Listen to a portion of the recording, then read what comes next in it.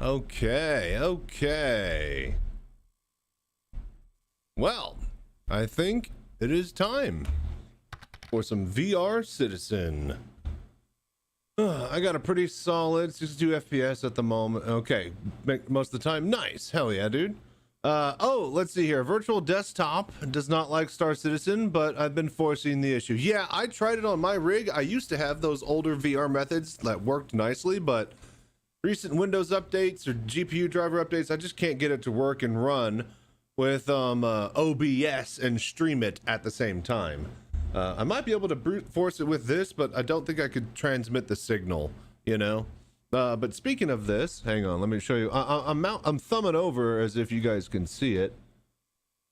But let me remind everybody that we are 30 days away from the Citizencon watch party. Hang on one sec. So, in 30 days, we'll be trying to take our mobile cockpit down to Austin, Texas for the Citizencon Bar Citizen Watch Party. There will be CIG devs, there'll be a LAN party, there'll be a podcast. I think Meyer is going to be there. I think Astropub is going to be there. So I'm going to be there. So if you guys are interested at all, drop by the Twitch channel and then hit the commands. We have the Citizencon Bar Citizen. Oh yeah, we have the Citizencon command. That'll take you to the actual website to reserve tickets for the event. We have the GoFundMe link to where you can help donate, and I am matching $500 towards donations in. That will help us rent the van and actually make a nice booth and help make the event as good as possible, right? Now, if you're watching on Twitch and saying, well, what about me? Well, don't worry. We have prizes for those that are wanting to get in on the action and donate through Twitch, donate through gift subs, donate through Twitch Prime, and all that jazz like that. So, with that being said, thank you so much for all the support and the voodoo that you do. And yeah, I hope to see you guys there. With that being said, let's just get into the PU and hang out for a while. That's the plan for tonight. We got a lot of plans. We're going to try to stream every single day for the next 30 days. And yeah, part of that is going to be getting, you know, hang on, I'm trying to find a thing here. We're basically going to, oh, Mozzie's up in here? Hang on here. Oh, not accepting new players. All right, well, fine. I'll go to a 30 player pop server looks good. But anyway, so the plan is we're going to check out the PTU. We're going to take a look at the Apollo tomorrow. And then I think we're going to load up Arena Commander and then test out the new ballistic shooting differences and test loadouts in VR. So there you go. If it wasn't in Texas, I'm from there. Ain't nothing that convinced me that weather is worth it. Yeah, it's hot, but it'll be in October, so it'll actually be pretty nice. It'll be like the 1 or 2 weeks of the year where it actually feels decent out. So, but yeah, thank you guys for dropping by, hanging out, and watching. And if you're, watching this on YouTube, whether it's live or, after the fact as a VOD, thank you for liking, subscribing, wherever you are. So let's get in there. Oh, and sub goals, by the way, if we hit 60 subs, you guys get an LTI buggy type ship. If you hit 90 subs, somebody gets an L21 Wolf. And if we hit 120 subs, well, we're giving away the Meteor. So plenty of action for everybody everywhere. Speaking of action, let's get into it. Oh, speaking of, actually, I need to holler at my dude.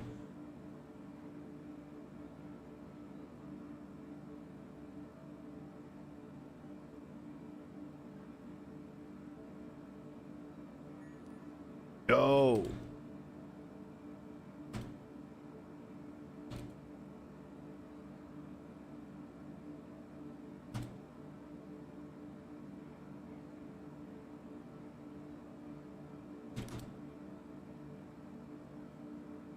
Okay, cool.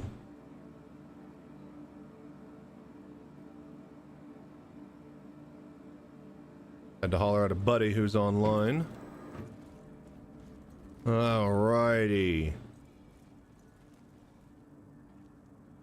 Beautiful, beautiful Hurston. So we were here trying to film some stuff involving, you know, selling and cargo and doing the new trading app, but yeah, that didn't work out so well. The guy never responded back, so can't really make a video about that. But we can just hang out and kind of just chill and, you know, do whatever. Hello there.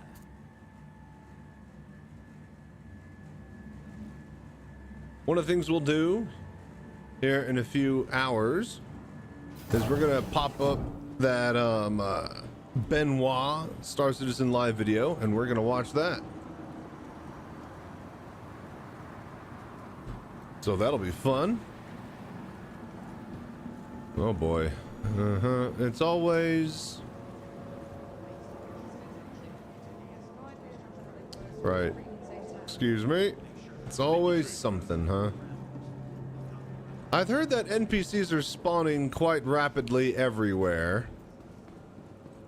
Also that the NPCs aren't spawning in the cargo missions. Hey there.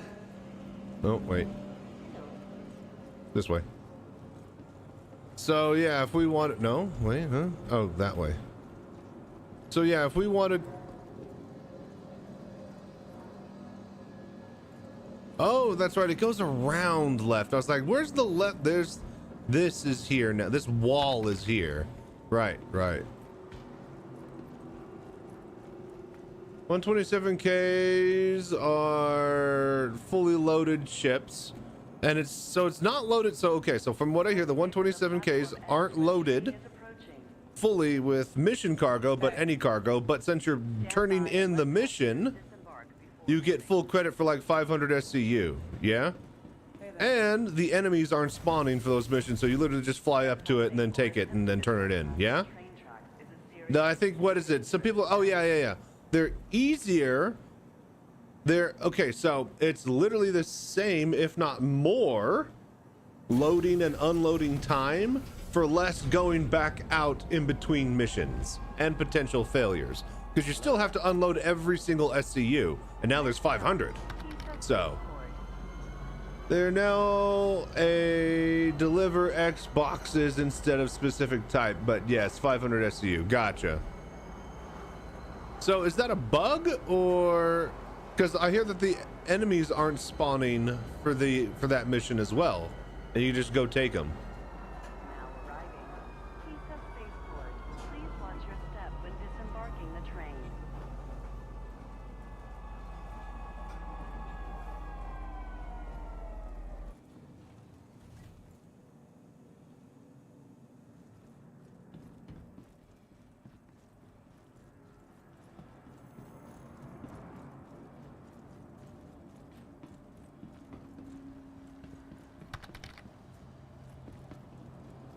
Yeah, no enemies. Not sure if the cargo is a bug where the mission is changed to reflect it properly. Well, beforehand it would only spawn mission cargo and there'd only be like 12 of it. Now it's just spawning a full load of regular cargo. Okay, so I don't think so. Here's what I noticed, right? When I was doing the mission and I found cargo outside of the ship and I smartedly put it onto the ship before I walked onto it. As soon as you walk onto the ship, that's when the mission parameters ping whatever is inside. And I basically figured out exactly how they coded it because I, you know, bugged it out. You put more cargo on before you walk inside. As soon as you walk inside, it takes an itemized list of how many cargo it is, and then it makes that the objective, right? Just in case players do something like this, right?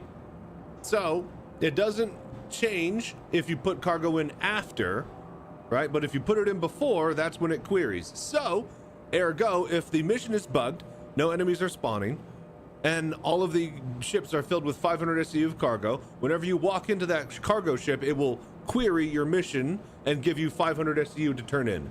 So there's not a mission bug. The wording on the mission changed from deliver XSE of corundium, so now it's just box count. Okay. Interesting. So if the mission, well, now wait a minute. How sure? Because the mission wording was different between companies already. So are you sure that you're not looking at a different corporation?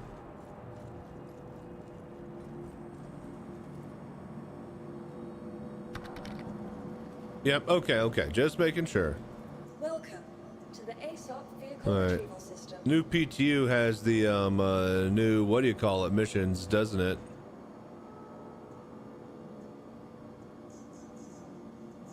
Your insurance claim has been sent. Thank you. Welcome to the ASOP vehicle retrieval system. Please visit us again. Vehicle selected. Stand by. Your vehicle has been delivered to the following location. They're all the same way now? Okay, so they definitely did some changes to them then, if that's the case.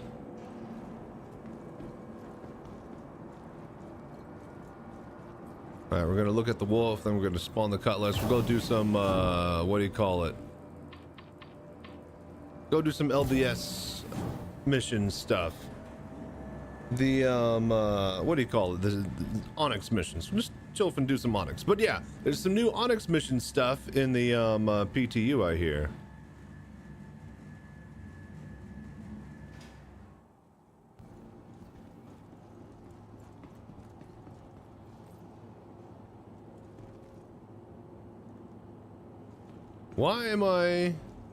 Why is this here? Why am I in the extra large? All right, fine.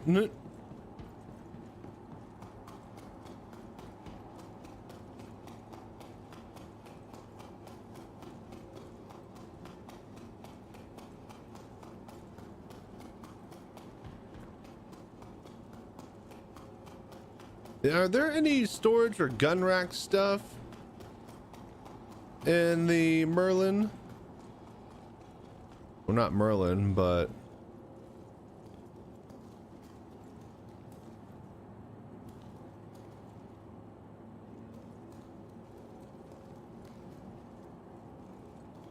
interesting that they chose to have this panel open, but I love it.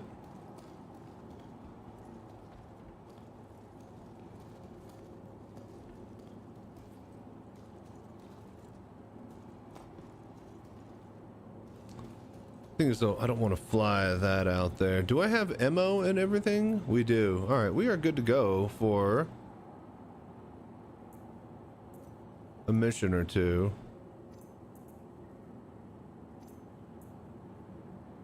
Hang on. All right, I'm gonna drop these mags.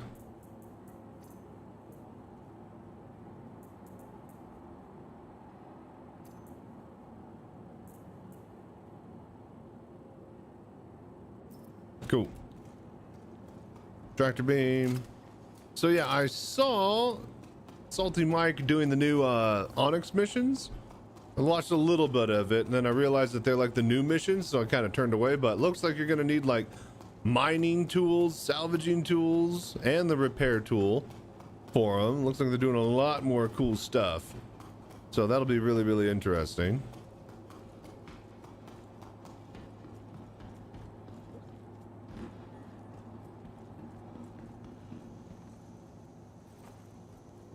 Welcome. All right. To the ASOP vehicle retrieval system. Hello there. Let's pull up the cutlass and then let's go head to an Onyx facility. Let's go try to find some armor, yeah?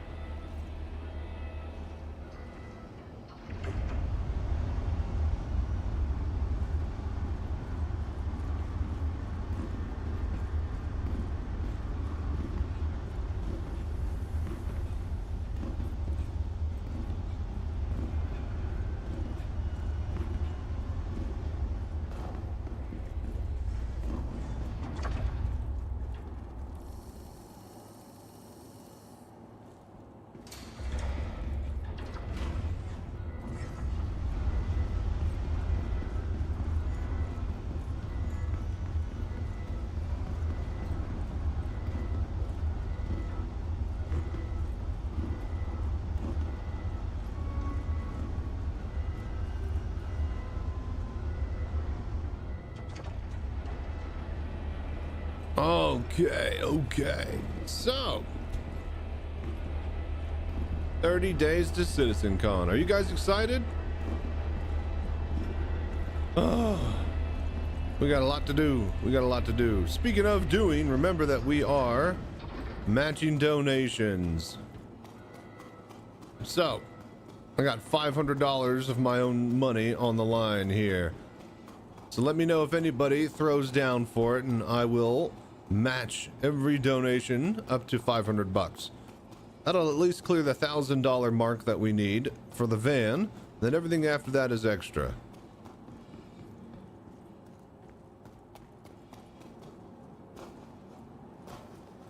We got 4 weeks, folks. I think we could do it. Careful if you use the same location, because the reload bug is working with it for some people. Oh, the Karna. No, I don't use the Karna.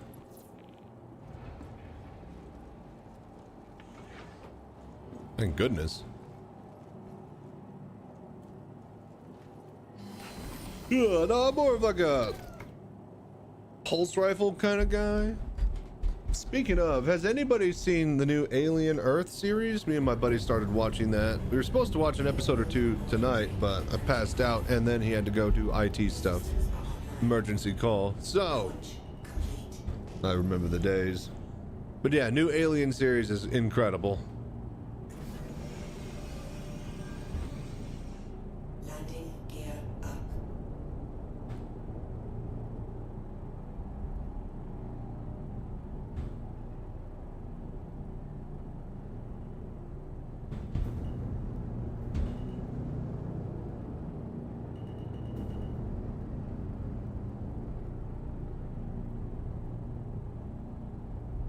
Hello there.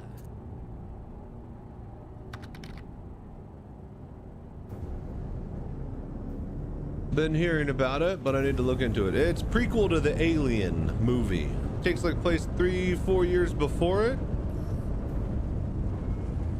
Alien Weyland-Yutani research vessel crash lands into Earth, and apparently it's got some specimens. Also, there's some other corporation that's trying to get in on the action because it technically landed in their jurisdiction. And in the far dystopia world of Aliens universe, corporations owned entire planets. Sound familiar?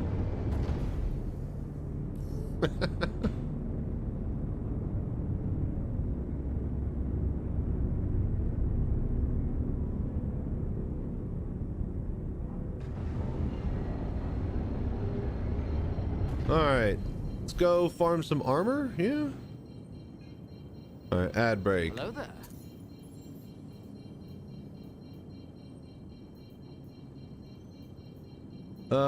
Let's see here. So it's an investigation.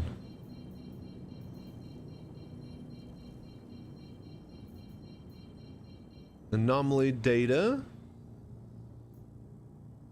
Power usage. So let's just do this one. Quick and easy, get in and out.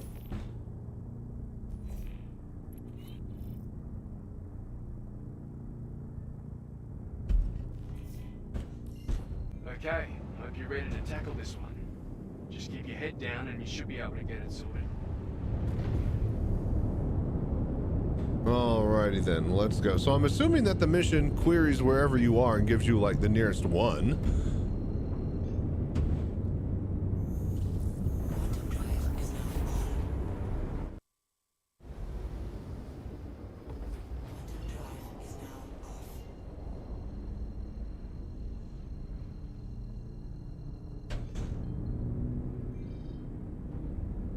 Because it never gives you one that's like out of your planet's range. Yeah.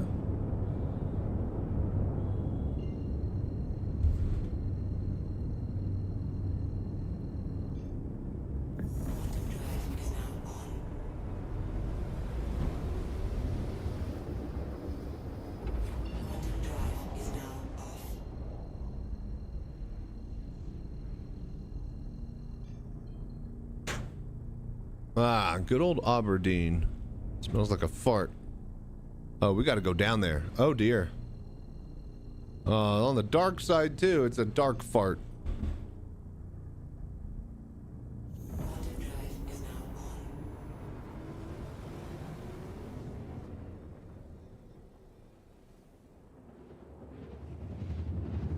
I say, are there no clouds on the other side? But no, you just can't see them because the shadows. Incredible. All right.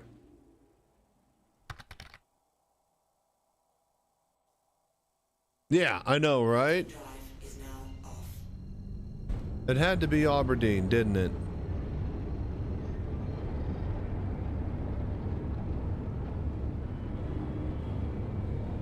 Ugh.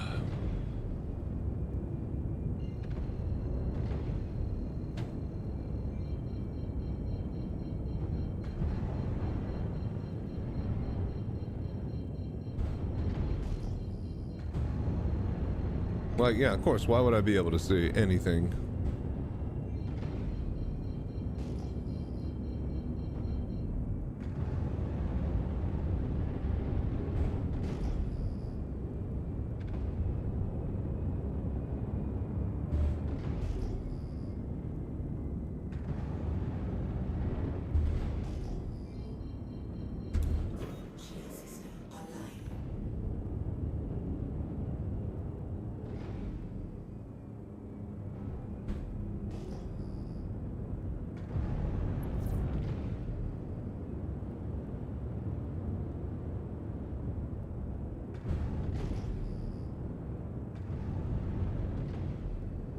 Alrighty. Turn on the lights. I literally cannot see anything.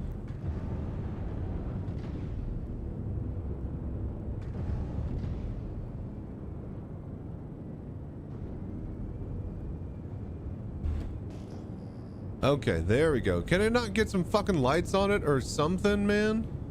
Didn't we learn about lights and putting them on important places? Hello there.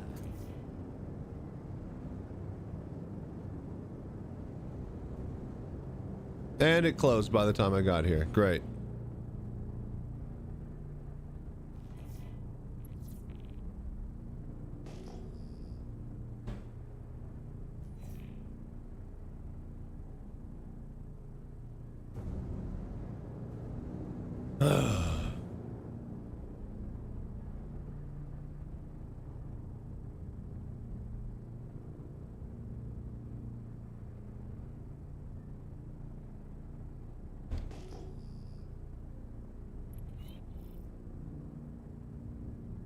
All right, this one then.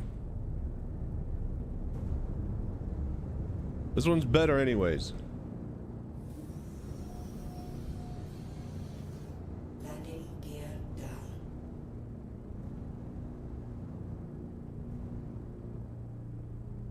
Hello there.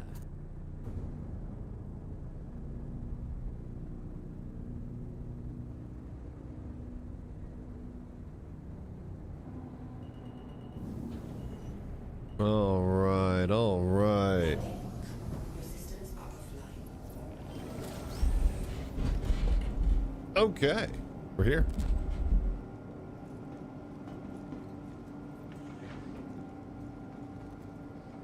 Okay, we got everything we need.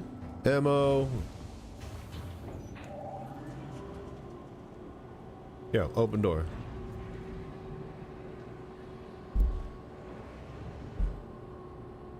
One sec here.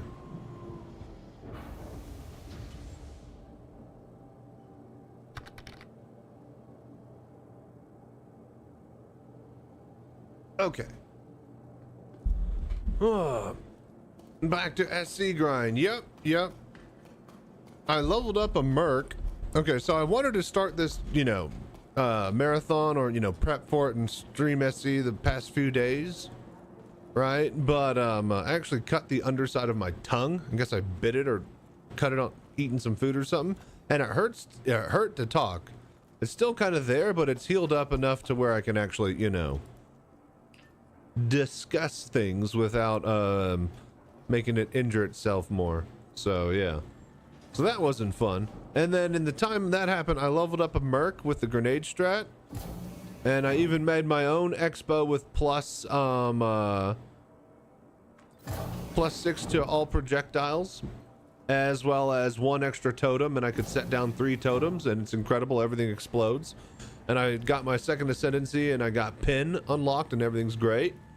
but at the same time, just the damage needs to go up, and I don't know how to level it past like 80, because there isn't any more points on the guide, because Ziz was doing this build and then he gave up on it. So cool. It blew through the campaign. It was incredible.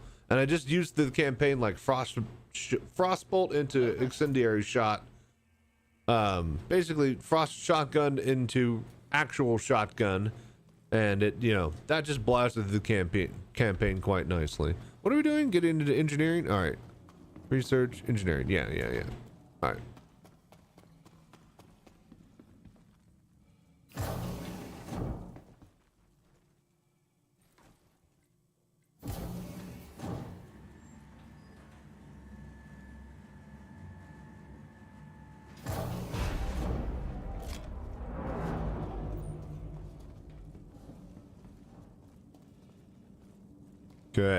Okay, so looking for some armor.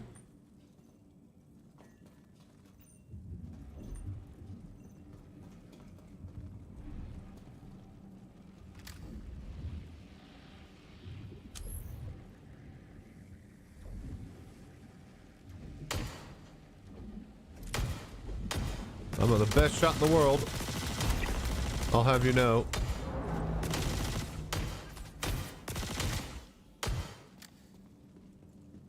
We'll get there. We'll get there. This is live? Yes. Gotcha. All right, cool. First try.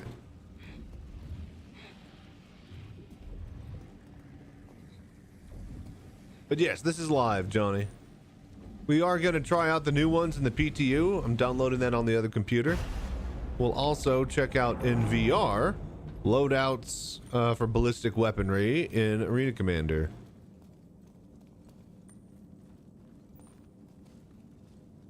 Man, the flashlight really kind of blows everything out and is a bit too bright, if you ask me, when it's like in forward-facing position only. Whenever I'm using it to look around in the headset, though, it's great. It's like a flashlight attached to my helmet, but like purely locked in the center, it feels like it's just way too bright. Look at that.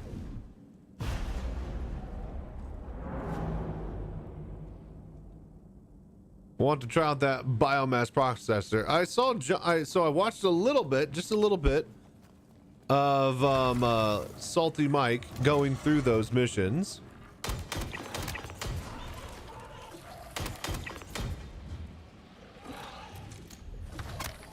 What the fuck? Oh God. Suddenly, worms. What's up, Zero? I hate the torch. Yeah. I wish you could like have a dim setting or like a width or something.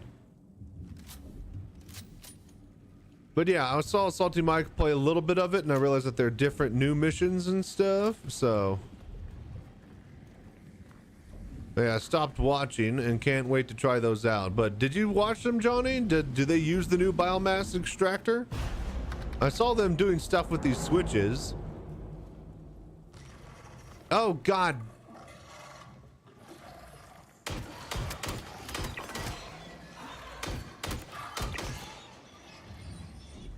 Yeah, I know.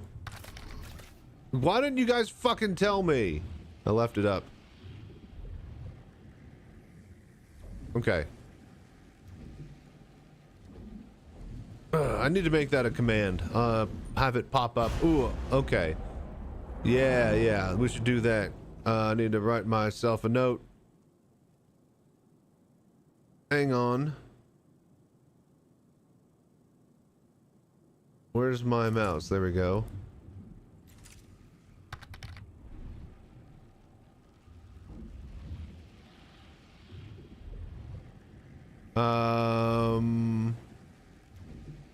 Note to self, make camera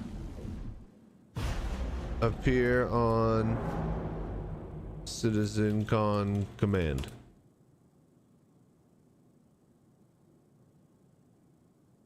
All right, let's go. This is live. This is live.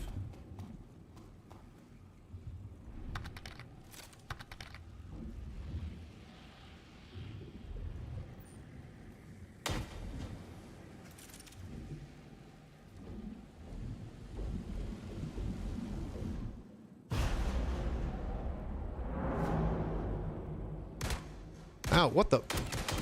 Okay, I don't have time to read your bull crap.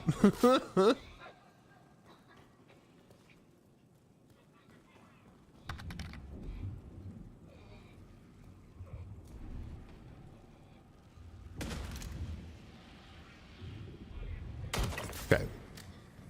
Now we're rolling. Alright, so I guess let's check this back area first. Hello there. It's all wet and ooky.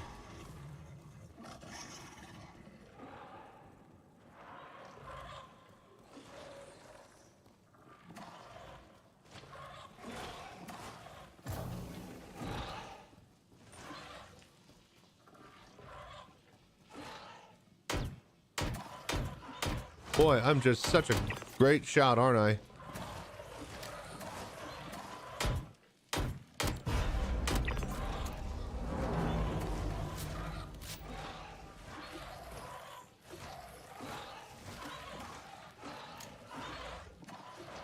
Dude, those fucking things are shooting through the wall and it's kind of annoying. Oh, God.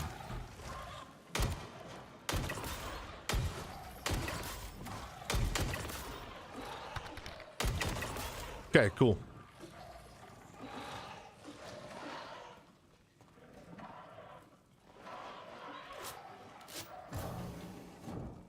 Grenade? No, we're fine.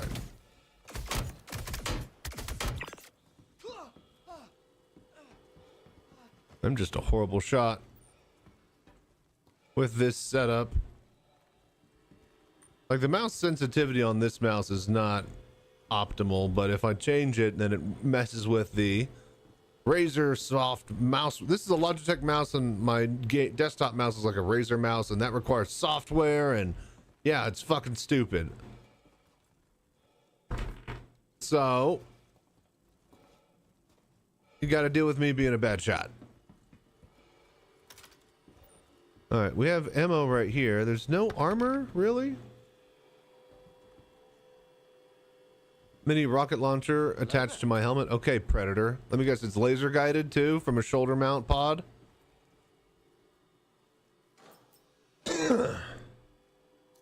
I do need those, and I do need water and food.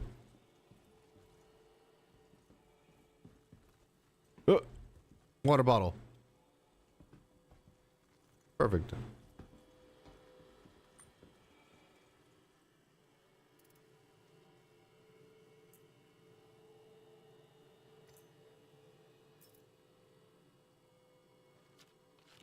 Perfect.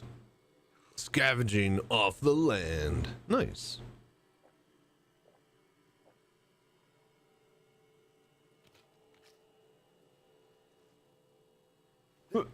Okay.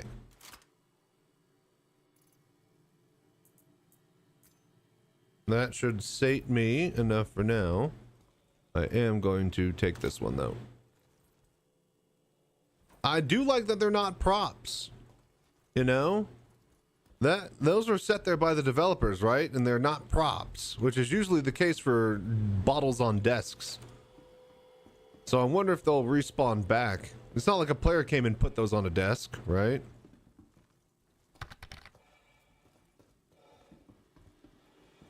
See here, I banned Razer software from my existence because of it making shit go haywire and resulting in itself Yeah, no, I really should have, but at the same time, my keyboard lights and all that stuff are powered by it, so I can't.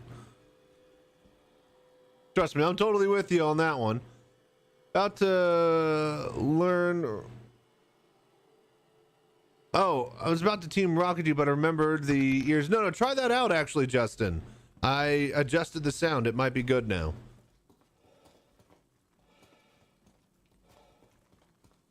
We'll see if it's saved.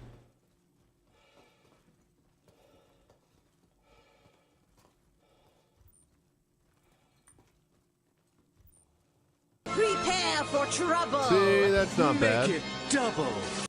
That's about right, yeah? That feels good. Oh, fuck yeah. I was about to say, is there like an armory in here? Yeah, let's get some weapons. Oh, damn it. I was supposed to say, I can't carry another weapon. Got You ready the- to get down, get funky with us? He'd better be. That's what we pay him for, right, Slurms? Right! In fact, Slurms has to party all night, every night, or Oh, he's fired. Rock on!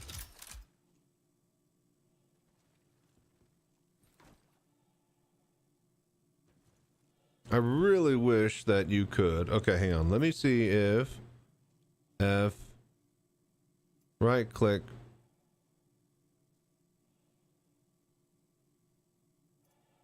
store. There you go. It's really sensitive for me.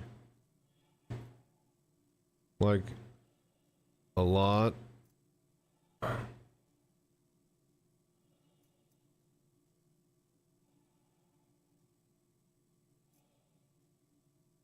Dude, come on, man. Right click, store.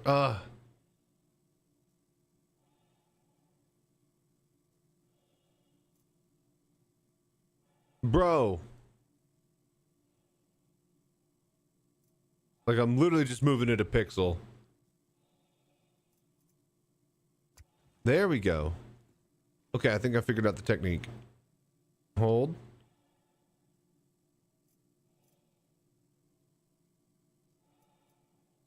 Got it. Okay, so you got to go up left and then right click, and then you can go with the mouse down. So like up left, then right click, then you could now up left, then down. God damn it.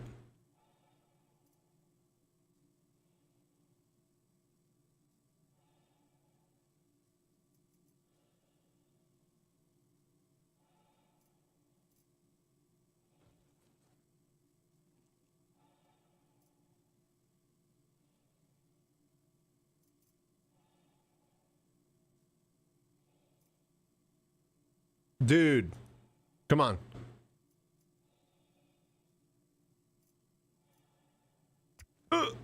Yes! We grabbed the gun, Mo, you guys. All right, one more off the shelf. Oh, 2 in a row. 2 in a row. You got to celebrate the small things, you guys. Okay, why am I crawling? All right. Okay, beautiful. Success. All right, we have this. Let's go. Nice. What else can we steal?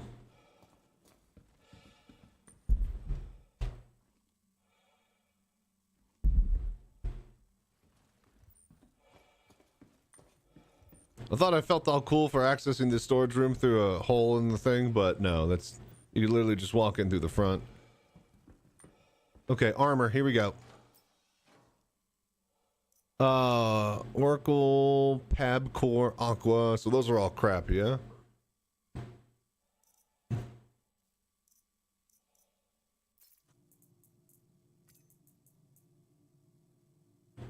What we'll do is we'll pull them so they leave clutter around, and then maybe they'll respawn. Again, the Oracle and Venture Undersuit base.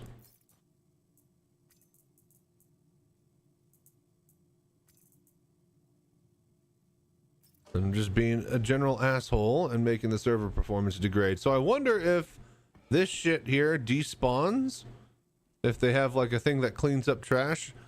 We'll actually find out more about that type of process later today in the session when we go and watch. Oh, repair stuff. It's actually full.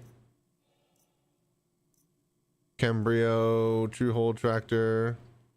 Do we even have? Okay, yeah, we have full repair stuff. Okay, cool. So anyways, we're going to watch the 3-hour-long Star Citizen Live episode later today. And see what Benoit has to say about everything, it seems.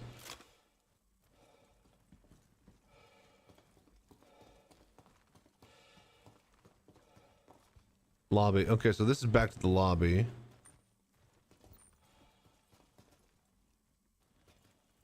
Oh, it's emergency suit. I thought this said emergency exit at first. I was like, where's that going? That this elevator wouldn't. So you got a lot of them.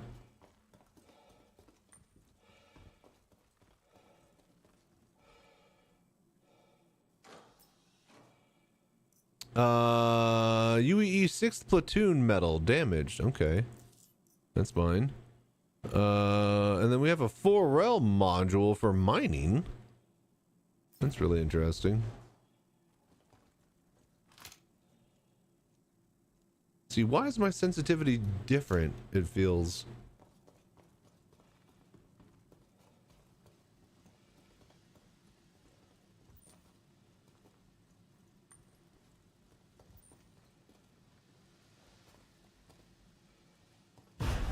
Oh God. Alright, well I guess we went through there. Let's get across.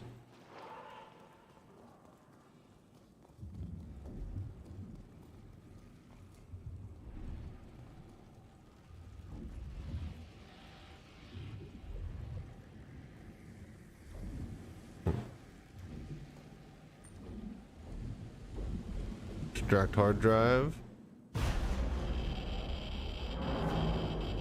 Oh geez. Oh, okay. Right. Right, so this is the one where we got to repair, right? So do I even have my salvage and repair, right? So then I just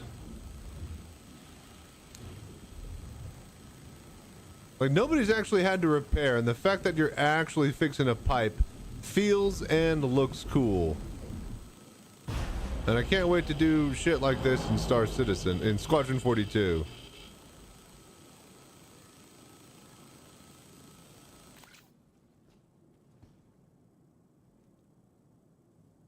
Fabrication arrest accepted. All right. Now you just need to drop that data off somewhere safe.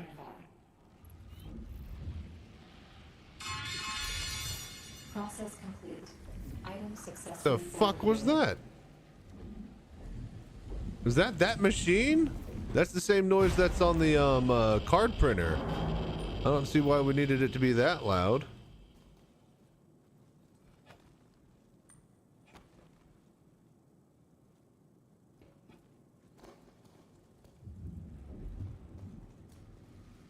All right, let's. I was about to say, let's look a little bit more for armor. Oh God.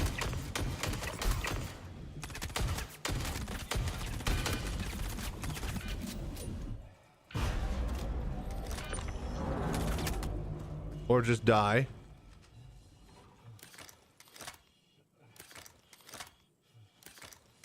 Bro. Okay.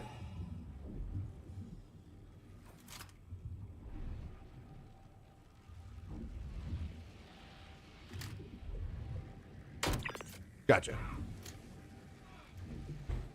I guess I'll die.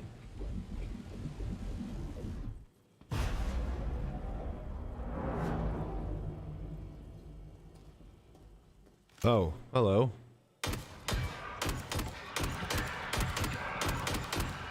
Man, the pool on this thing. All right, cool. He's dead. All right, cool. We can explore.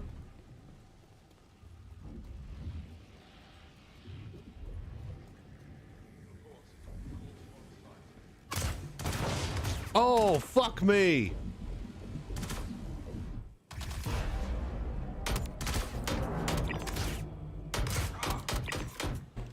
Fucking hell. Oh boy. All right, you know, I think we're done here.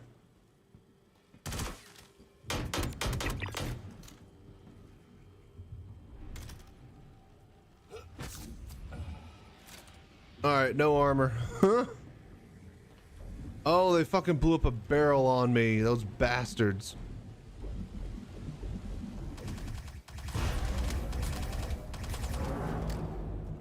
You're so dead.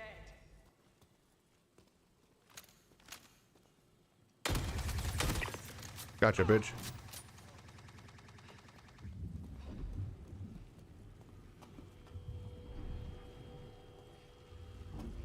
Okay, see,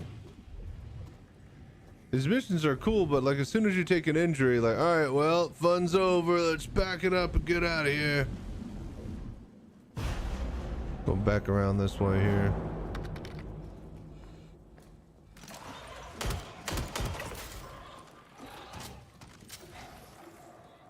Uh-oh.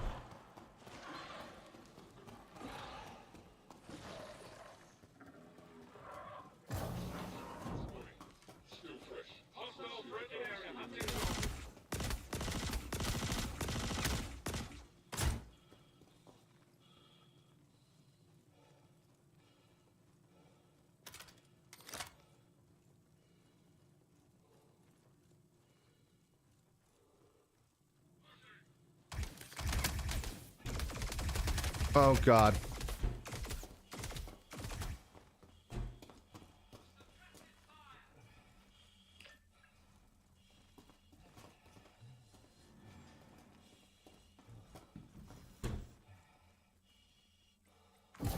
Woo-hoo. Okay, we're out of there. Easy. So easy. Hello there. All right, very good. This place sucks. You have a problem holding your gun? Yeah, I know. And that's the thing. Like I was saying, once you get one fucking injury, like you have to like abandon the place because there's no way to actually treat it and like stock up on medical supplies like it's Tarkov. You just have a medical gun that you could inject drugs in and painkillers to just kind of keep you going. But then you get overdrugged, unlike Tarkov, which lets you inject drugs to really keep going. And yeah, you end up just screwed.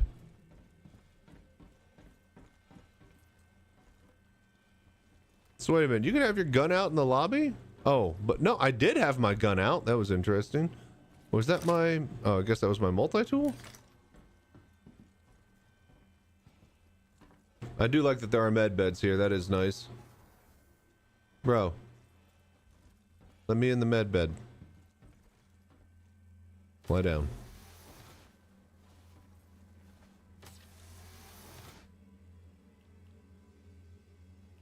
Medical care.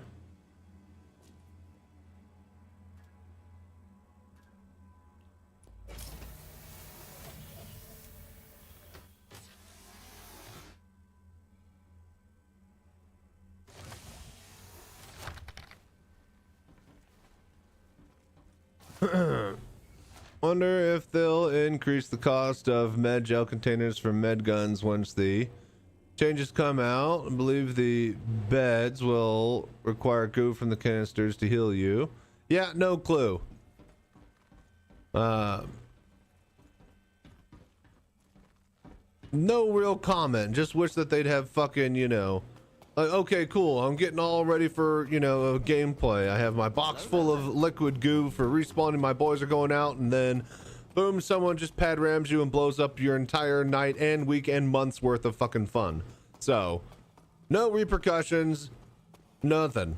So again, they're adding a lot of fucking stuff before some really important features come online that I think should be prioritized beforehand. But sure, let's add medical gameplay to the list because we got to sell the Apollo.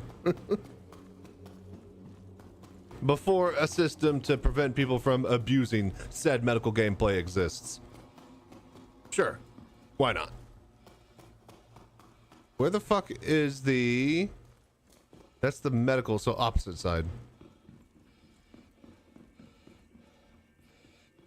Ooh, is there anything in front here? There is. An apple. I shall take.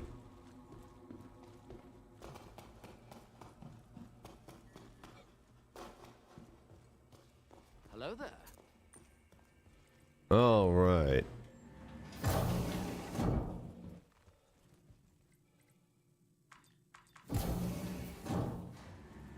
Wonderful.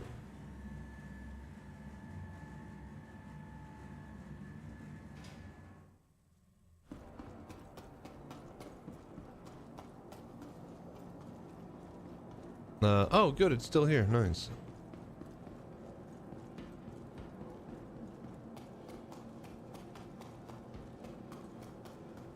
All right. Well, let's go to Everest Harbor and deliver the stuff.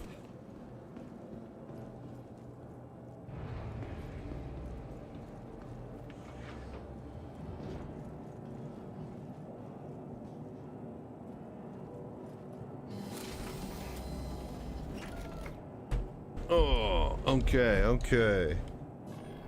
What time is it? How long have we been streaming? About an hour and a half. Once we get to 3 hours, I think that's when we'll swap over and we will watch the Benoit Star Citizen Live video. That is 3 hours long. That'll take us to 6 hour stream, and I think I could safely, comfortably end it there.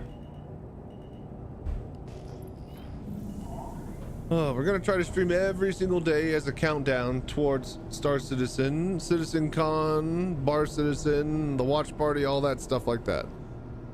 So, with that in mind, we're gonna try to not stream for as long as sessions.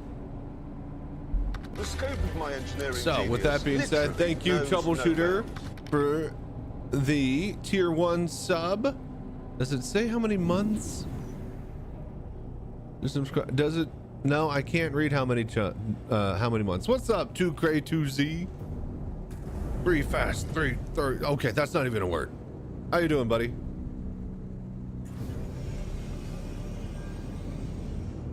Landing gear up. Shield system offline. But yeah, dude, thank you so much, Troubleshooter, for the however many months in a row. I appreciate all the voodoo that you do, and that's the type of support we're looking for to get VR Citizen to Citizencon this year.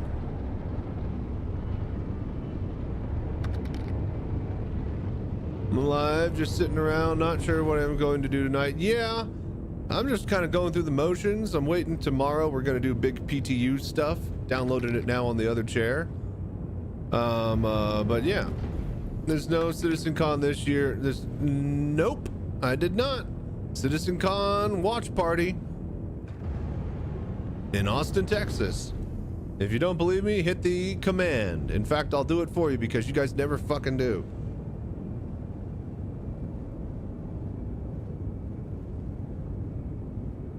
Boom.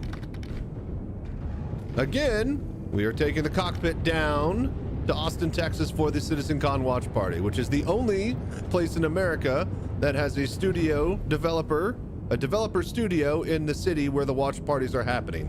Therefore, it is the only official Citizencon event. In America, at least.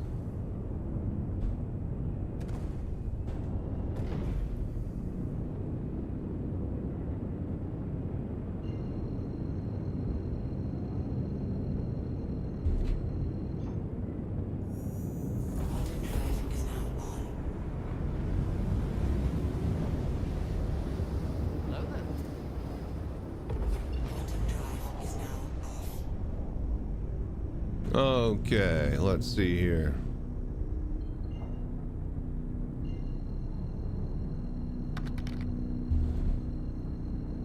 Get any of the pirate paints this year? I don't care. What do you got to do for them? Don't you normally have to like click on something on a website link that somebody else says for you to do so that you get the paints? Somebody send me the link and yeah, I'll click on them. I'll just buy them. Okay, then no, absolutely none. I'm not buying random paints I'll never use. I'll grind them out for content because I feel like I have to, but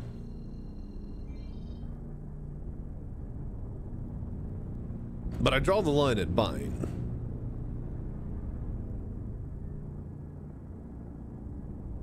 Where the hell is the goddamn... Oh. I love how you can't warp all the way around the planet to a space station, but you can fucking do it right below the space station if you guide yourself to a city marker.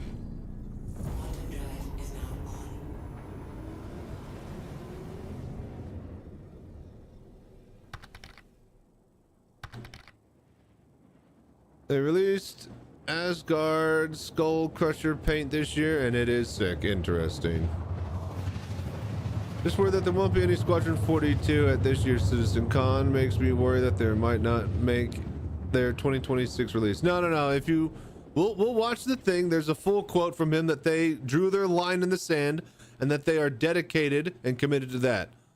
I think that they want Citizencon to be about Star Citizen, right?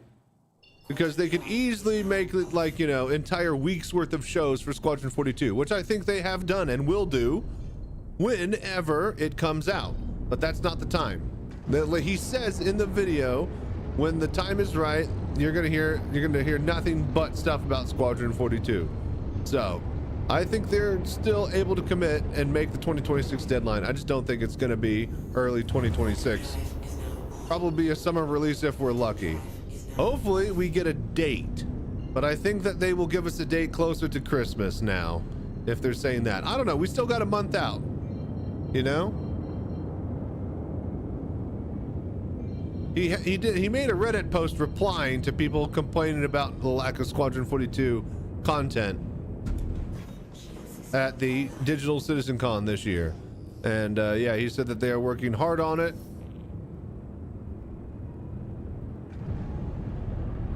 And that is their #1 priority and goal. And they do not want or intend to let it slip. So I still have pretty good hope. They're keeping a pretty fucking tight lip on it, to their detriment, I believe. But if they're going to let the floodgates open when they know they can because they're confident in the release schedule, then, well, we just have to wait for the floodgates to open.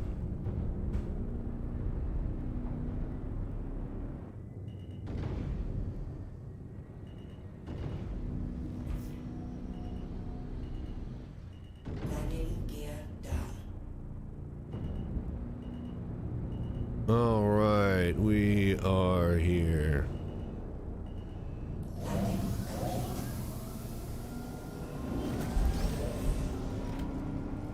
Probably go do another pipe repair mission. That seems easy enough. Don't get too overwhelmed.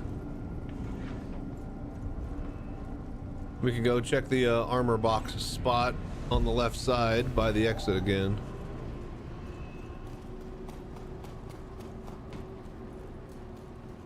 Absolutely marvelous. It's just... Oh, and they're gone. Okay.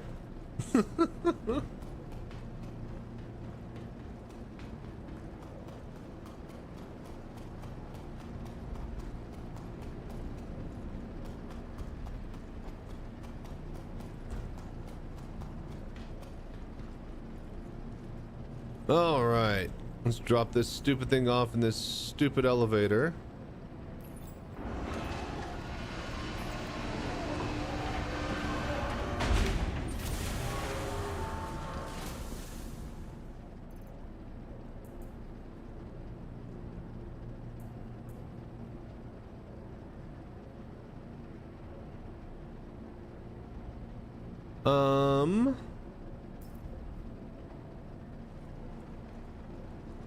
What?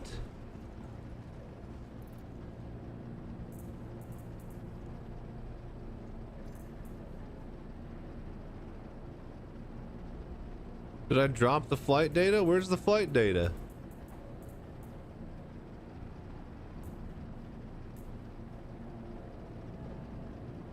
Did I like put it on my person?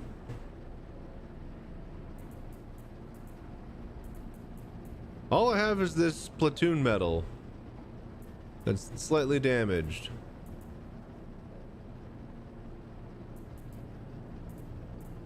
Yeah, I have no thing.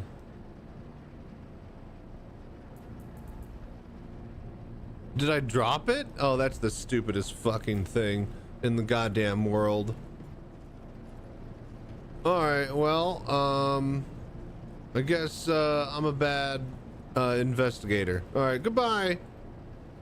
We'll abandon the mission and sweep it under the rug.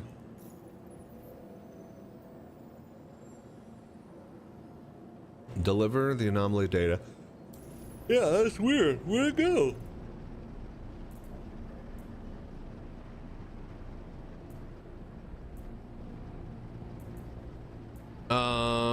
That's not fun.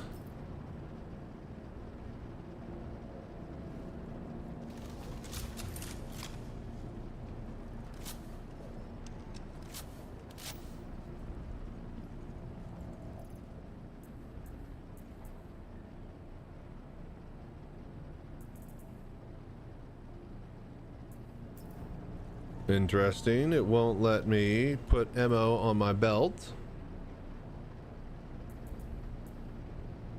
Oh, there we go. Now it's working. Okay, cool. All right. Yeah, well, fine. Well, we don't have the data, so screw me, I guess. All right. Energy anomaly data. Hello there. Energy anomaly data. All right, track. All right, let's go. We'll go back. Oh, you know what? I don't want this electric sniper rifle. It's not really gonna help me. You're quitting, eh? Wouldn't be the first wannabe investigator who couldn't hack it, and you won't be the last.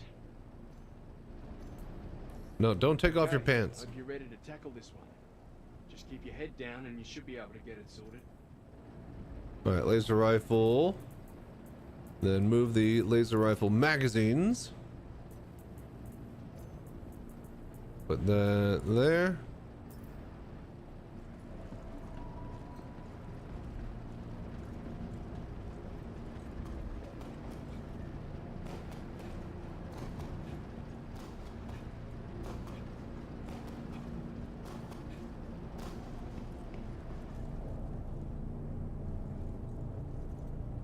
Come on.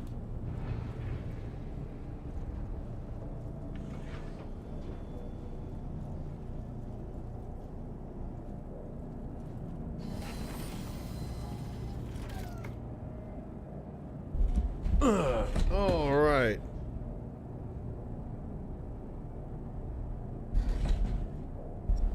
Let's see here.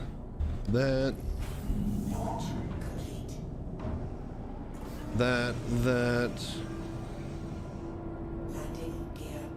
All right, let's get to the next mission.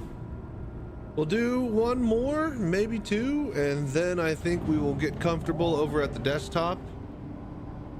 Ah, shit, I might as well. I could probably get away with watching it here.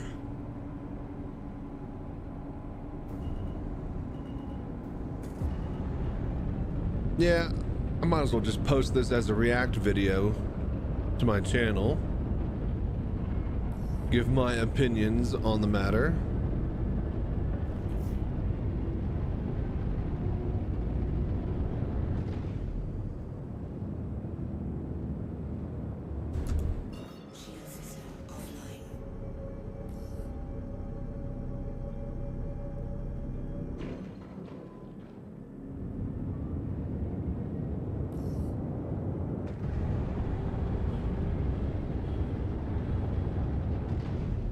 All right, ad break. BRB.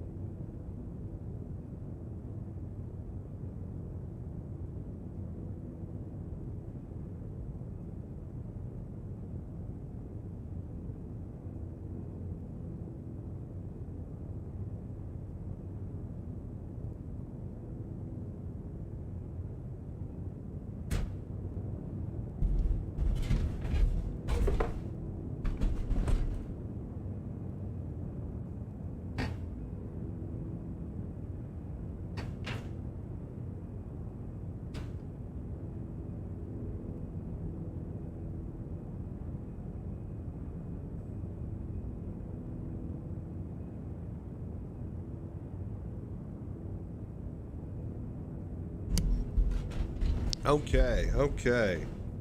We are back.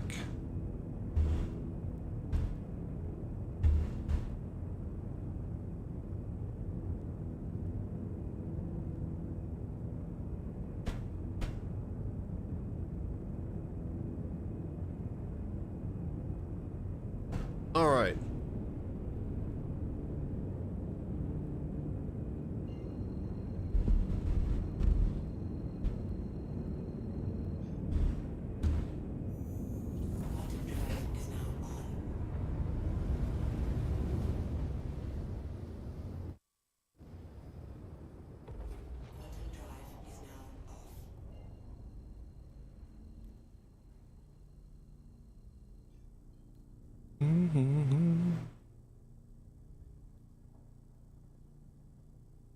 Okay, let's go to Onyx.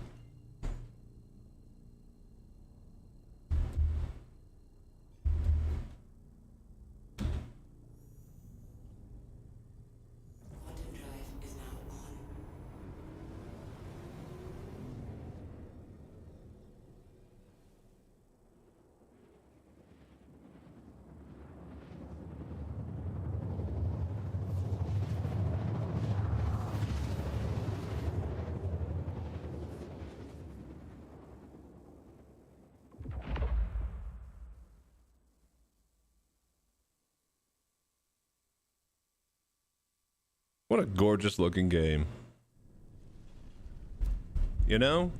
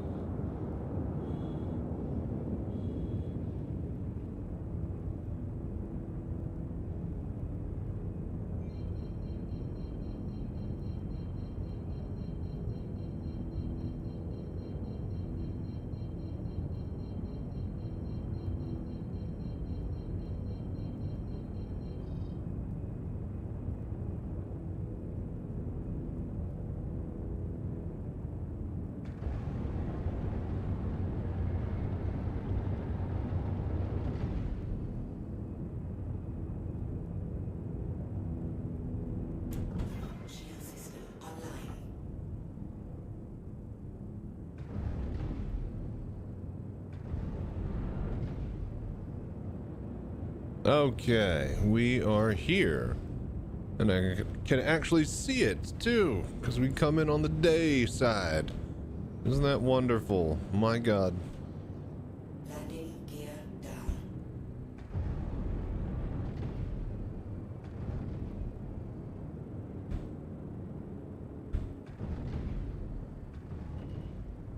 Is there any, has anybody been around the front? Is there a front entrance?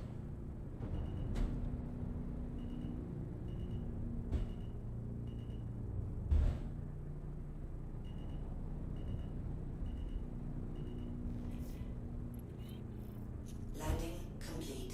Does anybody know? Can you get in from around here?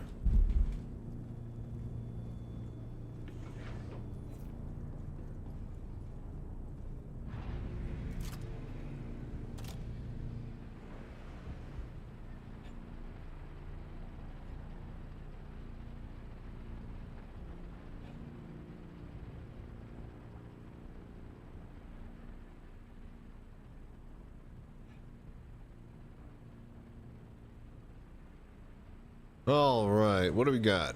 Any doors? Doors and corners, good. I was about to say, I don't think that we can get in there from here. Look, yeah, see, this is all unfinished textures. We're not supposed to be here. like, yeah, of course you use the landing pad. We don't have to, you know, make everything look good outside of it.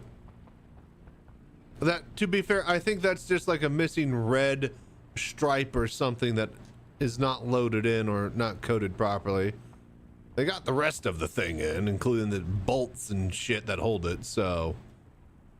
But it is funny to see behind, see, wait a minute. Why is there stuff inside of this stuff? Oh, okay, that's that inner wall, yeah. Well, it is funny to look inside the curtain. Even though you gotta jump to do it. Let's go.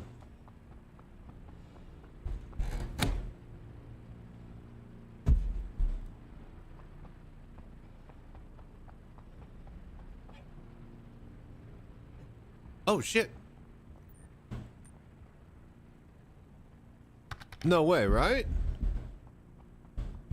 This is why we can't have nice things. Because someone will find it and make a snarky comment in a video about it.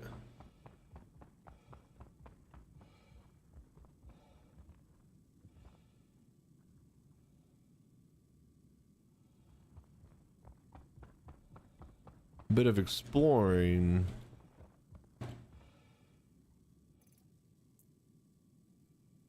It's about to say, give him, where's my stuff? There we go. Nope. Set dressing. I was about to say, I bet you anything this is all just prop and set dressing stuff.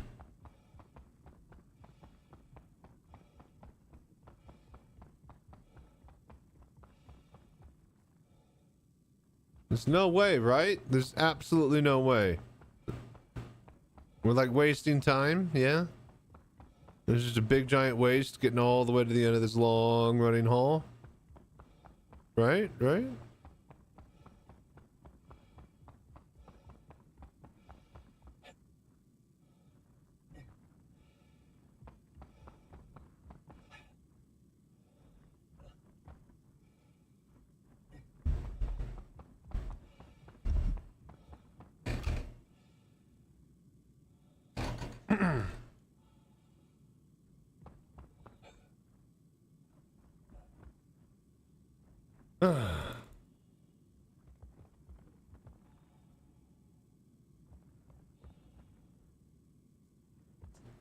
Yep. Big old waste of time. I kind of don't want to jump down there lest I can't get back up again. So we're just going to stick to the sides here.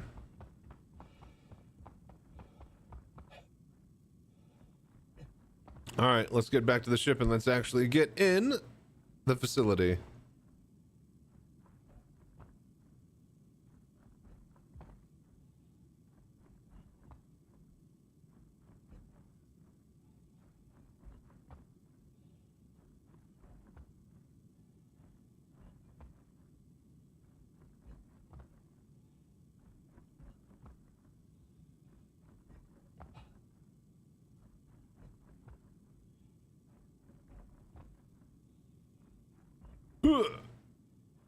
Jump and jump.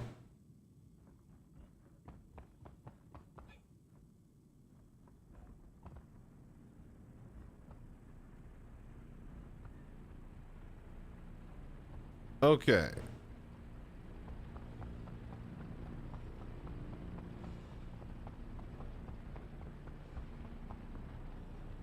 Is there any way? Nope. All right. Whee! What are these for, do you think? Anti-vehicle girders? Like, they don't really make sense.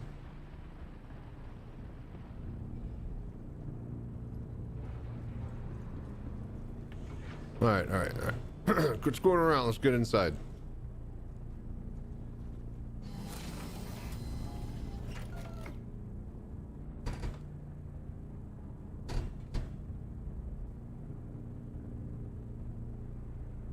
No, that was for me.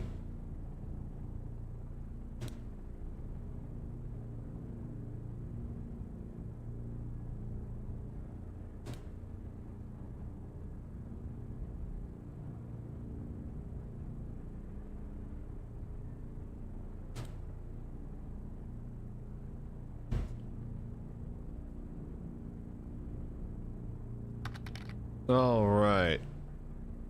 Probably like anti-cavalry type defenses, but debris from winds, I can imagine. Oh, okay. Yeah.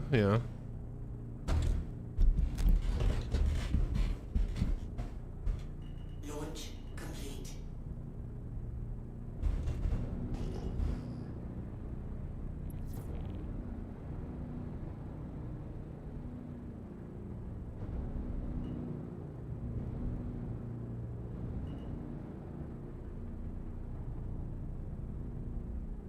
What? In your... Oh.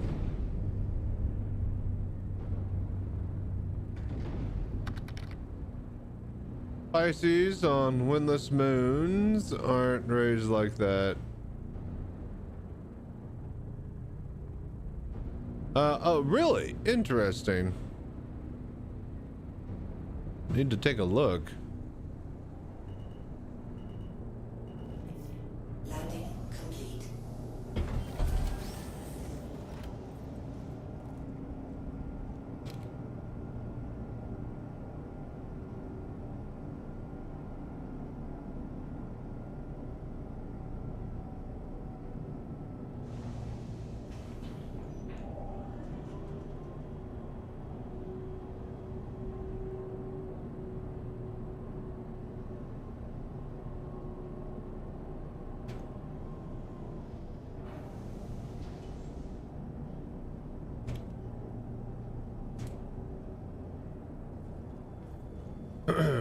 Also, if you need cargo for the event rewards,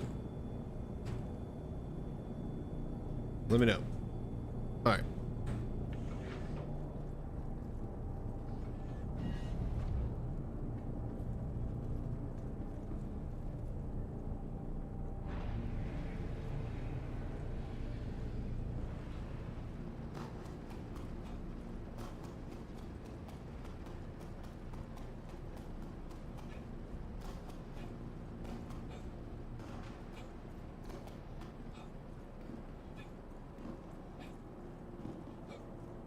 All right.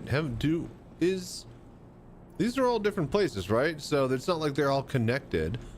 Now, what do you guys think about that? All of these places have connected loot and inventories, so that you could be like at one, you're at all of them. Hello there. That sounds convenient. Especially if they're wanting to split up and make like, 40 of these different places and make it seem like we're going to back to the same one over and over and over. If that's the case, yeah, then just link all the inventories, right?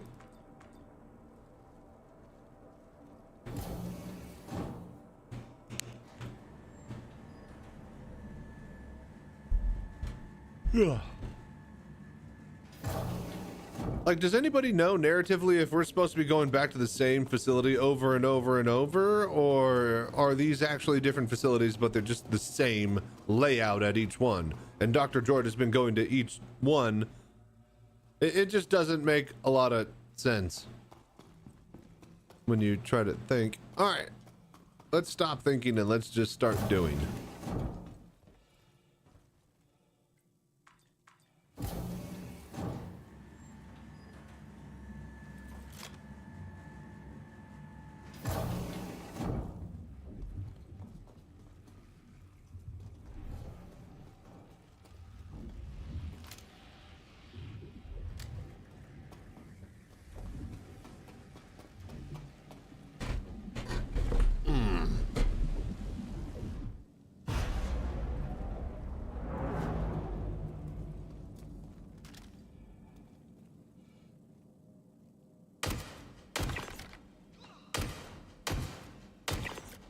Got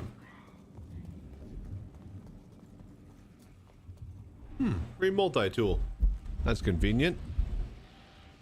CIG and thinking are seldom related. Okay, you're not wrong.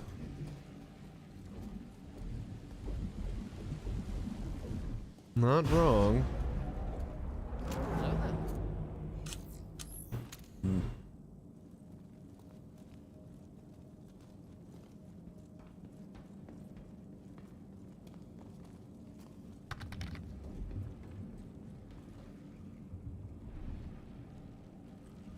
Beautiful artists. You're definitely not wrong there. See, why do some of these have...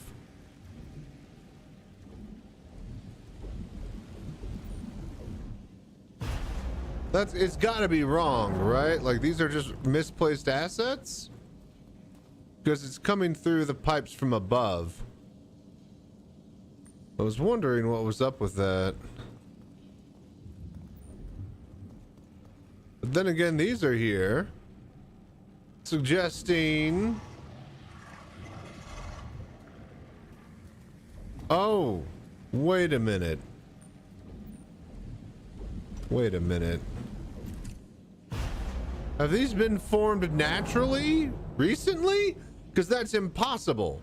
If this is implying that the water dripping down has somehow formed stalactites over the last few months or however long this facility's been abandoned for, that's not right. Unless something, like maybe the radiation from the core or something, maybe that's been like altering the speed at which these things grow, because these take centuries, thousands of years, right?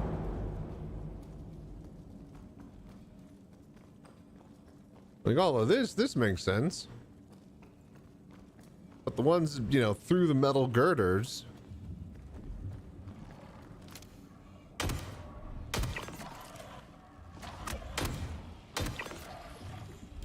Oh, right, this one. God damn it. Piece of shit. Oh, what the? You're still alive. Oh, God. Whoa, whoa, whoa, whoa. What? Are you guys seeing this? Did you guys know about this?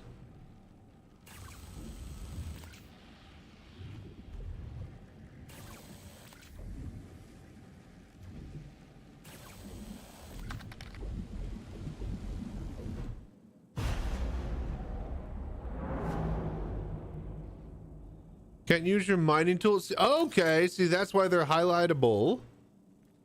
What about a grenade? Tractor beam. Kind of like pull them out of, just rip them out of the floor. Okay, okay. Tractor beam. Salvage. Okay. Really?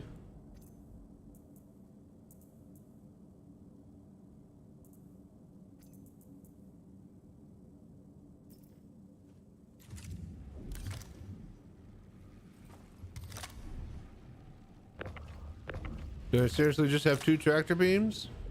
Well, I thought I had a mining module, you guys. But I guess not. Well, we can't test that out.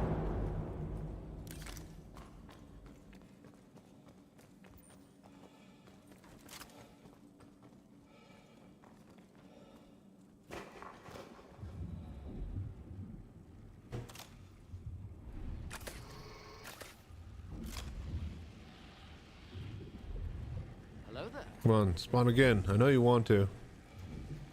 Pieces of shit. Okay, god fucking damn it.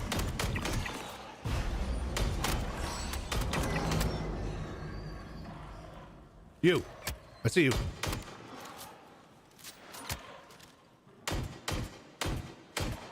Just stop moving.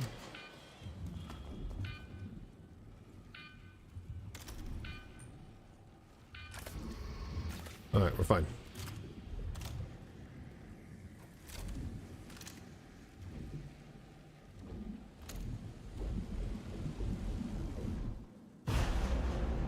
Okay. Simple.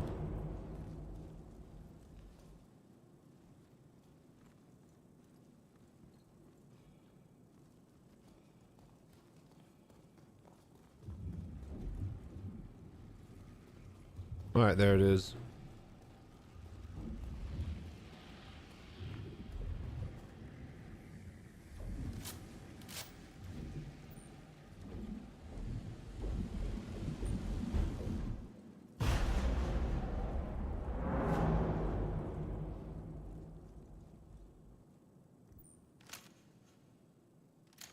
They're definitely on the other side of that thing.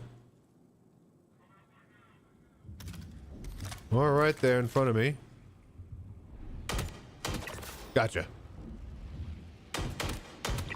Gotcha.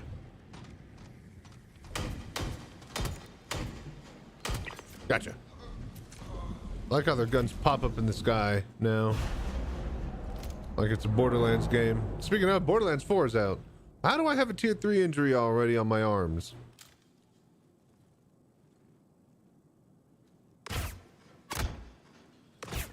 I don't even see him.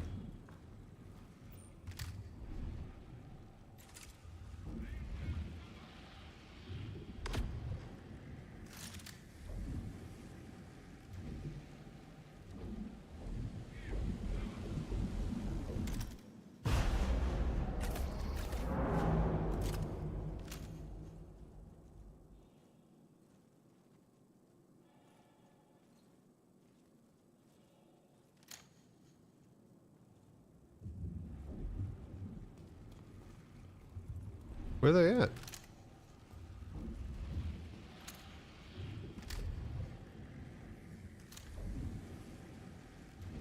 There. Got him.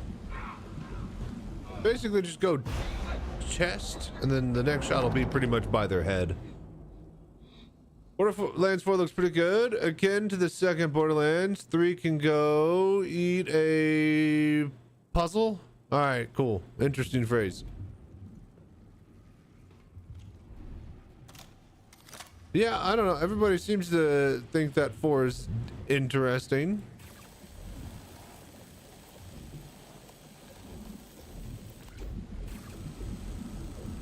We were salvaging, not repairing. We were taken away from the pipe.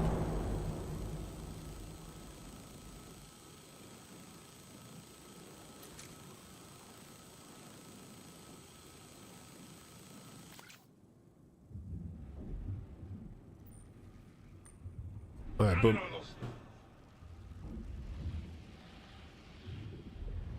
All right, copy data. Not author. Oh.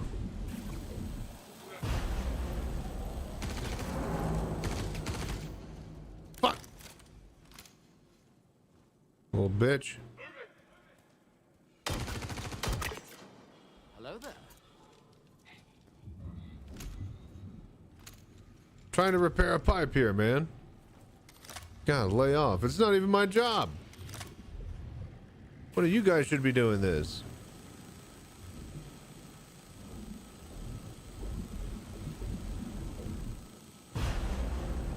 I love how I'm not authorized to access that terminal. But this one, oh yeah, this one's the one. Fabrication arrest Right. accepted. Extraction confirmed. Beginning fabrication. Now all you gotta do is bring it to me. Oh, let me guess.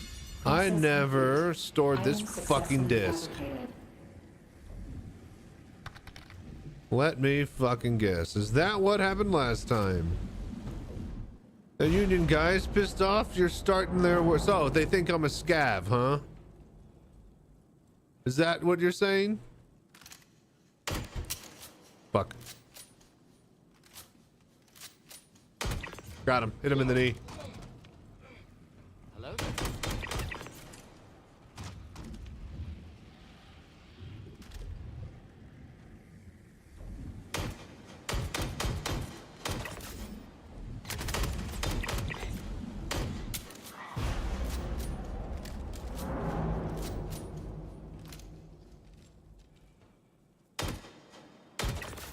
Got him.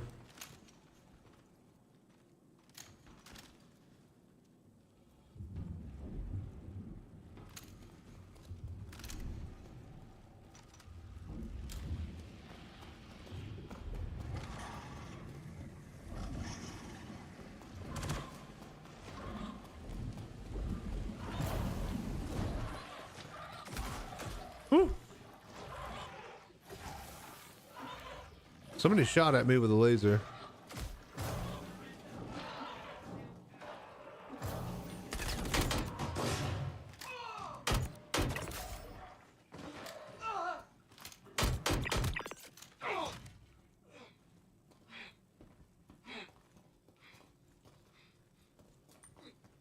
All right, I think we're good for now. Ooh, are those water bottles? Yeah, the water bottles are on the table, so they are part of set dressing. This is a different facility. Or they're live set dressing, I guess. Which I like.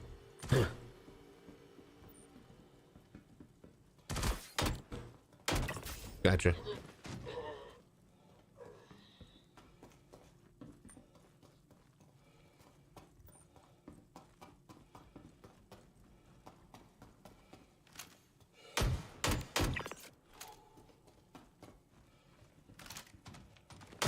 Kablam!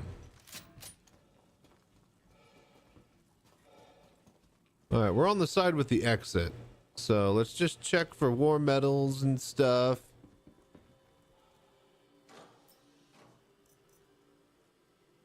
A pair of pants.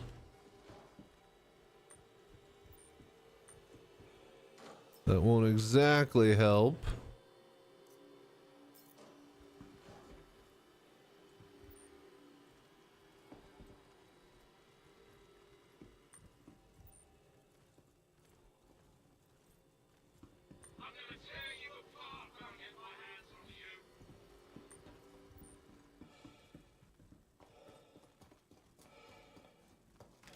Oh.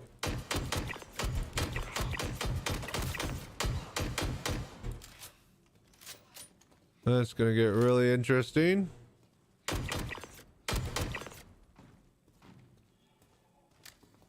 Alright, cool. Pile of dead. Just how I like them. All stacked on top of each other. All nice like. Nice and stacked like.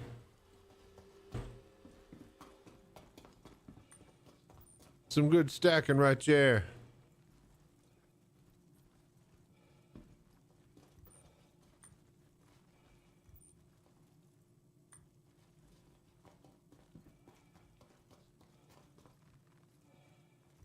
All right, let's get into this facility, check the armor posts, and then we're out of here. So that was the respawns. I think we got a window here.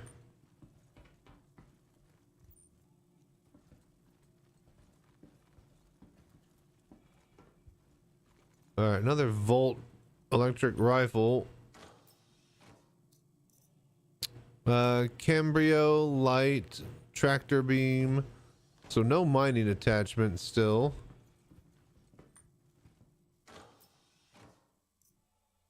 Beacon undead Lynx white. Yeah, that's kind of cool. What are the new ones? Are the new ones just called ASD? Pab Lynx arms yellow. Is Lynx the new set? Lynx is an old set, yeah.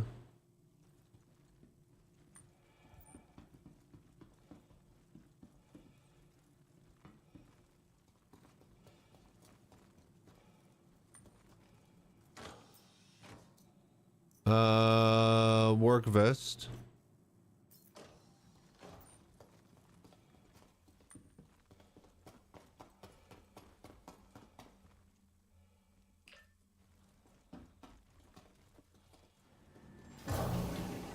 Alright, we're out of here. Wait.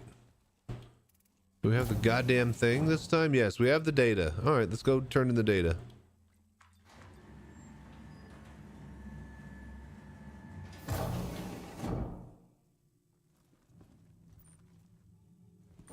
Okay, okay.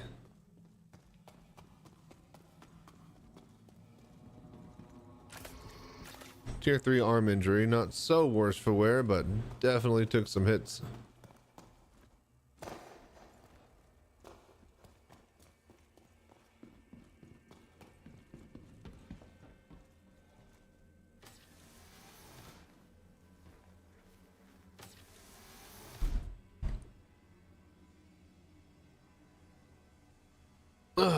Does it not automatically? Damn it. Alright.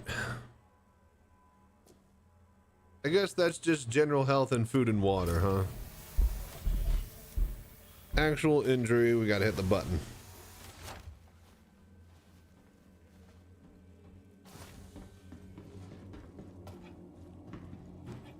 Alright, cool. Back to Everest Harbor. We can actually turn in the data on the freight elevator.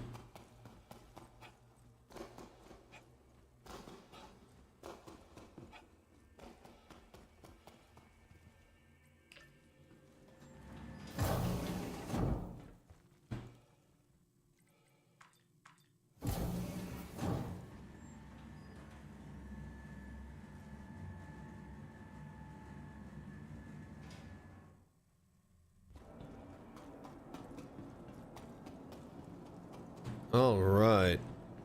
So we get back to Everest Harbor. We'll check out what time it is. We might start the Star Citizen live video and get that going. And yeah, we might just watch that for the rest of the stream, because that's going to take a while. So you guys, you know, get your popcorn, get your drinks and snacks. Like, this is going to be a long one. For those that didn't catch it live, well, you can catch it almost live with me reacting to it. So that's just as good, if not better, right?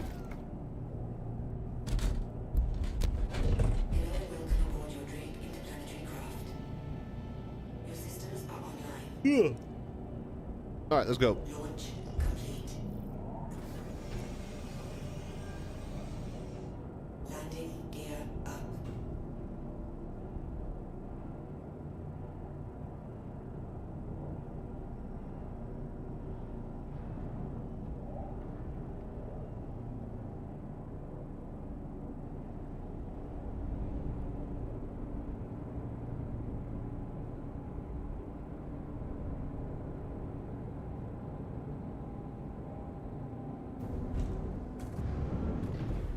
Shield system offline.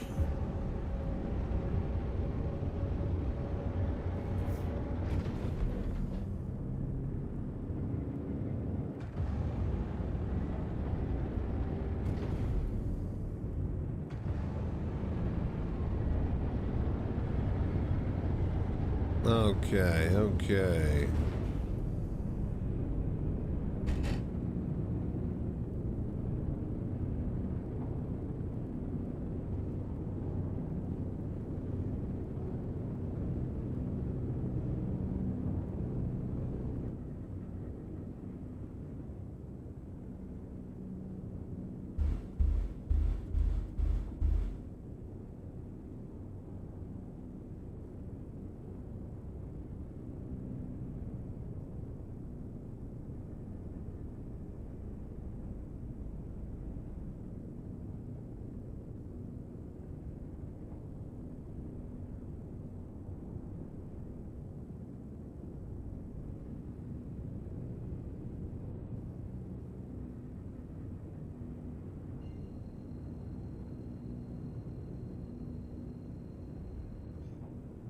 Quantum drive is now on. Quantum drive is now off.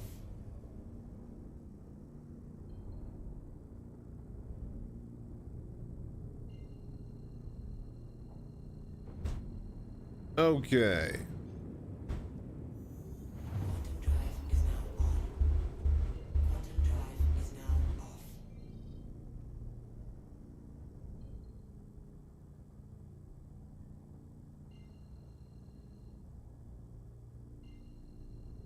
Looks like we can warp straight to it.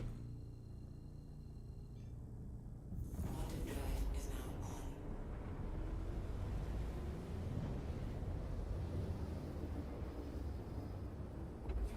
Oh, isn't that handy?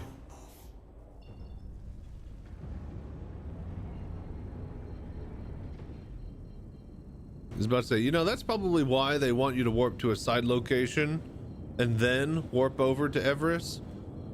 Because, yeah, it won't load in properly quickly enough.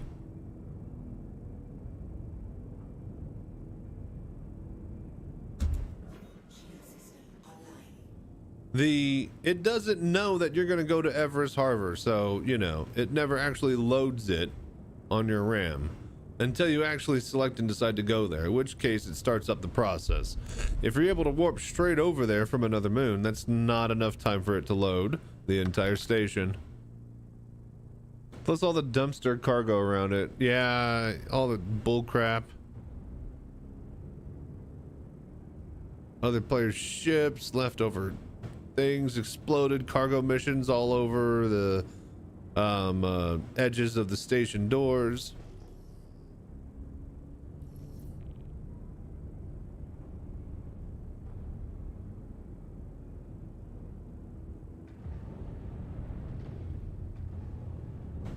And honestly, that's the reason why there isn't more water bottles set dressing, live set dressing.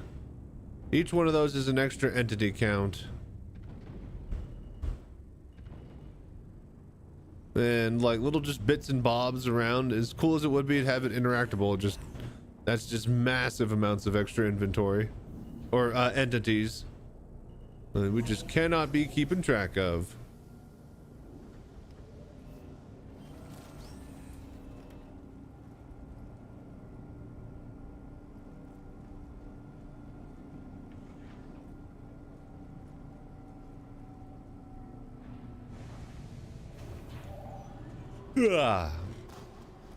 Okay, pull up the elevator.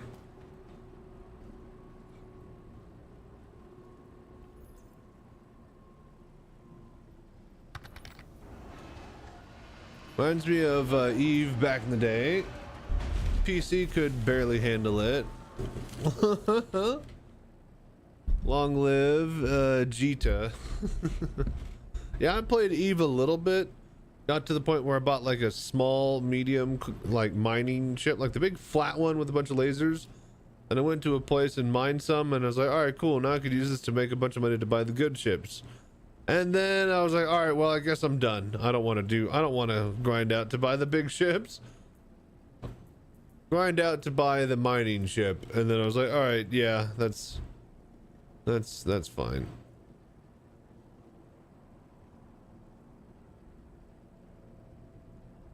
No? Okay. That's fine, I guess.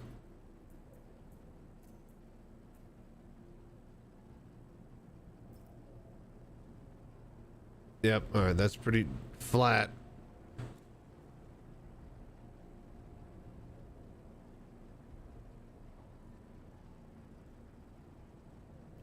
Okay, send it down.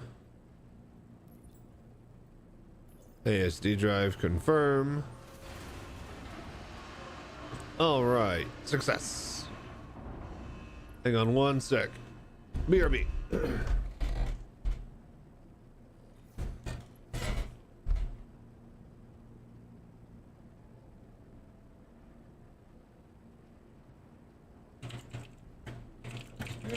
Say, you want to meet at Microtech? I got okay, cargo sitting there. Turn it up to tier 5 for delivery towards there. Alright, that's some solid work. Couldn't have done it any better myself. I'll contact you again soon. Oh.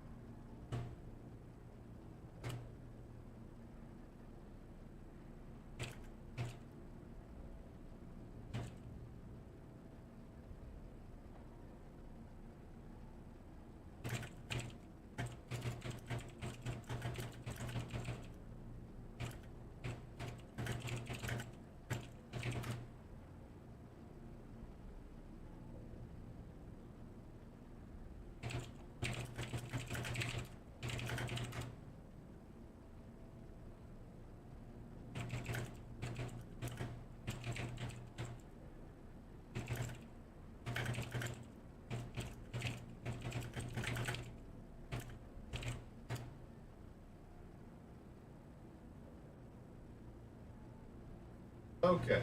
God damn it.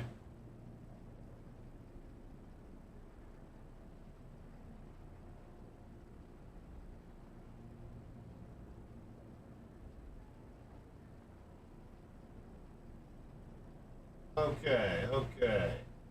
Testing. Hello.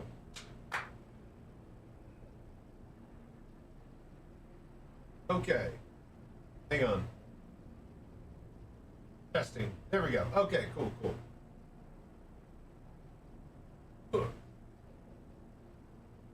All right.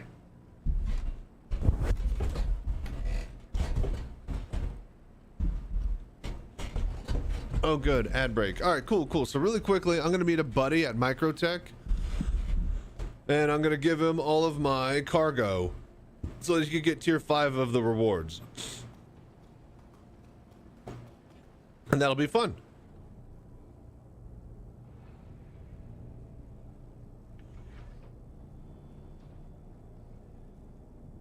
No, no, no, no, no, not the co-pilot seat.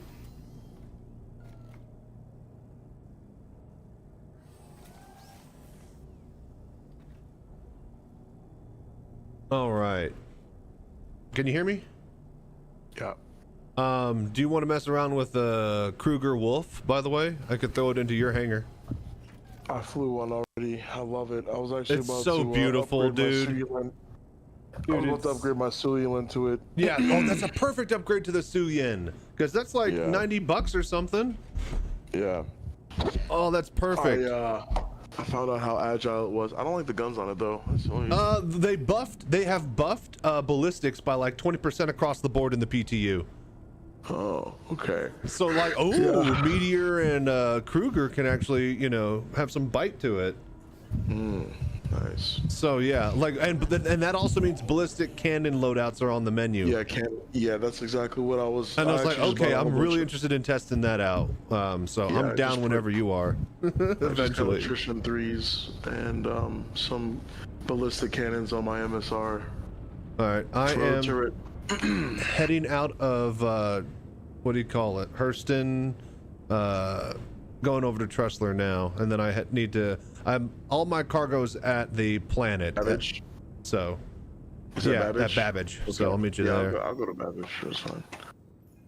And then yeah, do you know what the cargo? Do you even know what the event is?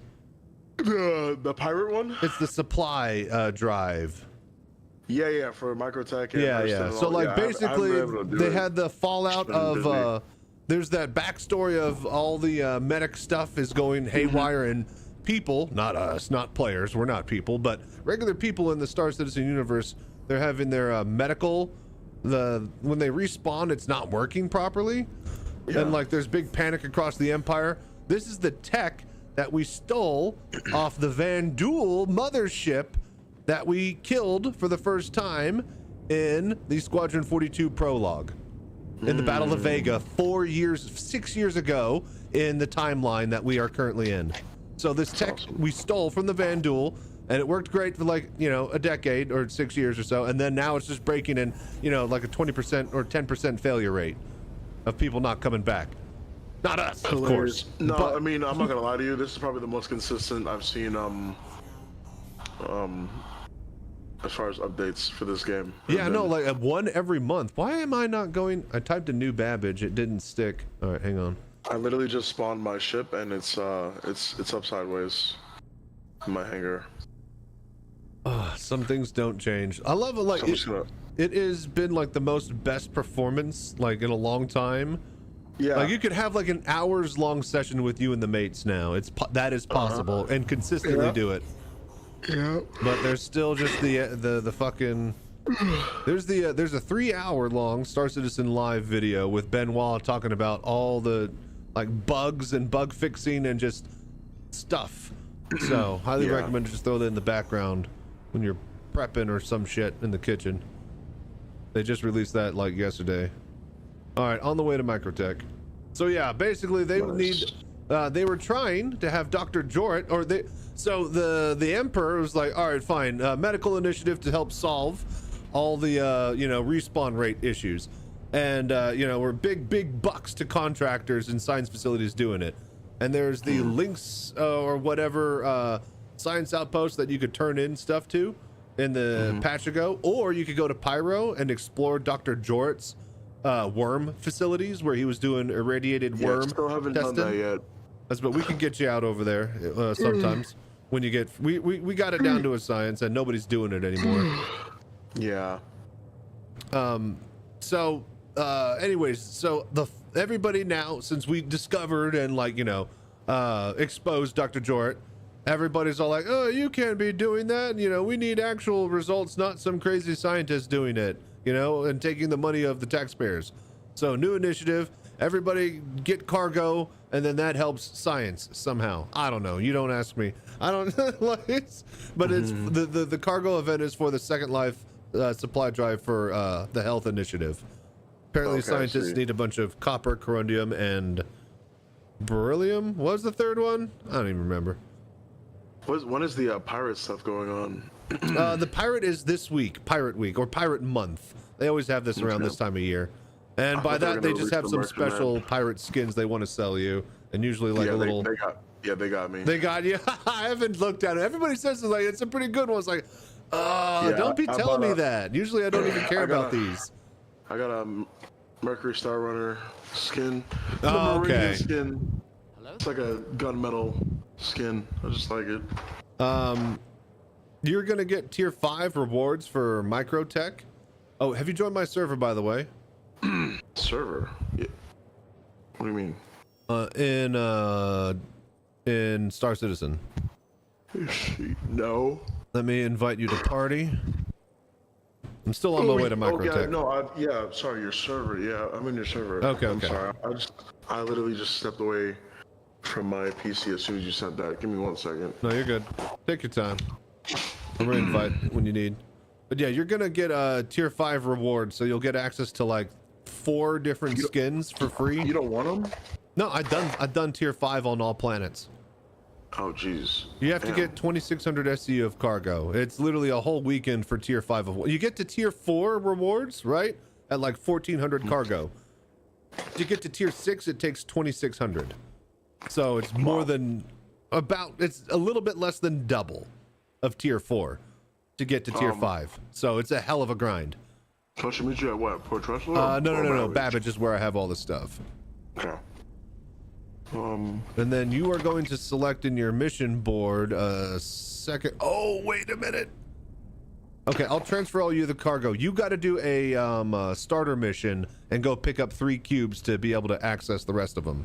But then I have the microtech Hurston and I started all of them. Oh, have you started them? Oh, perfect. Thank God. I was about to say, if you haven't started them, you can't actually do the open. So there should be a mission under the microtech that doesn't pay, and it's like open, donation or something like that.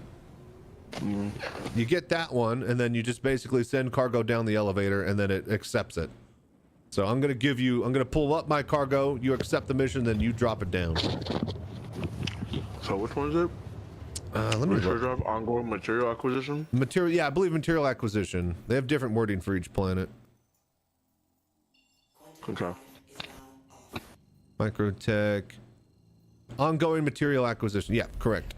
All right, I am just arriving at New Babbage, and what a great day it is here. Oh, I need to, okay. Let me go down to the planet. Oh, I also got a meteor if you wanted to check that out. What is that? The cannon, size 5, bespoke, Mirai? I think it's Mirai. It's basically like the Fury's big brother. It's like Fury, small, 4 guns, X-Wing or TIE Fighter like pod ship. Yeah. Then they have the Guardian, which is the bigger brother. Then they have the Meteor. I actually love the Guardian. Yeah, they have the Meteor, which is 2 giant size 5 bespokes, even bigger than the Guardian. So the big brother. Ballistic cannon loadout. Oh, there's mine. So yeah, I'll pull it up. I'll show it to you. Chachi, I'm very tired. I know. You can just, take a look while I'm moving my cargo. I gotta get that up while you're coming down. The meatier, the better, exactly. She's very meaty. Ooh, yeah. Oh, fuck! Oh, no landing gear down. I was like, why am I so fast? I'm working on buying a Guardian. Guardian's solid. With my whole sea money. With your whole sea money. Oh, that's right, because they have all the ships in the patch now, or most of them now.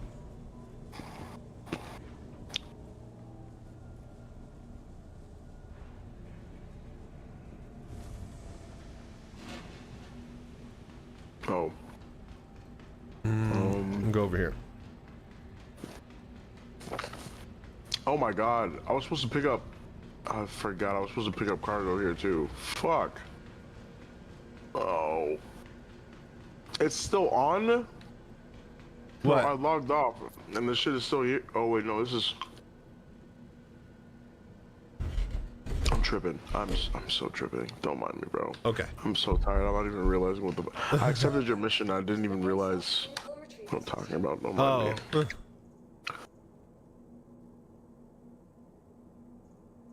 Did you get that friend or no invite? Yeah, I'm in your party. All right, cool. Let me grab. All right, so I'm in my hangar. I'm gonna pull up all the cargo here. I have to. Microtech will not let me go from here. Yeah, I you have go to on the warp to other the side. side. It's so stupid. Yeah, I got it. Let's see. See, this works. I found out a little trick. Oh, you can ride the ship elevator down, by the way, into the loading zone. Ship elevator? What are you talking about? Like the ship hangar elevator, when it goes up and down, you can actually ride that down and not get despawned now. I actually found that out the other day. I had no idea what you're talking about.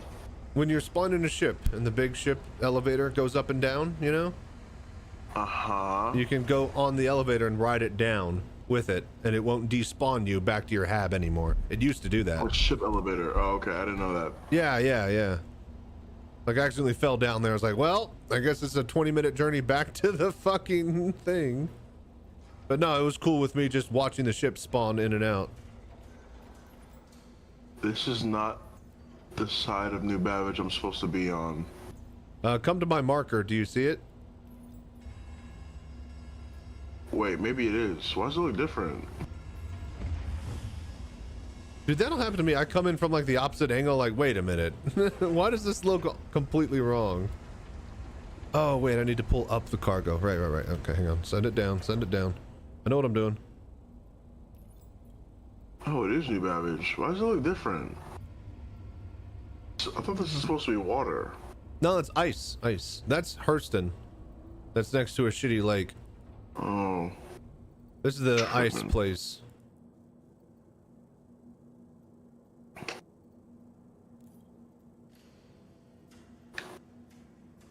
Oh, you park over here? Where the elites park? I mean, that's where the extra large hangars are.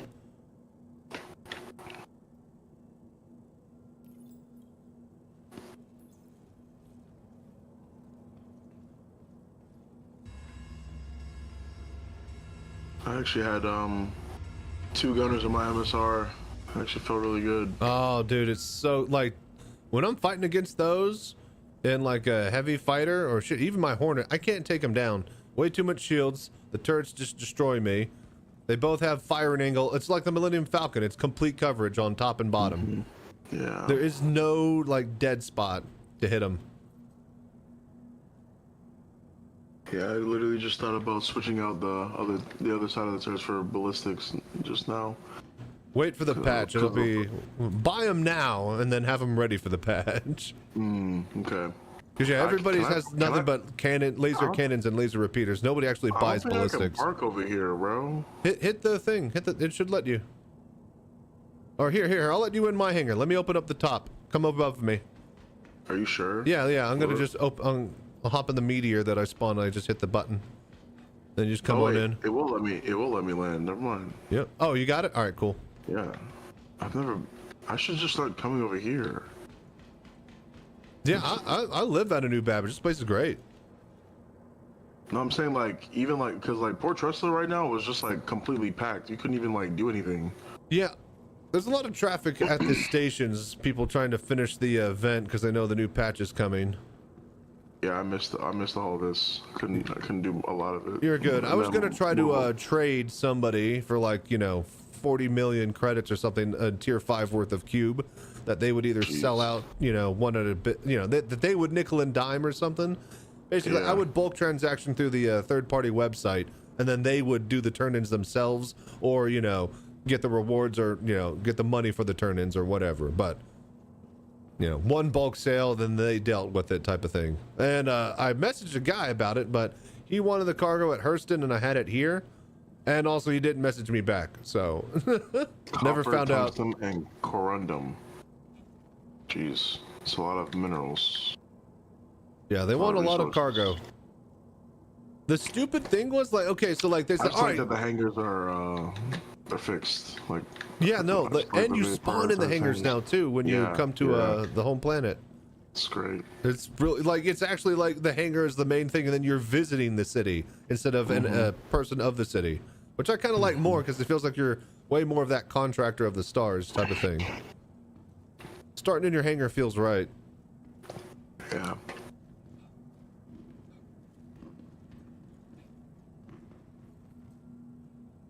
All right, so I'm coming to your hangar. Yes. Yep.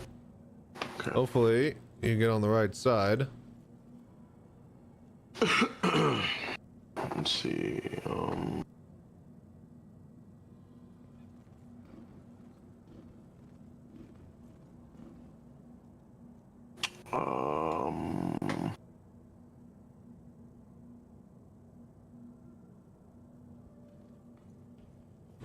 Not showing up in the elevator?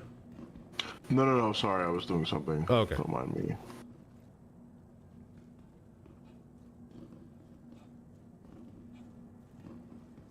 Oh, but yeah. Whenever you got time, and if you got some friends that want it, I can get you and the boys out, and we'll do the worm. We get you all the stuff you need to transform an it key into the gun jump it key. What? Yeah, like Jump it key. the Atlas. Okay, so it's got the tractor beam Atlas, right? Then you got the jump jet Atlas, which is the mining version, right? Then you got the it key, which has guns on the arms, which you can only find at the ASD science facility locations. Then you can take those to Wicklow, and then you can fucking get your, oh shit, the real KG with a raid. What's up, man? How are you guys doing? Welcome, everybody. But yeah, then you can take that gun Atlas from the science facilities, and then you can turn it into Wicklow, and you can get a jump jet gun wiki that you can spawn anywhere and put in the hangar elevators. What's up, yo? How's the verse stream tonight? Very good, very good. Just giving my buddy tier 5 worth of cargo. And then, yeah, I was going to start to watch the SCL. Hello there. The 3-hour-long live Star Citizen live video with Benoit. Welcome, everybody. How are you guys doing? Welcome to VR Citizen. Not VR just yet. We lost support for VR, but we will be getting it back hopefully sooner than later. But that's not to say that we can't play Star Citizen in VR now. Oh. So, with that being said, let me show you guys. See here. Nice. Yeah, we watched it tonight, and it was a long one, but definitely worth the watch. Yeah, oh, well, I hate to make people watch it back to back. But yeah, that was the plan for me as well. So yeah, if you guys aren't aware, Citizencon is a digital one this year, yeah? But that doesn't mean that you can't go meet up and have fun with friends and whatnot. So we are raising funds to bring the mobile VR Citizen Cockpit to the watch party down in Austin, Texas, where a bunch of CIG developers are going to be, a bunch of View people are going to be, a bunch of streamers are going to be there, and I'm going to be there with the VR Citizen experience. So with that being said, I'm matching $500 in donations towards the project over the next month or so. We're trying to raise $1,000 to get the van to go there. We have sub goals and prizes for people who can Twitch Prime and gift sub for that as well, for ships and LTI giveaways. We got all sorts of rewards for giveaways and like joysticks and hopefully a headset if we raise enough money for the actual live event. And everybody's gonna just have a big fun blast and, you know, be awesome because they are. So if you can make it there, I hope to see you there. And if not, and if you're planning on doing something, well, that's something to do. Anyways, hate to raid and run though. Gotta figure out Elgato camera issue. Holler at me on Discord. I have solved quite a many an issue because of how much extra I gotta work to get it for VR and like multiple computers and shit. So if you can't figure it out, just give me a holler. I might be able to get you through. Is it a Logitech webcam or is it an actual like 4K pro cam type thing? Anyways, thank you so much for the raid, Real KG. All right. Oh, I need to turn that off. Hang on. I always forget. I leave that camera up. I need to make that command. Pop that camera up for like 10 seconds. Elgato face cam. Just losing signal, so I got a few. Okay, interesting. So Elgato has a webcam? Interesting. I need to check that out. Yeah, I have like 6 to 8 Logitechs all over the room and house, and I'm fairly familiar with how they fuck up and operate. So Hello there. it's like 20 webcam. Interesting. Yeah, no, I've always just Logitech for webcams. I didn't even think about Elgato, but that does make sense that they would have that. Cool. Well, take care, man. Oh yeah, solid. They actually sold like their 4K webcams for like $90, and then like COVID happened, and now they're like, you can't find them for under like $180, $200.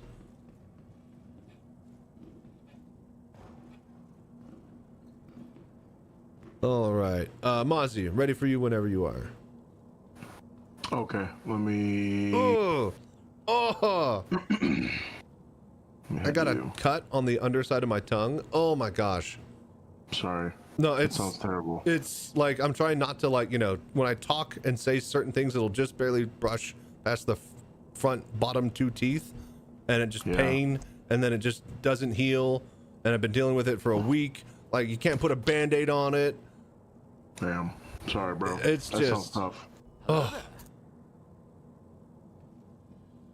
That sounds terrible. It's I must have bit down on my tongue in my sleep, or something I ate, just sliced it. It's just a tiny little never gonna heal, because it's I'm always moving my tongue cut.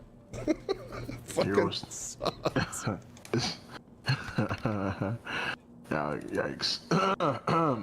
Okay. Oh yeah, your hanger. Yeah. I'm in your party, right? Yeah. What am I doing? Yes. Chill with the Captain Crunch. Yeah. Just have a bunch of cinnamon.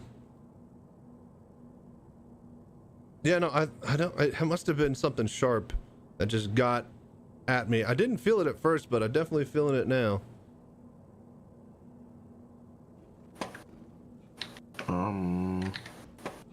Where is my helmet? My helmet just popped off my head. Did you hit Alt H? Nope, I did not. It might be visual glitch. Usually your head disappears with it, though. Yeah, let me see. Did you put it in your inventory?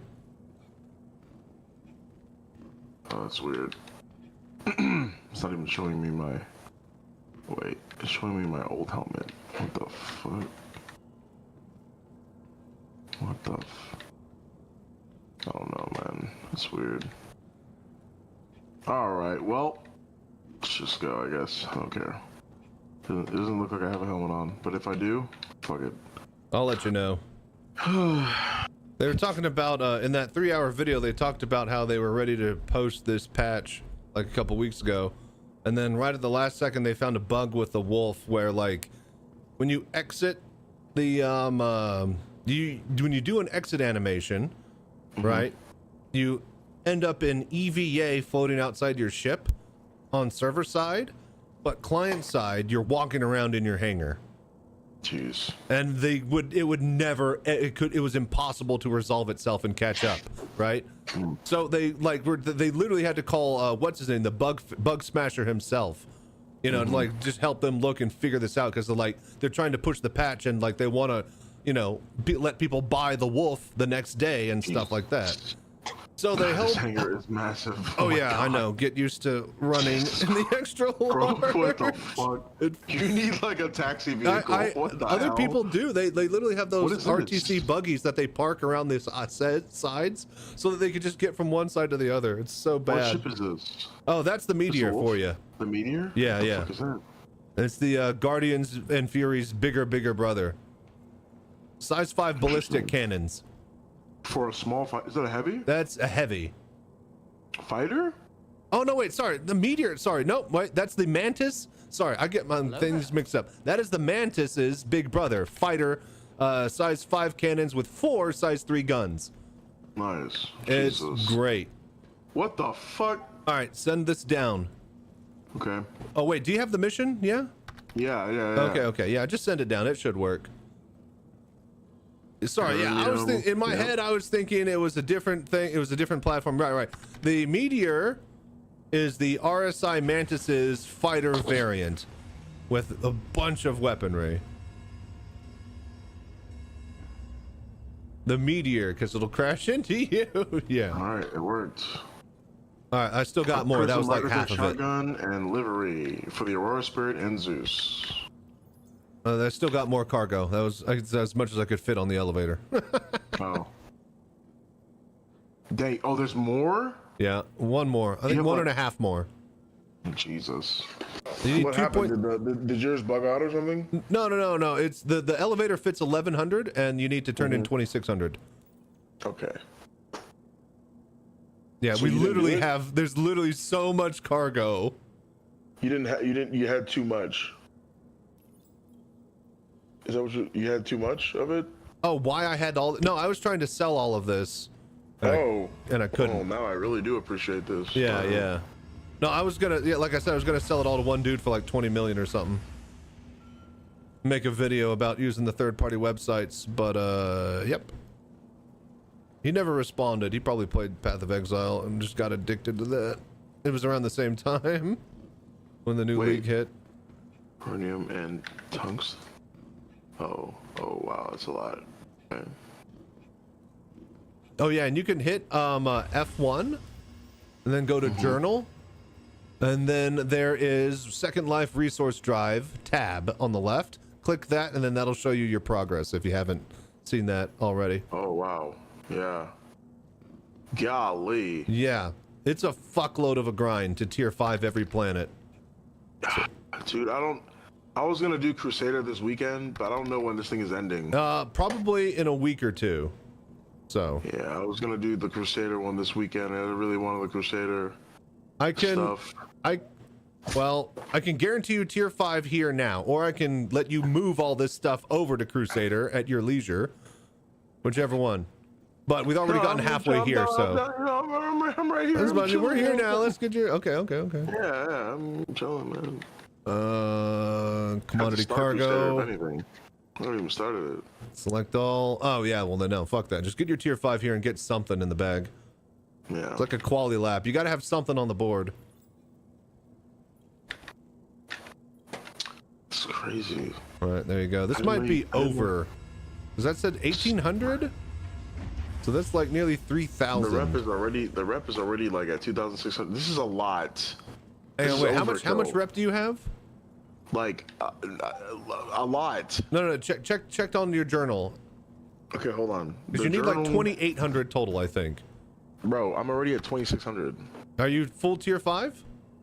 No. Okay, so you need like 28 something. Hold on, I'm at 2621.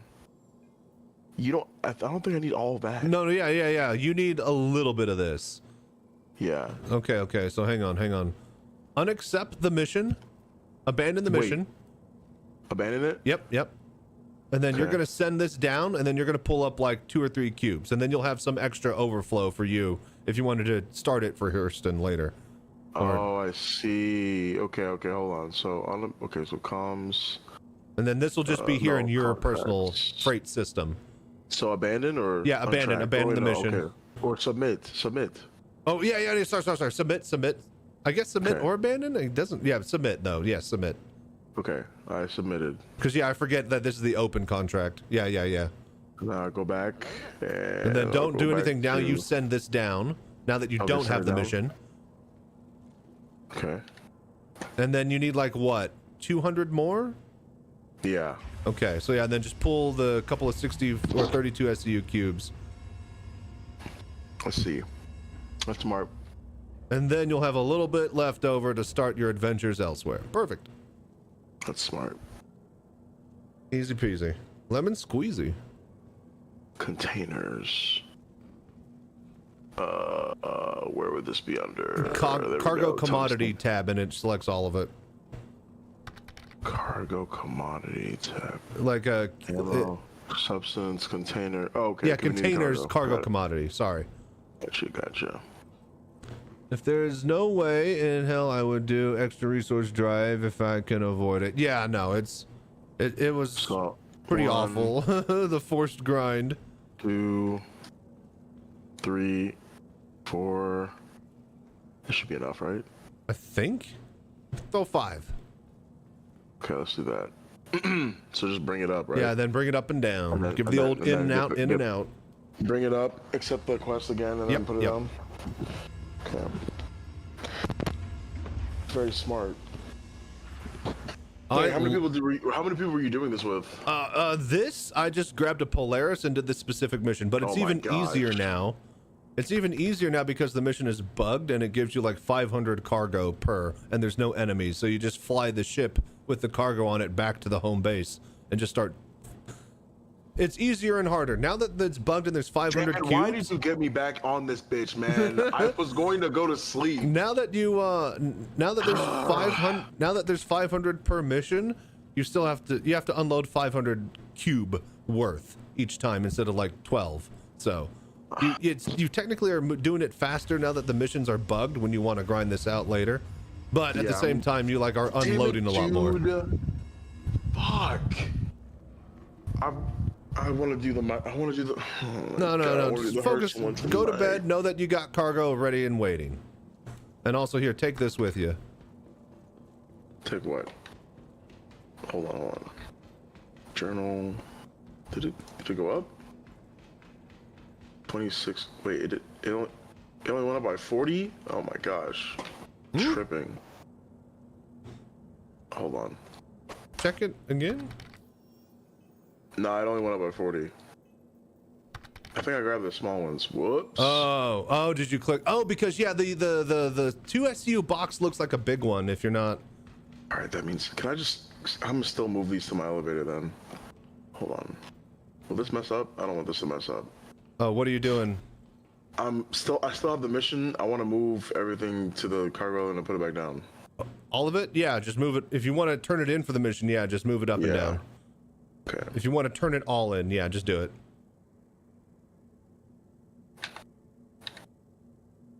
Let's see. Commodity cargo.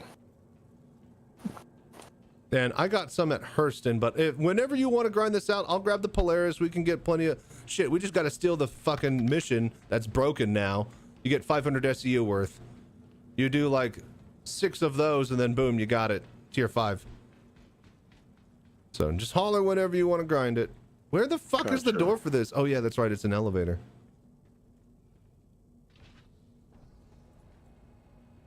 Lucked out and managed to get 2 corps with the 500 SCU ships. Yeah. So how long did it take you to unload the 500 SCU? Is it a lot of big cube or is it a lot of shit cube? Because if it's a bunch of 32 SCUs, then that's not bad at all. But if it's a bunch of like 2s and 4s, fuck, man. Like solo, it's a pain. Okay, so it's a bunch of 2s and 4s is what you're telling me. Bro, where do I buy an F86 or an XL1? I tried looking for. You don't know XL1s or F86s. That's military tech. I can get them. So you have to get it off. So you have to get it off a ship then. I can find them at the Worm event. The big Worm, the garages there have them. Oh my god! And Are you serious? we can do it. We don't even have to do the Worm if you want to farm out XL1s. I was wanting to do a day of that as well. Bro, I need to put an XL1 on my. I was wanting to get like 6 of them under my belt. My gosh, I didn't even realize they took it out. Yep. All right, I'm capped at 3,000. I didn't. Okay, are you All right, even awarded boom. a Parallax Microtech rifle? Ooh. Yep. Parallax rewards. All right, here you go. Fly this out of here and land it in your thing, and then go to bed. Elevator. What is this? This is the RSI Mantis. Bro, what the fuck are these guns? What is this thing? Size 5 bespoke ballistics with size 4 laser repeaters, or size 4 size 3 laser repeaters. Terrorist. This thing is a terrorist. Yeah. What the hell? Yeah, and they're buffing. Oh, and each size 5 ballistics is a double shot cannon. What the fuck is this? Look at this thing. Oh, who designed this? This is RSI. This is the Mantis. Oh, no, no the one wonder. that the ship that does the interdicting and has like the bro. The thing that like pulls you out of warp. I love it. This is the heavy fighter variant. Oh my god. I love my Scorpius. So where there's normally the Mantis, where there's normally the interdictor big unit in the back, now you just get a big open bay and a big open room in there. How much is this thing? Like 180, I think. Heavy fighter. So 180,000? No. I don't think it's sold in game yet. They just released this one. Oh my my God! days. Jesus. Okay, I'm sorry. I'm sorry. I wasn't ready. Yeah. But yeah, 6 guns, 2 size 5 ballistic cannons. Oh, this thing is. Wait, this is a heavy fighter or medium? Yep. Oh, put it down really quickly. I actually gotta open up the thing and sit in the chair. I forgot. It's 2-seater? No. I gotta open up. I gotta open up the hangar bay door. I can't do that from my. Can I do that from my mobiGlass? I have to be in a That'd be seat for sick. that. I think I have to be in the. This thing is sick. It's like a mantis, but like a Heavy fighter mantis, baby. Yeah, this is crazy. I can. I want one. Hang on. I want one. You know what? I want one. I'm turning my. No, I need my Cuddy Black. No. Keep the Cuddy Black. They'll eventually sell this one in game. You can do it from there. Okay, hang on. But I want to, bro. I want to get rid of my Banner Defender, my Suyulan. Oh, the Suyen for the Kruger. The Wolf. Yeah, Suyen for the Kruger. Banu for this one. That's definitely not a bad idea if you have to. I don't like that you can't get the Warbond one though, with the paint. Yeah, you'll just have to live with it. Now you can do some finagling with LTIs, possibly around IAE this year, but all right, you're good. Hangar. No, wait, it didn't open. What? Yeah. Comms from friends. It didn't. Hang on, it didn't do it. Hang on, laying back down. Oh my, bro. Wait. These are level 4. Friends. Are these attrition repeaters or what? I'm actually not exactly sure what the stock loadout is. Click the diamond. Hang on. Bro, this thing will shred. It's also got nacelle engine wings mounts, so if you get hit in the engines and you lose one, you're kind of fucked. Hit the diamond. Oops. Yeah, it popped up, so it's opening. I don't think it popped up last time, and it's definitely not. Yeah, land. I got to get in the pilot seat to do it. 1 sec. Hey, Granny Q. Oh my gosh, Granny Q. The oldest and baddest Star Citizen streamer in the galaxy. How you doing, Granny? Dude, with the 89-person raid, thank you guys so much for dropping by. Dude, how are you guys doing? How was your stream, Gran?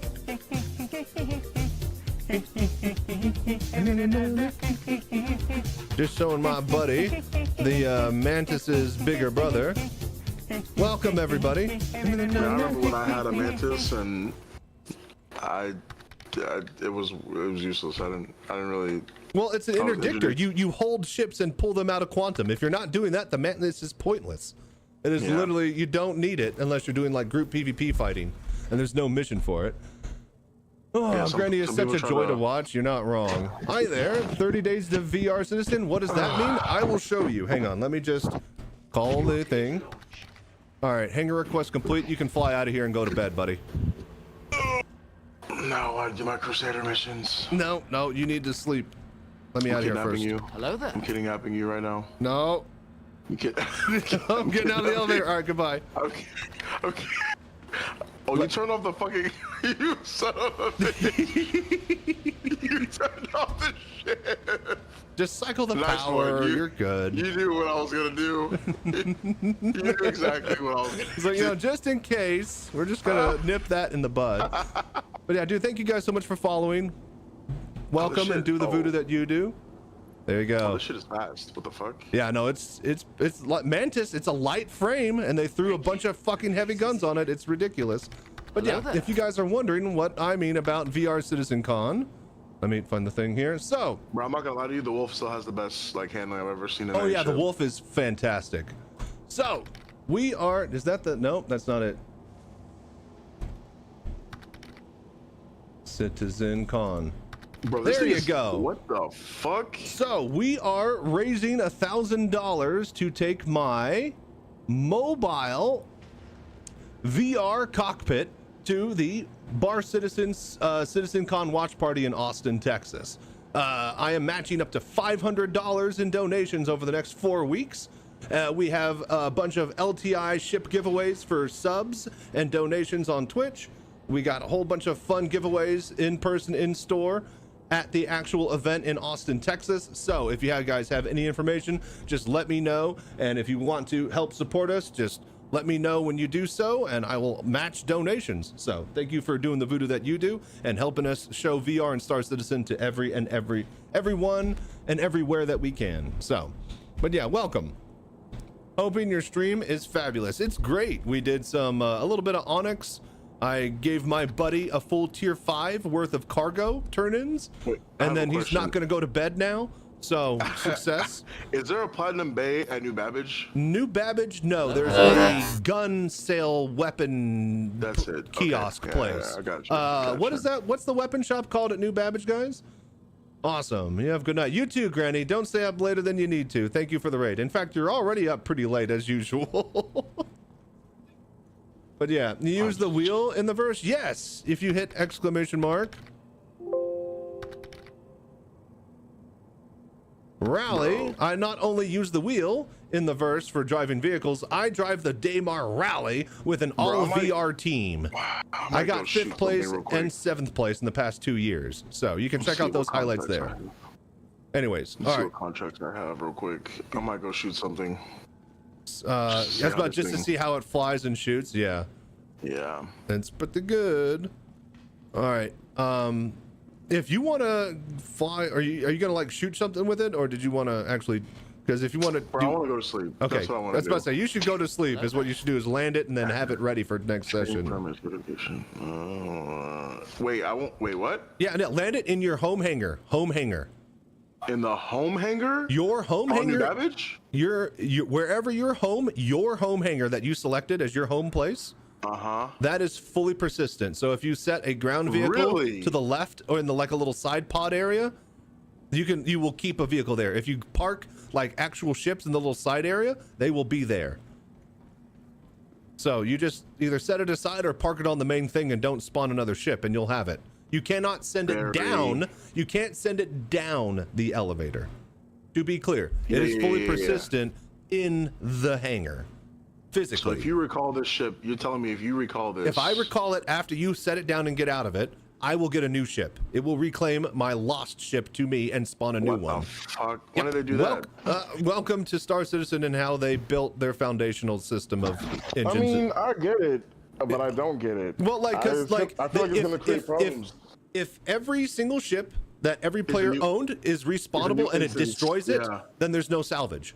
Yeah, true. There's literally no point for salvage ships to exist. Makes so much sense. But then doesn't that cloud the mesh? Yeah, like and then that's the double-edged sword that the developers have to figure out now that they've allowed for a system where your ships are left exactly where you leave them. It's sort of Damocles, you know? You sit underneath it all day long. This place is called Ghost Hollow. I'm parking here from now on.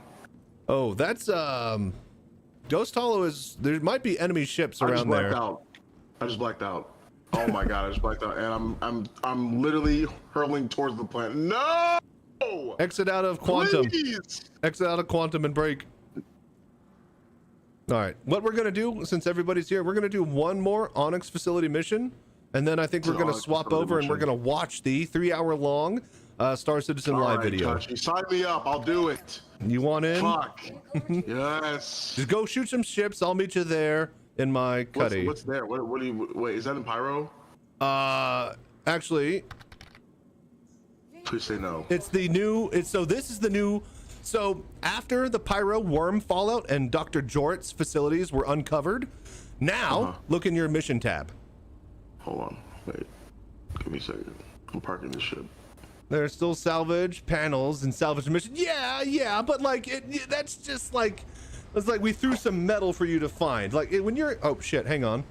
When you're attacking, hey, what's up, Attack Cat? When you're asking me what salvage in space means, that means a fucking ship eating another ship, you know? Yes, there is like, you know, salvaging space stations and crap and panels, but like, come on, man. We want ship on ship eating, all right? We want that ship vor content.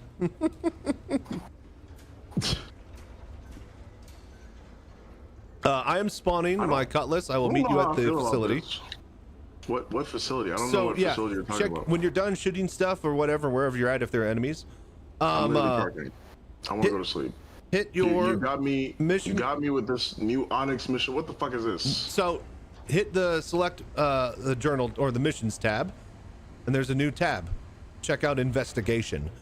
We're private eyes. We're detectives now. I saw that earlier today. I did not want to press it at all. So we are detectives now. We're gonna go figure out what Dr. Jorrit was doing. And by detectives, a private eye is hiring us to do his footwork, and he's making a dossier on the case. Oh, there's a bed in here? Oh, shit. You got I was so gun? happy there was a bed in the Guardian.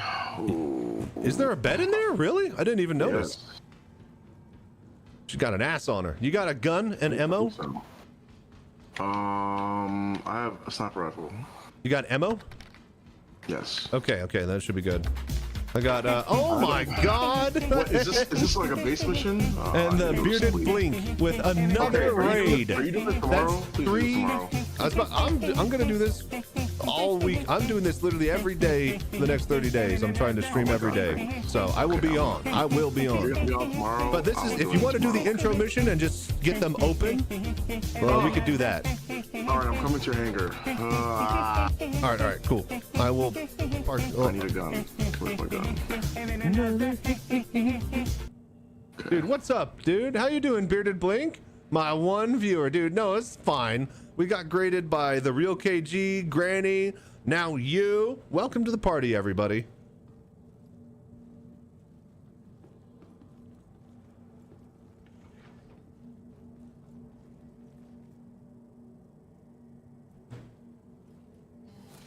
We are just about to do the first Onyx mission.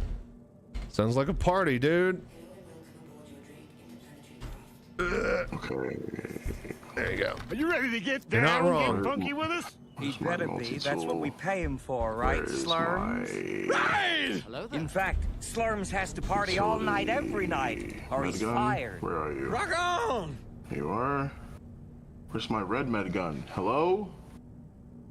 No, where'd it go? I lost it. No. Little requeue on the next patch. Oh, there it is. There you go. Finished the third Onyx mission tonight and did some low fly. Oh, hell yeah. How's the low fly? Did you go to Daymar?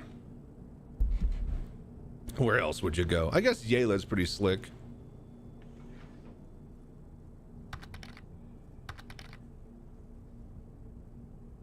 Chachi, some good shit. Please don't mind his sarcasm. He's severely damaged, like the rest of us. Okay, mister. I noticed you're here too. Lots of tall rocks and pretty colors. Magda. Check out. Have you seen the sunrise at Magda specifically? Have you timed that out? Ammo? What? P8 SC ammo? P8? I have P8AR ammo. Yeah, I haven't been able to pick up. Well, we can go. I'll swing by. Come into my hangar. We'll swing by Tressler, and because I need to get some as well. I'll be real quick. All right. That'll be doable. I just need another weapon. All right, I'm coming. All right. Fuck, man. You want a P8 AR? I want to go to sleep, but I'm here, and I want a P8 AR. I'll get you one. What do I do with all these crystals I've been finding? What type? There's Wicklow turn-ins. Like glassosite and Glycosite and yeah, those are the seeds and those are the new Trainmaline. I got a lot of plague stuff. Those are turn-ins for science facility missions or Wicklow if you're like doing stuff for him. I need to do Wicklow missions. I just don't want to start it. I don't know why. Because he's a bastard Banu man. All right, I got a P8 AR and ammo for you. All right, I'm coming. All right. Do I need any attachments? No. I should have everything that we need as long as you could just cover my back. Then we'll do the intro. We'll do the intro mission, and then you can get to bed. All right, I am heading to your hangar. I need water. I should be parked in front of the thing, but I don't know if a glass of Martell. I don't know if you're gonna spawn in the right spot. Just have to walk all the way across. Yeah, I'm noticing that I can't use Urkel as a source anymore. Everything's outdated. Yeah. Maybe I'm just. Your gun is on the wall on the left. by the way. What? Okay. I'm gonna okay, get me inside the- really quickly. Whoa, I'm look gonna at this Cuddy skin. Oh my god. my best in show 2020 Sexy. skin. Sit on the left. Like inside? Yeah, by the top, by the front. Gun rack on the right wall. Gotcha. Ooh, P8AR. Oh, you said on the left. Whoops. I was supposed to say, yeah, that one be mine. That one's got the low light scope. All right, and then speaking of scope, that one doesn't have one, but I'm putting one on the floor, as well as like some ammo. I'm gonna split like 15 mags, and then we're gonna drop. I thought this storage works better than putting it on the floor because it goes to the ship. It works for the ship, but I can see my storage and you can see your storage, but it's not the ship storage. It's client side. It's stupid. I gotta get these all by one, huh? And then combine ammo? Just right click and then hold, or F right click store. F right click store. And then it'll go to backpack. And if not, go hit I. Yeah, and then drag him. I did the whole thing. Yeah, just drag him straight into your inventory with the I, which I still love that is doable, that you can select physical objects in this menu. That's actually, I don't think there's any. That's a lot of ammo. I'm getting like a lot. Yeah, like, that's 15 rounds. There's just 15 rounds. Oh, I have two. Wait. Oh, I see. Okay. I'm just going one by one. Never mind. Yep. I'll let you do that. I'll get the ship. Oh wait, let me get my gun. Don't want to forget it. And then we'll get going. Does this have a laser pointer? Yeah, I got a laser pointer. You're being selfish. I put a scope on the ground for you. Yeah, little hollow. I should have brought mine. Yeah. All right. I didn't get no scope. Store.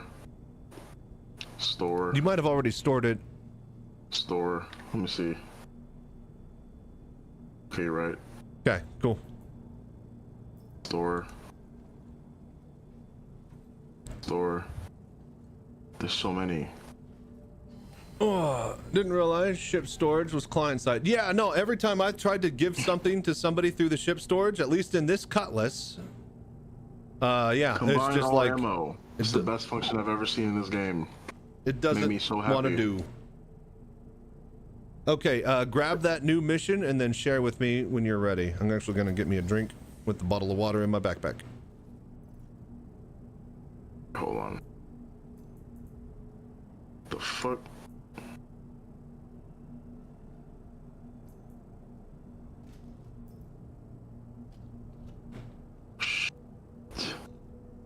What did I just do? Starlancer cargo is not client side. You can see whatever you put in it, but that I don't know about it. See, that's the thing, is that everybody says it works every time I try it with my cutlass. See, here's what we're gonna do. Left garage, open storage. I'm gonna put an empty water bottle in there. I can sacrifice that. All right, what'd you say? You told me to do something. Really quickly, check that left storage thing right here. Do you see an empty water bottle in there? Yes. Weird. All right, I've never had it work before on my ship. I remember it was working when we played, but it just got buggy that one night. Okay, so I guess it bugs in and out then. Yeah, because I use my cutlass closets are my best. Man, that's all I never use my closets because of that. Like, all right, you get the mission, share when you're ready, and then hop in the co-pilot. What's the mission? Sorry, investigate, right? Yeah, we're private eyes. We're private eyes. Get your magnifying glass and overcoat. Where's it at? What is it? Where's it under again? Sorry. Investigation. Yeah. No, I don't see it. It should be an investigation tab. In journal? In contracts. Contracts? Yeah. I don't have an investigation tab. Scroll? Oh, you're right. I was about to say, there's a lot of tabs. They added more. Yeah, I know. I knew that. Yep, sure did. I was testing everybody in chat. I saw it earlier. I was like, okay, track, go. Where are we going? Share? Share, yeah. Okay. Did you get it? One more time. Okay. Contracts. Share. You are clear to launch. You've already done it, huh? Yeah. Oh, it might be because it's the intro. Right. Well, here, let me get into space, then you could fly us there. Okay. Onyx facility. I wish you could like S4, send coordinates A4. to somebody. Yeah, that'd be nice. S4A4. Does it say planet? If you check on the map. It says Onyx facility S4A4. There's 40 of them that they spread across the Stanton Oh my system. God. So, well, Okay. so this way, instead of there being 2 Hathor sites per 2 planets, right? Now there's 40 ASDs, and it spreads the players out so we're not overlapping as much. So we should have the place pretty much to ourselves. Wait, cancel. Track. We are going to. Oh, I got it. See it? Okay. Onyx facilities. Calliope? Calliope. Calliope, sorry. That's how. Okay, so the only reason I know how to pronounce that is from the song "Blinded by the Light." The Calliope. Yeah, the Calliope crashed through the. Oh, the guy's on the MFD. Is he on your MFD? I forgot to close. Well, no, you came in after me. Forgot to close your. It'll be fine. Your butt's open. Is homeboy talking on your ship MFD? Who? The guy. Can you hear him talking? Yeah. No, he already did. He already talked. Oh, he already did it. So if you pull the mission in your ship, he pulls up on your MFD. Yeah, on your MFD. Yeah. I did that with the hearse and stuff. I was like, oh, this is kind of nice. No, like he's an actual guy. He looks like Blade Runner. It's like an actual person, not just a random voice this time. So they got a full guy to mocap and stuff for it. Which I think is cool. Yeah, they've really been busy. Oh, I'm stuck to New Babbage Quantum. That's why it wouldn't let me. All right, here we go. Yeah, like I said, this is the most production. This is the most progress I've seen in this game for like. Oh, just wait till we get to this place. You got your music and sound on? Music? Yeah. What'd you say? Music. Turn your music on. Sound on. This place is wild. Oh yeah. Okay, yeah. Music's on. Okay. All right. Can everybody hear? Are we good? Calliope was the nickname for a World War II U.S. rocket tank. Whoa, the Calliope rocket tank. Yes, I actually do know about that one. I knew that sounded familiar. Yeah. No. So now in the song "Blinded by the Light," lit up by a deuce, another roller in the night. Man, brothers, mothers, Indians in the summer with a teenage diplomat. When the man bumps as the Indian and pumps his way into his hat. Something, the Calliope crashed to the ground. It's one of the lyrics, and it's the only reason I know how to pronounce it that way. I believe it was a Greek goddess.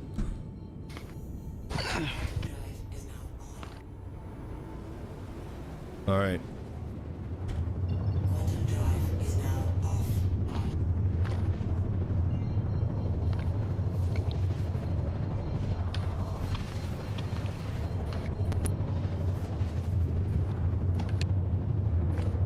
Okay, hang on. Oh, wait, there we go. I think I got it. Onyx facility. Come on, let me warp.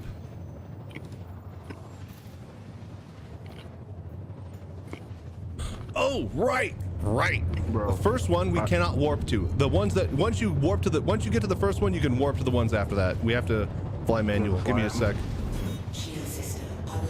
Just a sec here. I did the unthinkable. What'd you do? I got back into Magic the Gathering. Oh, really? Yeah, man. One night of Commander. Did you hear about this new service that GameStop is offering? That they put in beta? The Push Arcade? So did you hear that they teamed up with that one company that does card grading, right? The biggest card grading company in the world, right? So you can now, instead of having to go to one of their facilities or whatever, which are really, really small, or not that many and wide and whatever, you can go to GameStop, turn in your Pokemon or, you know, baseball or whatever, and they'll like envelope it up and seal it properly and send it to the card grader company.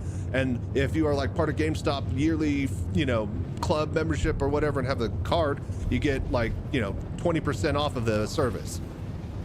So you can do it at every GameStop. Then they credit it to your account, and then it's on your file and stuff. And it's like, yes, I have these and stuff. And I think you can choose to literally sell through them to eBay directly, or you can get it, you know, your paperwork and your card shipped back to you officially, right? So whole bunch of people, this is rolled out like 6 months ago, whole bunch of people are doing all this stuff and getting their cards, and they're now actually grading. Oh, I had all these, you know, Pokemon cards I wanted to grade, but too much of a process and a hassle to do it. So now all these people are getting all their cards graded, they're sending to this thing, and now they're at these warehouses and stuff, and they're scanned digitally into this database, right? Now they have launched into beta or alpha pilot program called Push Arcade, right? Those that were invited, they were allowed to basically pay like 20, 50 bucks, 100 bucks for a card pool. They'll get like 8 to 10 random cards of people's cards pre-graded and sold to the warehouse. So you can pull like a first gen fucking Pokemon Charizard on a Gamba loot box. People are saying they spent like $10,000 pulling cards that were already graded, and you could immediately choose sell immediately and cash out to, it's like a fucking PayPal account connected, and it's like a fucking brokerage like thing like that, right? I need more information on this. I need you to send me It's called Push Arcade. I'll send you some info. So you could literally, you random loot box gamble for fucking pulled graded cards to an online database account that you could choose to sell or hold. Sounds like already connected to eBay. The people are selling the crack. Yeah, it's literally like degenerate fucking crack for people who pull cards. Oh God. Yes. Oh God. And like they're gonna make so much fucking money. It's insane. Told me about this. Yeah, I'm surprised Zach hasn't told you. It's crazy. Gosh. So yeah, the people that were talking about the pilot program, yeah, dude, I spent a lot of money just pulling cards. Jesus. So you can send cards in to grade sell and technically get it back in a loot box. Exactly. You could maybe even get your own card back if this is all the same system, which I'm assuming it is. They rolled out the you send in your cards and being graded to GameStop like 6 to 8 months ago, and now they have a big collection of all these graded cards that they, you know, I guess people have given to the graders and cashed out on. And now they have that for fuel for the, you know, random pack pulling that they can now supply. It's really interesting if that's what the case. That seems to be what's happening. So, but yeah, it's called Push Start Arcade. See if you can look up any information. I got a big thing I got somewhere that I'll link to you, Mozzie, but I don't know how much is on Google. Dude, I'm so mad. I want that wolf. I want that wolf paint job. Which one? The red one? Yes. No, Yeah. not the red one. The one that's like blue and red and yellow. Oh yeah. I love how it's not Naboo Starfighter. Yeah. It's so good looking though. Fuck, man. Yeah, not a Naboo Starfighter. Man, when you hit that profile and you're like running through the clouds with the exterior camera, my God, what a ship. Yeah, bro. As soon as I got into Cap's ship, he let me find the wolf. You want to know what the first thing I did in it was? Slam into something because it's so fast. No. What's that move called? The maneuver where you do a somersault? Turn and burn?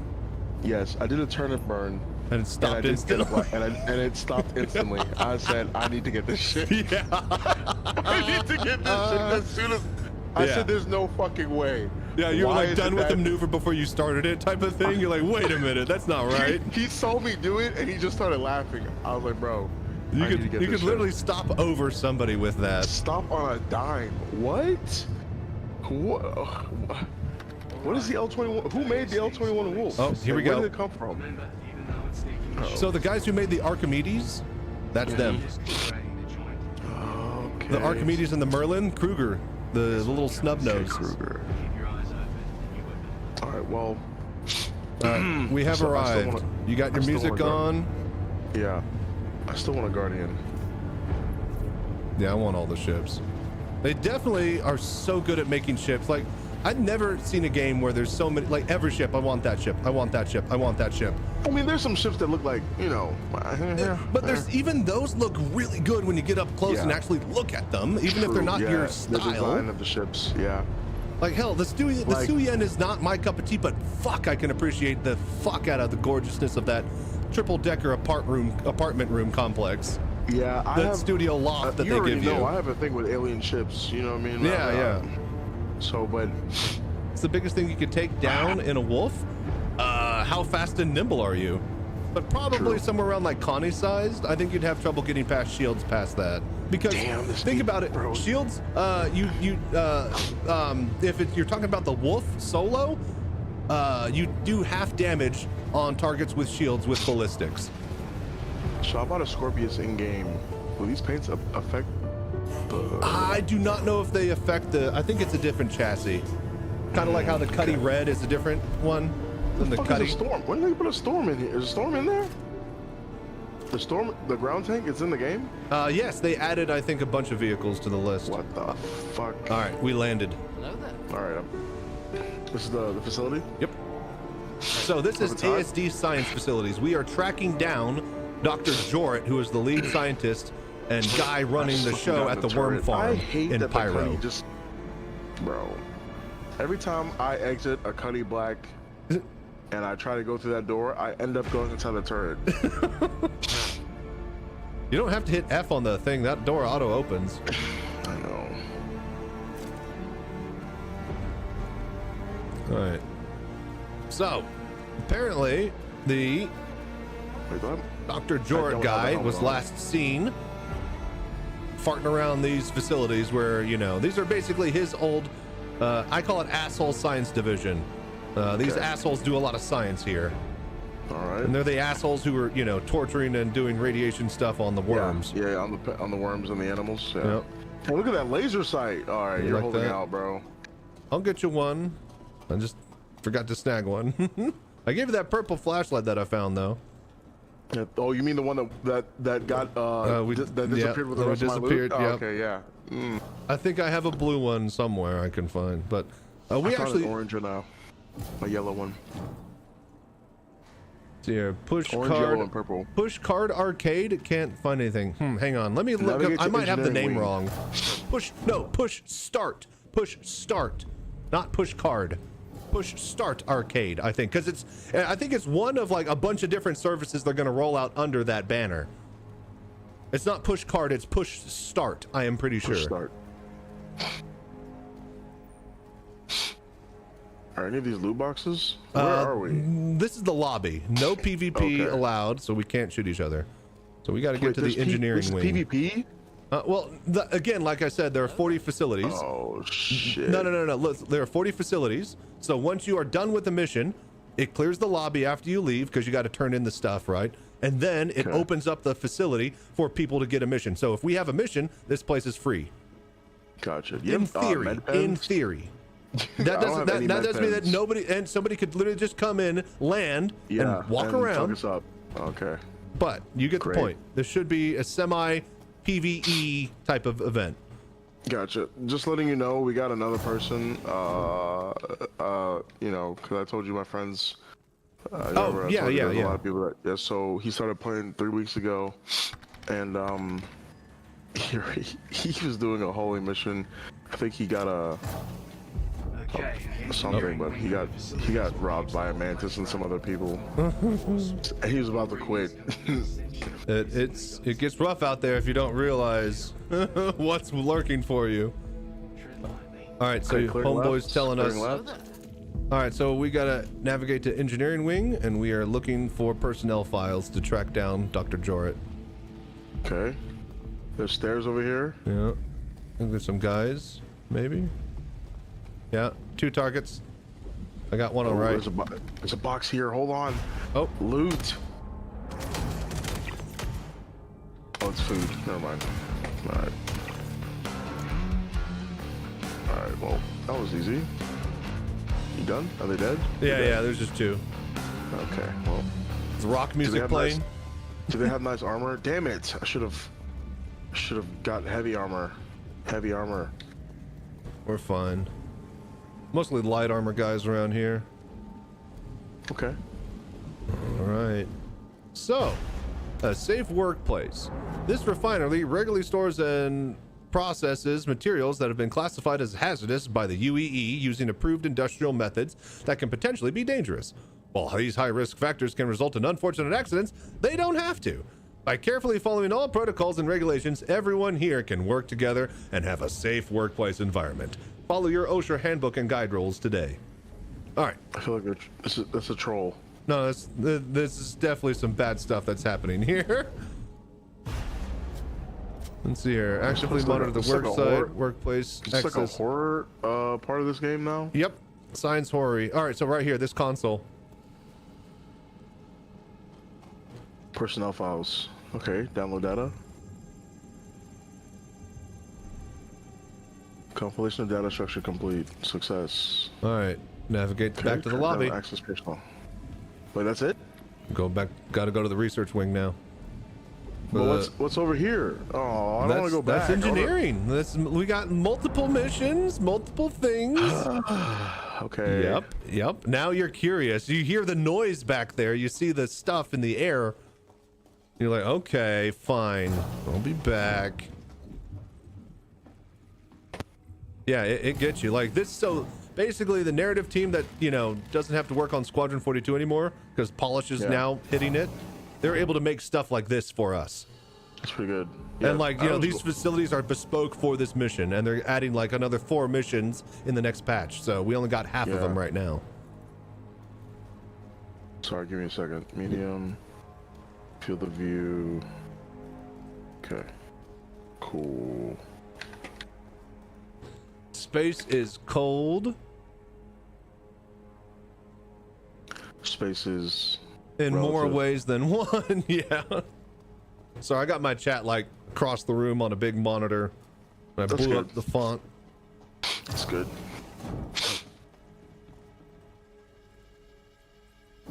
All right, research wing. So this is basically teaching us how to get in and out of the facilities, go to different sides, kind of, get us ready for what we're. I want you to be extra careful inside the Onyx research wing. I'm not exactly sure what you're going to find, but whatever it is, probably best not to think too hard about it. Try to focus on the job at hand. Yep. Welcome to Black Mesa. I mean, ASD research. Black Mesa. No, for real.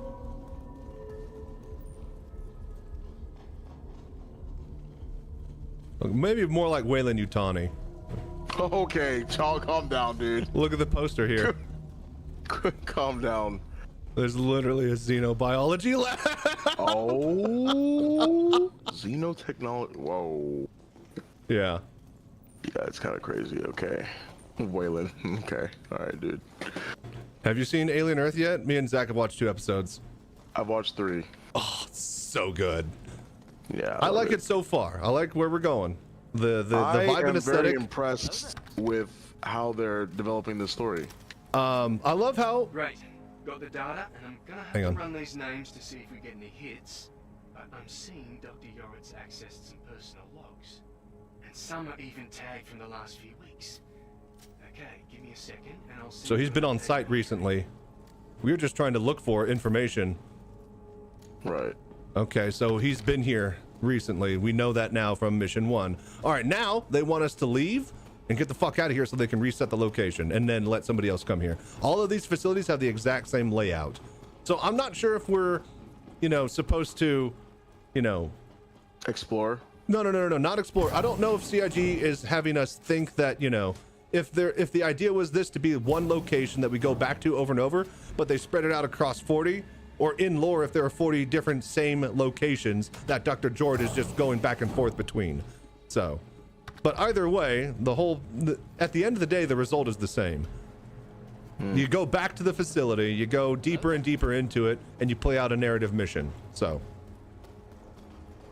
all right, watch the 5th episode. Loving the story. Alien fans shouldn't complain much at all. No, like immediately. No, I'm a huge Alien fan, and I love Alien it's Earth. so man. good. Like I love how the first episode, like, well, we could spend literally an entire season doing the outbreak and the chase down and the whole, literally what you've seen in three fucking Alien movies. The development of the story is what's like beautifying the process. And I guarantee you, we could do that in a flashback episode. I guarantee we're gonna get a flashback of the outbreak. But of course, that's not the important thing. We need to get straight. They go straight into the fucking alien ripping and killing shit. I love it.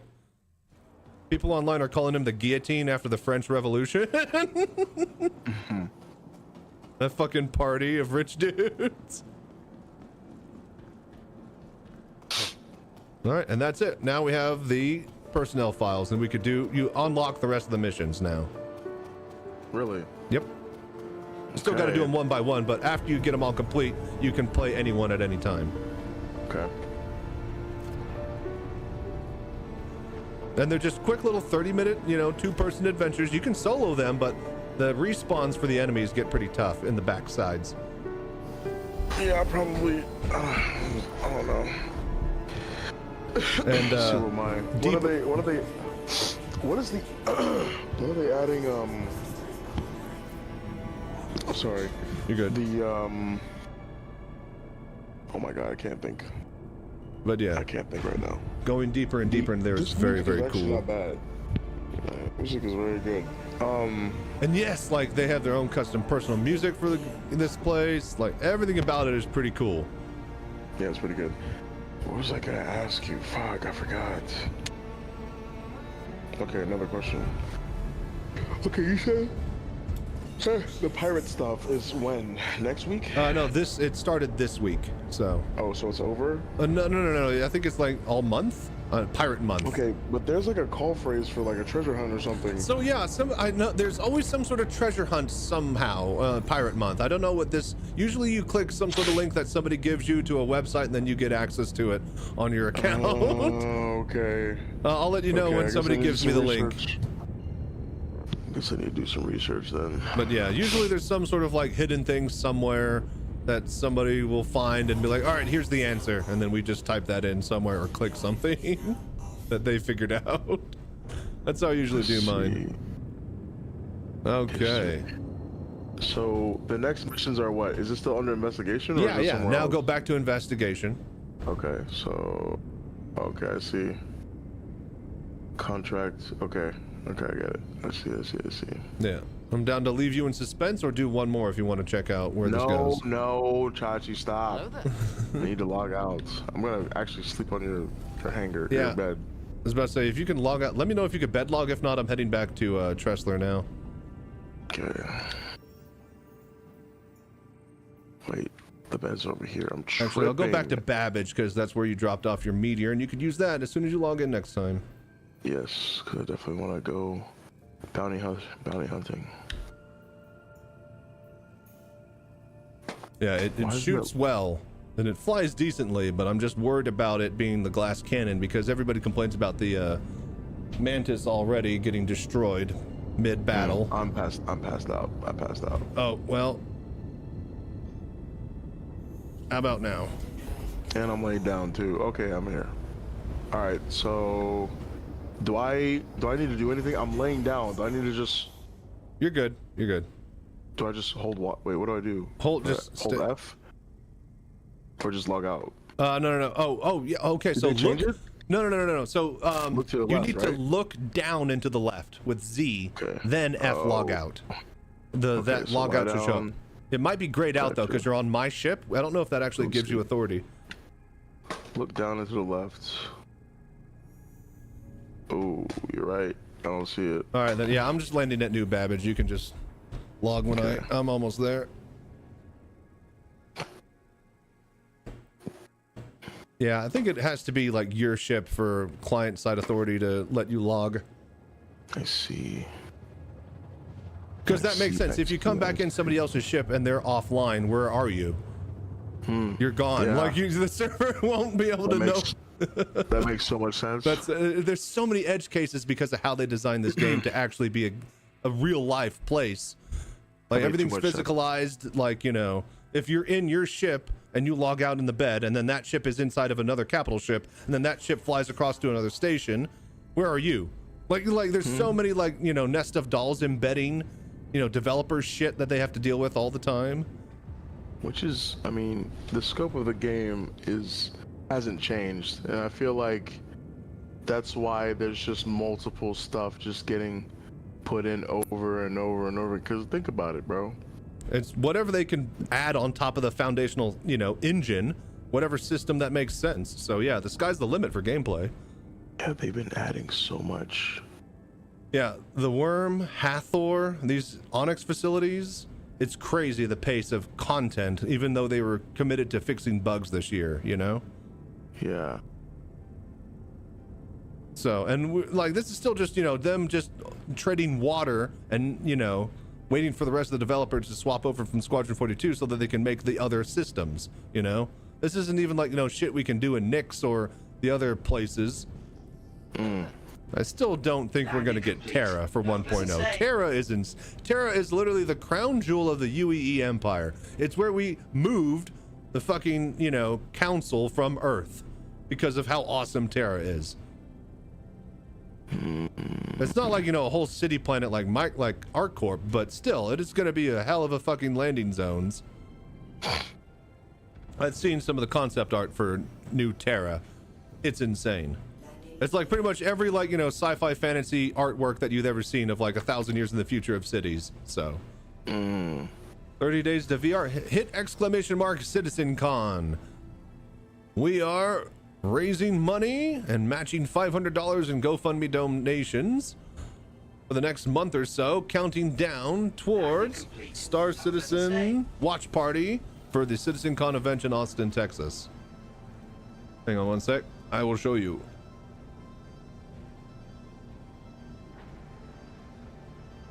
There you go. There's more information there. You can get your tickets. All right, you can get up. We're here.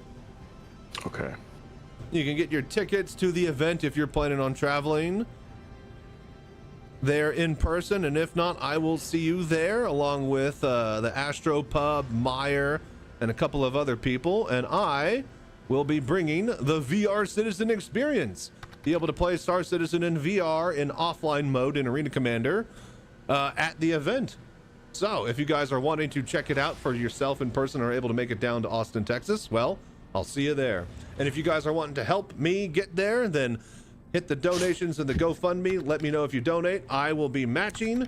If you want to help out on the Twitch page, just use your Twitch Prime account, gift subs, donations. All of that goes back into this project and helping making it bigger and better than it could be without it. So thank you all for the voodoo that you do. You guys are incredible. So here, can you drive the Star Citizen car with the wheel? Yes, yes. In fact, hello there. Where is show them how to do it. I will. Let me pull up there we go. If you're wanting to see what I can do in a race setting, there are my Daymar Rally highlights. I'll pull up a ground vehicle right now and I'll drive it around the hangar to show you how it works. But yes, I've done the Daymar Rally in VR twice now. I won 5th place one year and 7th place the next year. So if only we had official VR in 30 days. Yeah, no, it's just VR Citizencon, you guys. We're taking VR to the Citizencon watch party. Hopefully, you know, there might be some big information about VR there, though. Work tomorrow. I'm gonna get on after work tomorrow. Yeah, holler. And just solo all those missions, or yeah. Or just well, let me know. I'll be on. I could hop on. Just let me know when and see if I'm awake or whatever. Bet. Let's see here. Ground vehicle. What's a good one? Hello there. You know, I have this one that I paid for a boost button because it's the racing variant, and then I upgraded it to the special Valentine Day Ferrari red paint livery, and yeah, then the boost button broke and they haven't fixed it, so this is completely worthless, but I love it. Let me pull it out here. It is the Tumbrel Cyclone RC, the racing Cyclone with the non-functional boost button. Digital goodies pack. The fuck? What the hell is this? Oh, Digital Citizencon. Yeah, and again, we're doing. I don't know if what you're doing October 11th or if you have a free Saturday But big Citizencon watch party in Austin, Texas, and I'll have my VR rig there if you wanted to check it out. October? In October? Yeah, October 11th. I might actually pull up on you, bro. I ain't gonna hold you. I might actually pull up on you. See what's what. But yeah, I'll send you more info if you want, Mozzie. Hell yeah. Oh, let's see here. Can you drift? I mean, it depends. I mean, all the tires in ground vehicles feel like, you know, goo anyways. It's not a very good ground vehicle handling engine. It works great for flight spaceships, but yeah, ground vehicles, they just kind of slap that together and it, you know, works. It's definitely not a racing engine, but it does, you know, operate like you would expect it to. And yeah, speaking of sticking to too much, that you can drive like vehicles straight up because the actual, there's some basically coating with the surface of the wheels, and they basically stick permanently to surfaces so you can drive straight up walls. I think they recently changed that. Oh, and so guess what they figured out? Mozzie, you still there? Mm-hmm. So that bug with the Kruger, with the wolf, and getting in and out and you being stuck in EVA between client and server, right? So guess what they figured out was the issue? I forgot I got raided right in the middle of saying all this. So the issue was that they looked at the bug smasher guy was just looking all the like hard into the database coding of the actual, you know, stuff for it. And it's like, what about the gravity? And they pulled up the gravity and apparently it was set to like 0.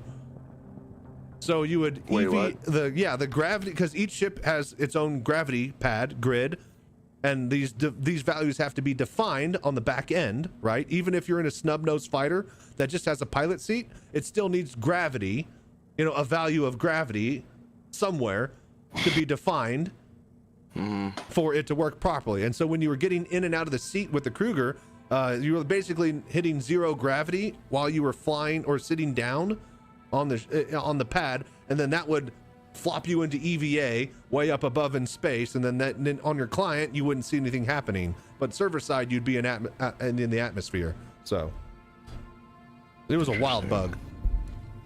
All right, you can drive up Walt. I don't think you can anymore. You used to be able to, but it was pretty high of an angle. There are some ships, there were some ground vehicles that you could like drive and like stick. It would literally stick. All right, but yeah, it works, you know, just about as good as you'd expect, you know, even cooler in VR. But again, like I said, this is the red Ferrari racing variant, special livery, and yeah, it kind of drifts because of the handling and the vehicle itself now, but it immediately stops and it doesn't keep drifting. I can't hold freaking, you know, like, hang on, we'll get some speed here.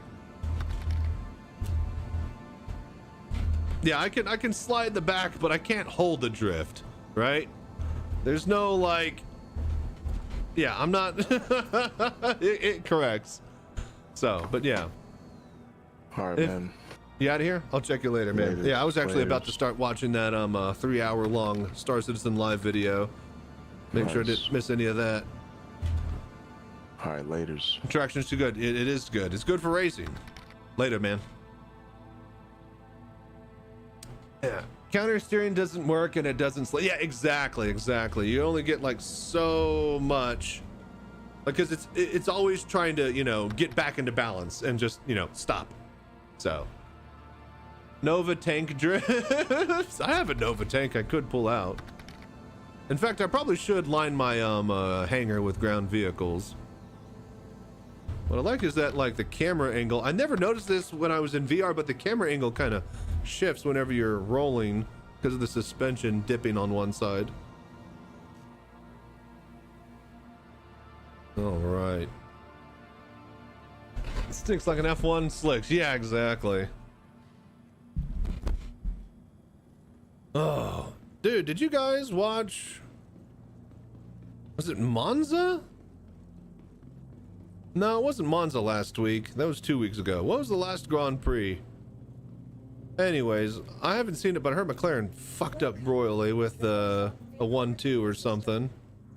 With a double stop. All right. Want to get one more, maybe like a hover bike here. Don't I have a tank? Ad break time, perfect. Actually, okay, here's what I'm gonna do is I'm gonna get a Fury and I'm gonna put it to the side, and then after the ad break we're gonna pull up the Star Citizen live video and we're gonna watch that. So hope you guys are ready, got your snacks, your popcorn, and your drinks, because 3 hours are about to go by really quickly.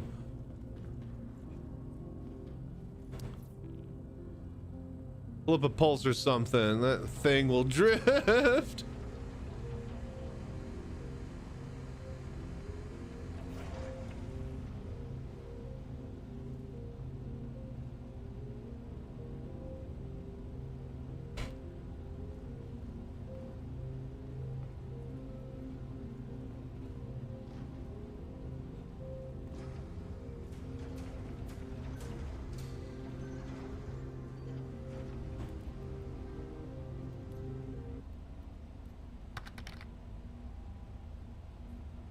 No ads when you drop that Twitch Prime, though. You're not wrong, E.com. Speaking of, thank you all for doing the voodoo that you do out there. And if you got a Twitch Prime, oh my God!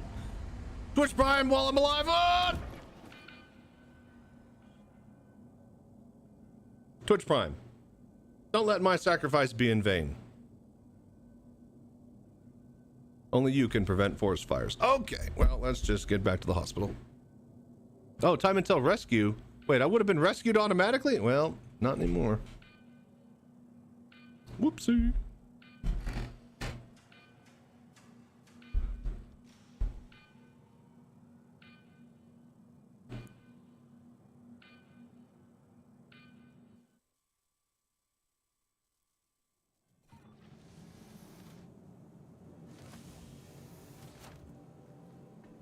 Okay, there we go.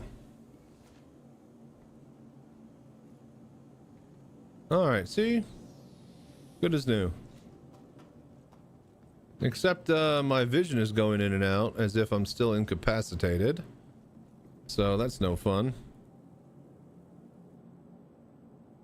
All right, well, I think you guys get the point. Ad break's going. I'm going to bring up the video. We're going to get ready to record this, and I guess I'll post this as content.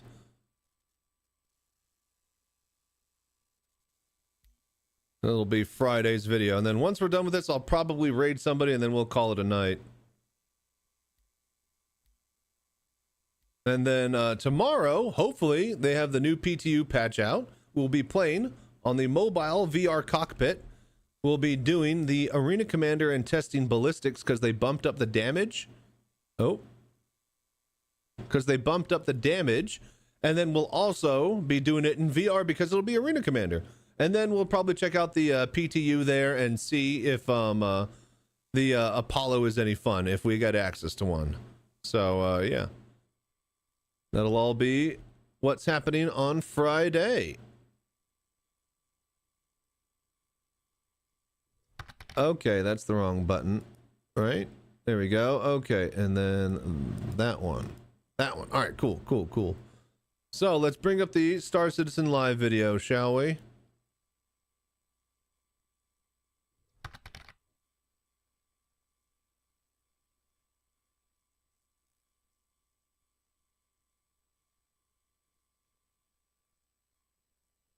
Hello there.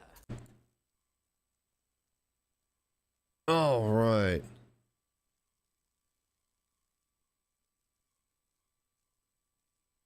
Let's see here. That's the actual, that's Salty Mike's reaction to it. Where's the actual Star Citizen?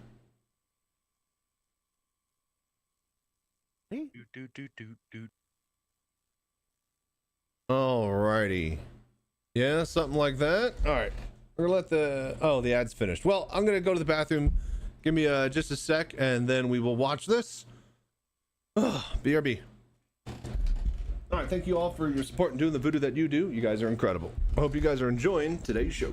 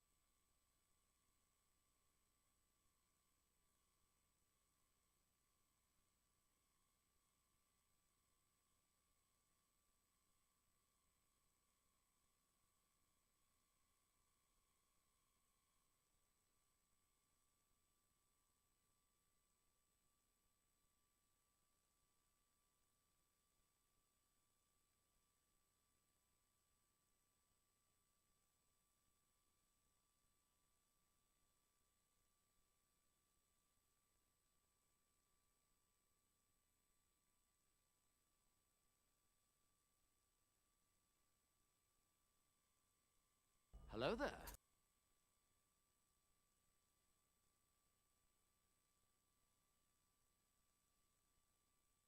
Okay.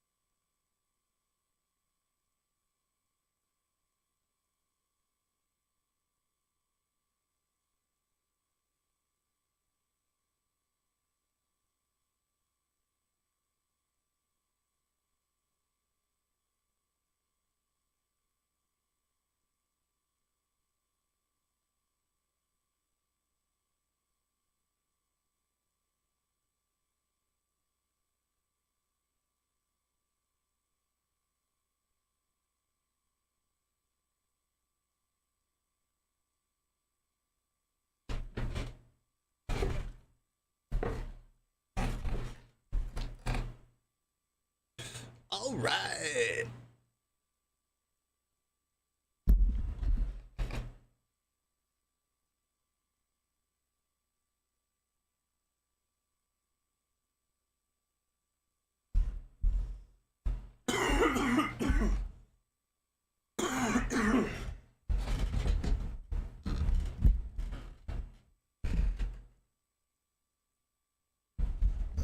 Okay, okay. Hello there. All right.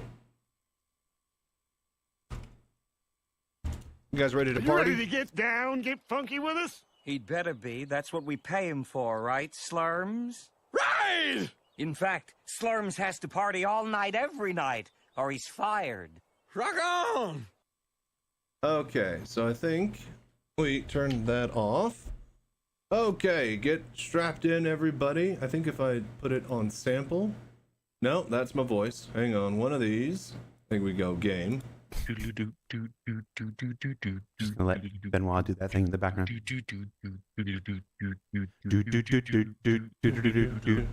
The show's actually started, Benoit, so this will be on the YouTube version. Hi, everybody.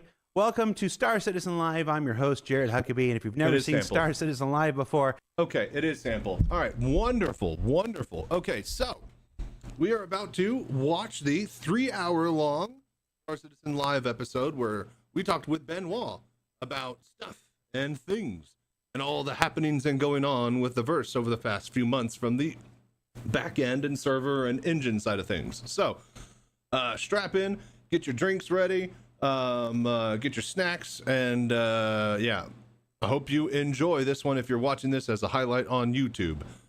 With that being said, before we get going, really quickly, let me take 5 seconds of your time to say that we are raising and fundraising and matching donations up to $500 for the GoFundMe to bring our mobile VR cockpit to the Bar Citizen watch party in Austin, Texas. So if you donate, let me know. I will match funds or I'll match donations to the fundraiser up to $500. So with that being said, we've got plenty of cool giveaways and stuff on the Twitch. I'll be streaming every single day if I can, but counting down to the event itself. And yeah, if you're going to be there, I hope to see you there.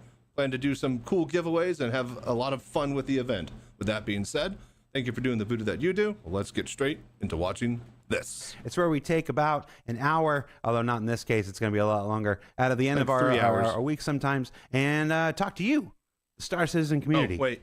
We put our developers to the test. We have them answer questions. We have them talk about various aspects of their work.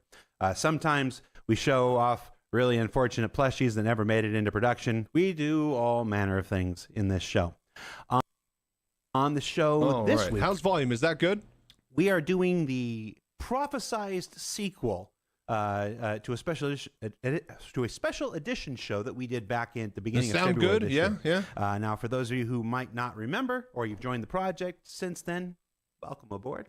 Back in February of this year, after Chris Roberts announced in his letter from the chairman a fundamental change in the manner and focus of our development for this year, Benoit and I took to SEL and spent 2 or 3 hours. I don't remember how long. About 3. Would have been good to look at that before I came here.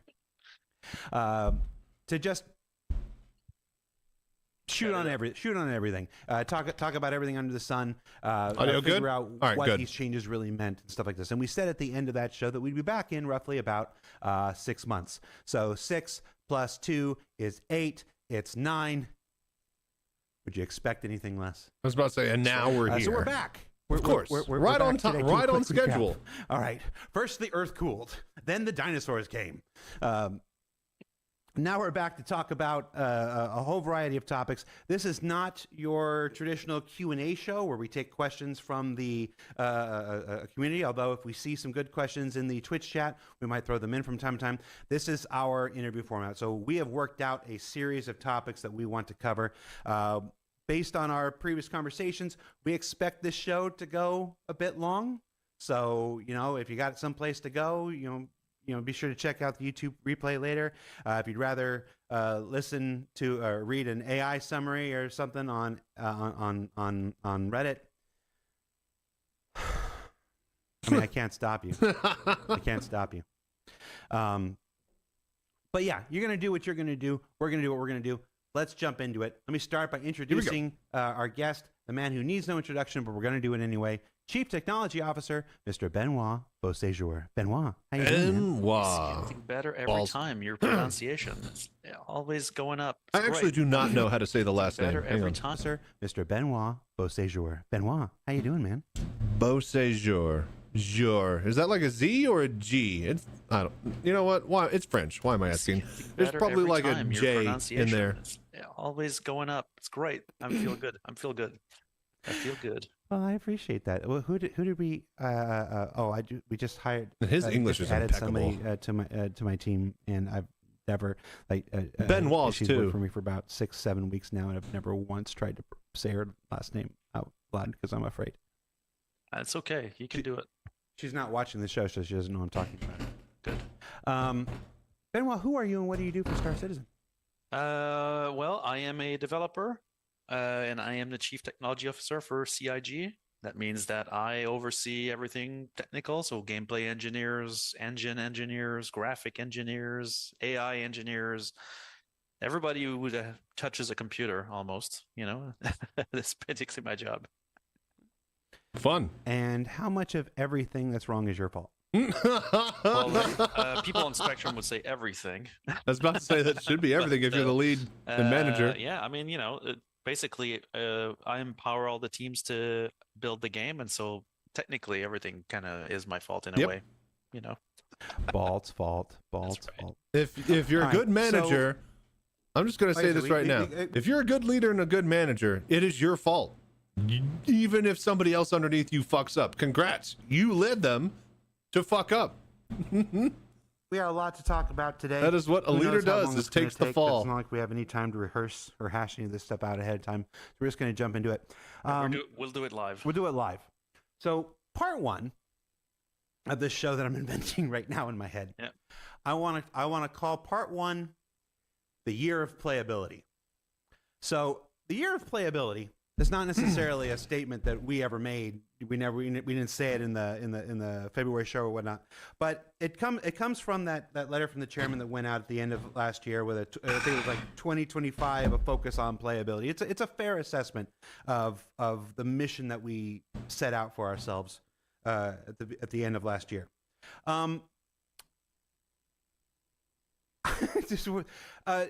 Have we during the February show? Remember, guys, we're figuring this out as we go along. It's been a busy week.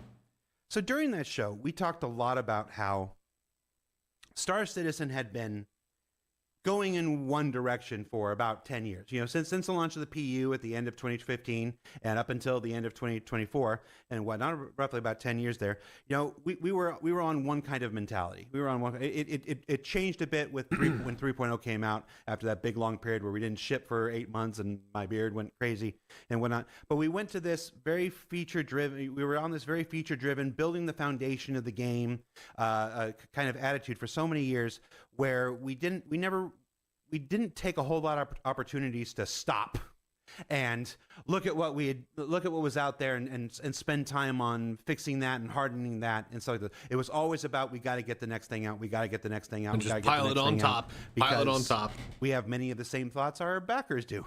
It's like you got to get this. A lot of people in the business would call that technical debt. Stuff out. We decided that in 2025, because of the impending release of Squadron 42 in 2026, and the need to let those people focus on that. God, I hope they make that date. Whatnot. We were going to allow the engineers that remained on their focuses remained on Star Citizen to take a step back from new feature work and look at hardening and fixing and addressing a lot of the long-standing issues. Now, I said a lot. I didn't say every. It's as many as we can within the time. You know, it's a 10-year journey towards one direction doesn't get turned around and fixed in 3 months, 4 months, 5 months. And we said this at the time. Nonetheless, there's still people who, you know, we see the same comments, guys. We see the same things like, oh, so much for the year of playability. I think they've done pretty well. Literally my brother. I'm not making fun of anybody else. I'm literally quoting my brother. If you've ever met my little brother, that's exactly how he sounds, because he plays the game. He plays the game, and I get crap for my little brother. Oh, I bet. It's not just the backers. It's family now. It's you, Clark. It's you, Clark. Calls him by name. So I want to talk about that. I want to talk about that. It's how all little brothers sound, at least in our heads. At least in our heads. I just wanted y'all to I want to make sure everybody knows I wasn't making fun of one specific individual that I share genes with. I also sound like that sometimes when I talk to John Crew. You know? Like, hey, what about my ship? You know. So let's talk about this year of playability and how it's gone so far. We said we'd check in six months later. We're roughly here. How's this year of playability gone? What have we done? What have we achieved? Where are we at in our process? Are we happy? You know, Benoit, you do the Benoit thing. Yeah. Well, I mean, I want to go a bit further out than just the beginning of the year, right? Because let's take same date last year. Right? Okay. So let's go full 1 year back. You know, the state of the game 1 year in the past was still single server DGS, right? So we're talking about digital games, maximum 100 players per game shard, one server simulating DGS, all of the digital universe, game no shard or second server, star I system, think. right? So only one star system. Server performance, not good. 4 or 5 right? frames. Yeah, I mean, if you're lucky, You're right? lucky. Like, When you load it in. like the It was bad. parameters for us to launch a patch was basically 7-ish, which is horrible if you think about it. But and so that was last year, right? So we start from far, right? We And were still in the clutches of 30K. We were still in the clutches of 30K, Oh my correct? God, so yeah. we did have some level of server recovery, but a lot of issues related to it that could have side effects. Some of them are still present. We'll talk about some of those. And so, you know, fast forward to now, like the assessment is a lot better, I think, in my mind, right? Like, obviously we've had the release of 4.0. Like, it's been a bit of a roller coaster. I'm not saying it's been just a straight line. Like, we've taken some dips and then improved the stability and the quality of the game overall. But obviously we have the 4.0 release, which came with static server meshing, which was the element that we needed to free up server performance, right? So on average now, when we look at server perf, they free up server performance, that immediately dump stuff like, you know, Hathor's places and new locations, and yeah. Didn't get much time with just, you know, server meshing by itself before they immediately clogged it back up and whatnot with entities. I mean, other than some egregious problems which we've identified, we get per territory stats now. So basically we don't just get like server FPS is X, right? We're gonna know Stanton server FPS is X, or, you know, Hurston server FPS is Y. And so we can compare, depending on which territory, what performance we're getting. And FPS is just one of those parameter, right? There's a lot more. I didn't actually think about the metrics that they're getting to be able to compare. It's a simple mental model. Because yeah, it was just one server-wide Stanton server beforehand. Server on average, server FPS is up 20 easily, right? Obviously, some zones, like let's say when we launched Stormageddon, there were some issues affecting those zones that made those servers like dip below that quite a bit, and so they dragged the average down. But overall, the game server performance is way better. And I think having 600-700, we've pushed up to 800 players per shard, which is something we're pushing at right now. We'll talk about this if we talk about server meshing a bit more. And so we're going to be pushing this really hard moving forward. But that's per shard. If you get them all in one location, still a lot of the regular constant issues remain, like the trains and stuff stop functioning, elevators stop working, you know, just everybody's crammed and physicalized. So like if somebody's blocking a door and hundreds of people are trying to get through, well, get fucked, everybody. So there's still a whole bunch of issues where everybody crams together. But yes, 800 people are working on a single shard in a star system. I will say it's working nicely. Last year to this year, in my mind, it's not the same game. Completely not the same game. Like now, if we look at even the stats from our players, like session length is up like 10x. It's not even comparable. Yeah. So that means people play for longer periods of time and they stay online. I think server recovery is a big help for that. Though the stability of the game server is also improved dramatically. And so,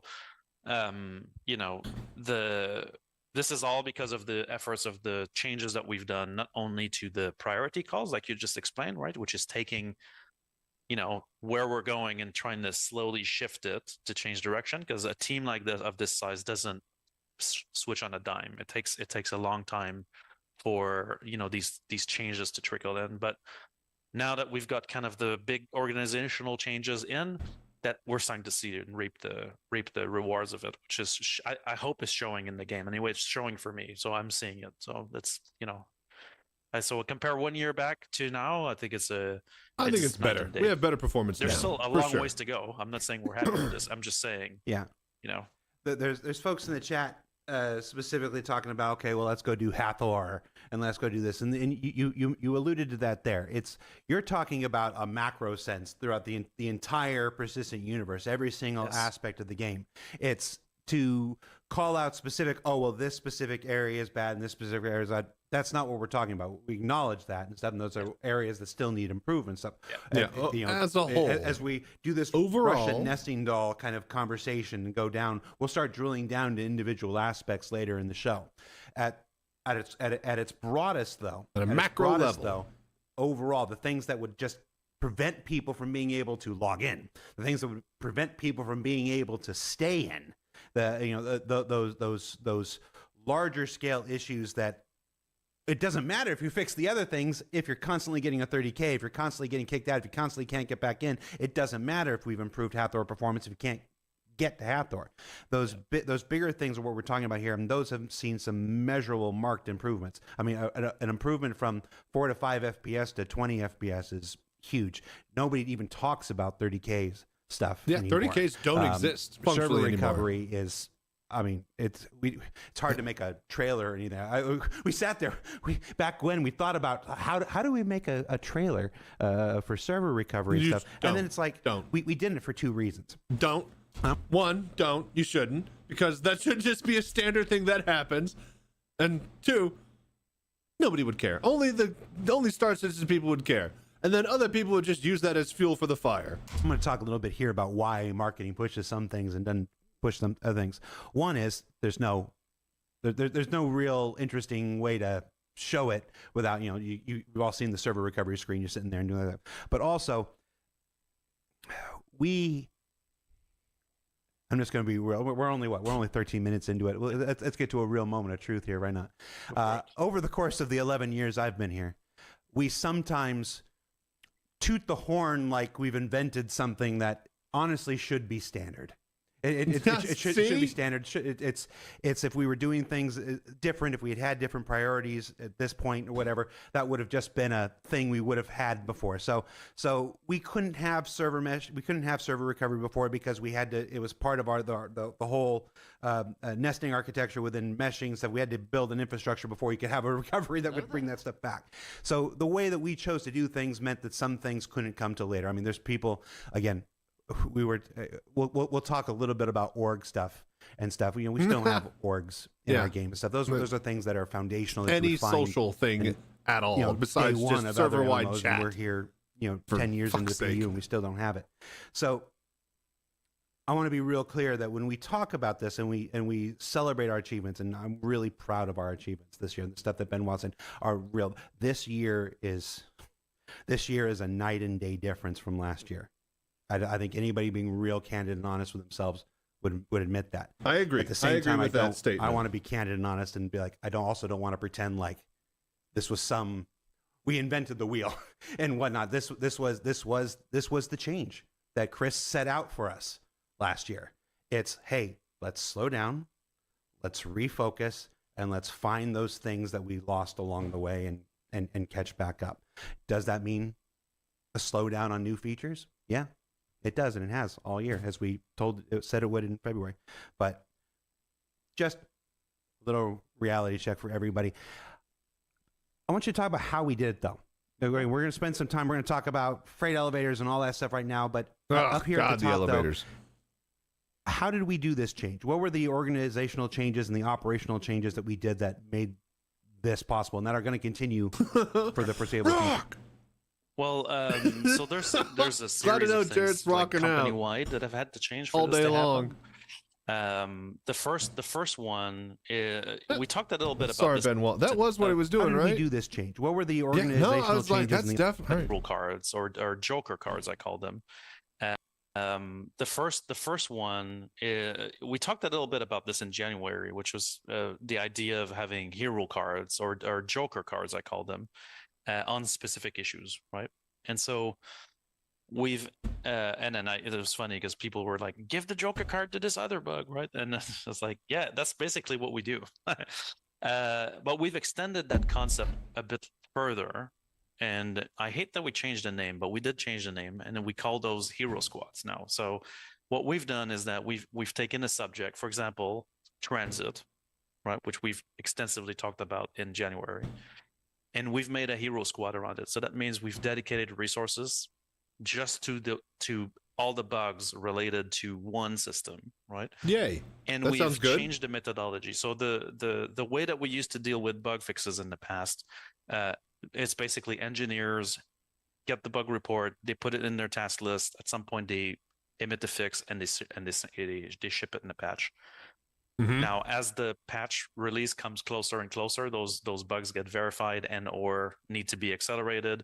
And so it's always a bit of the fixes are valid, they're correct, but we don't have time to test them fully.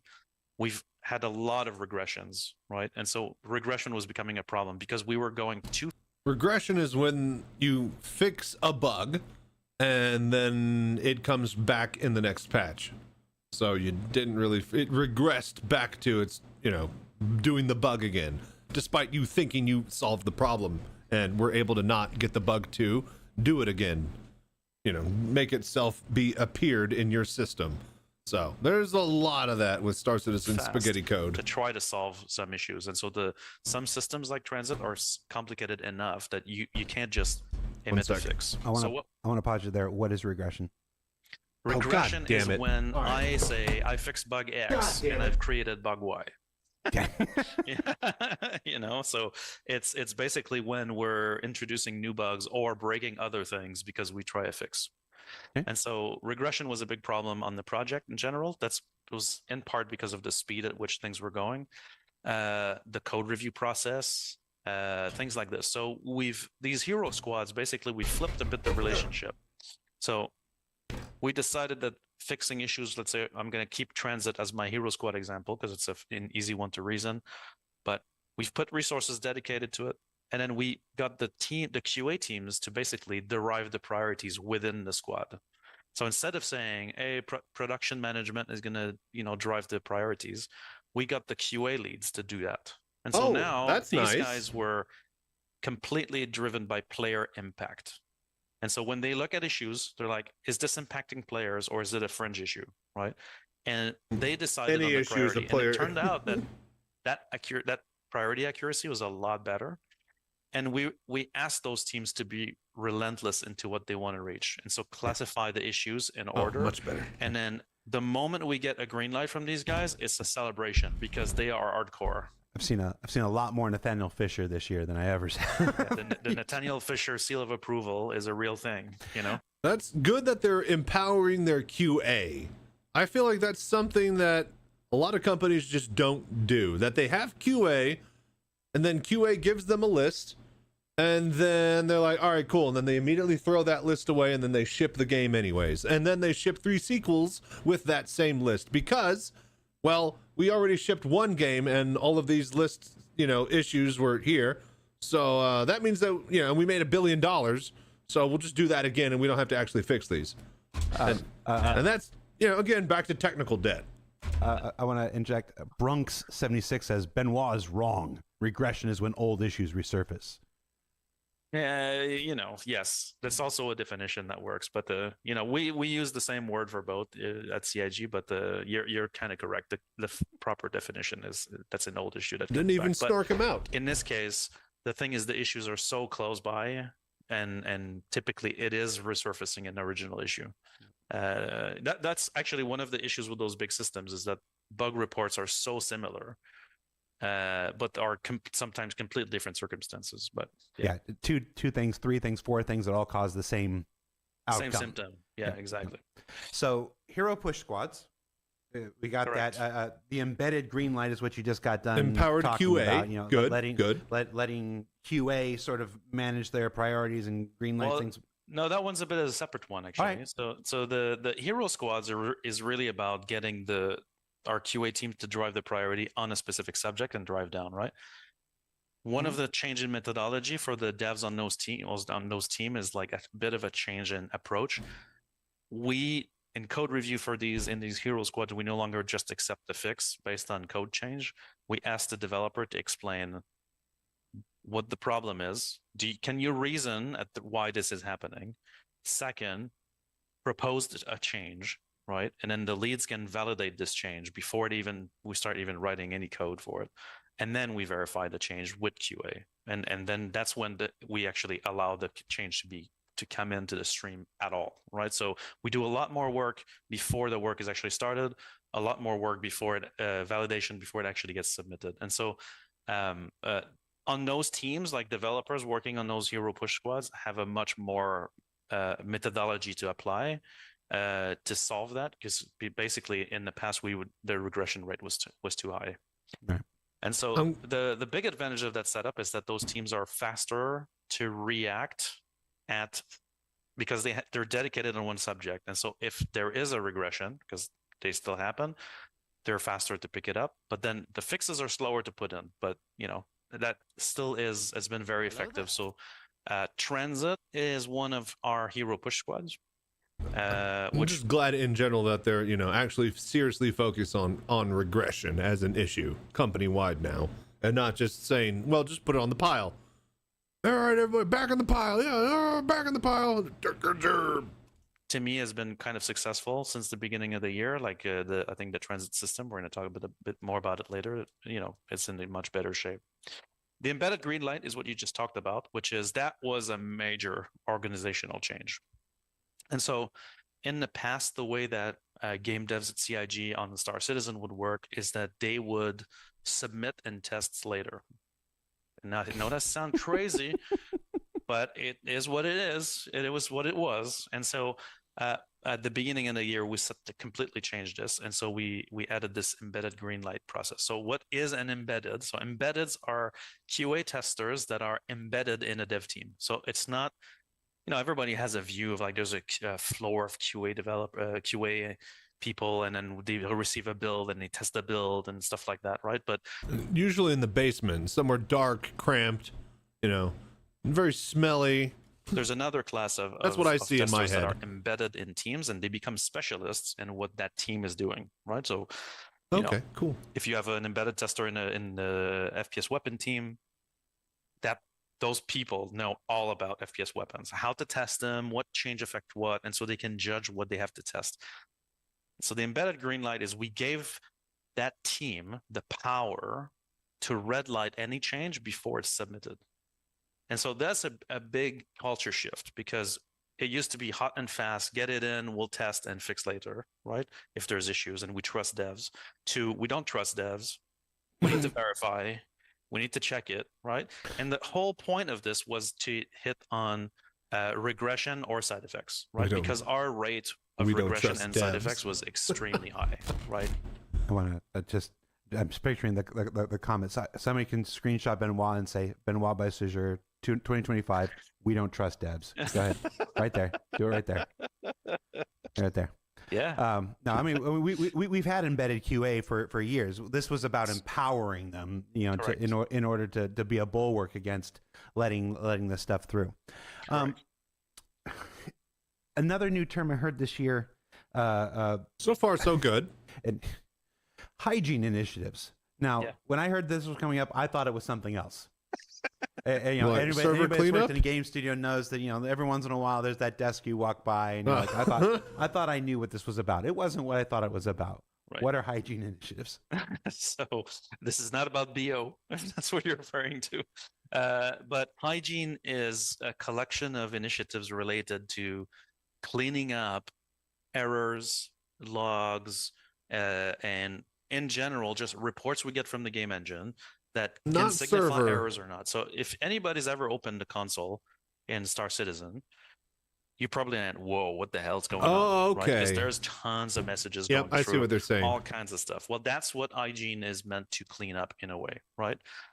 Now, these things will take us a long time to clean up, arguably, but we do have the same problem of signal to noise ratio in other areas. So like when environment artists are working in the editor, they get level warnings, right? Well, there's a ton of those warnings that are either irrelevant, asserts, warnings, right, and errors. And so the issue is level artist is going to get some warning. He's like, can I do anything about this, right? Oh, there's 50,000 of them. Probably I don't have to worry about this, right? The reality is one of those is actually an issue, right? And so the hygiene initiatives is like a collection of things that we need to change in how we build the game to clean up these things so that the errors are meaningful.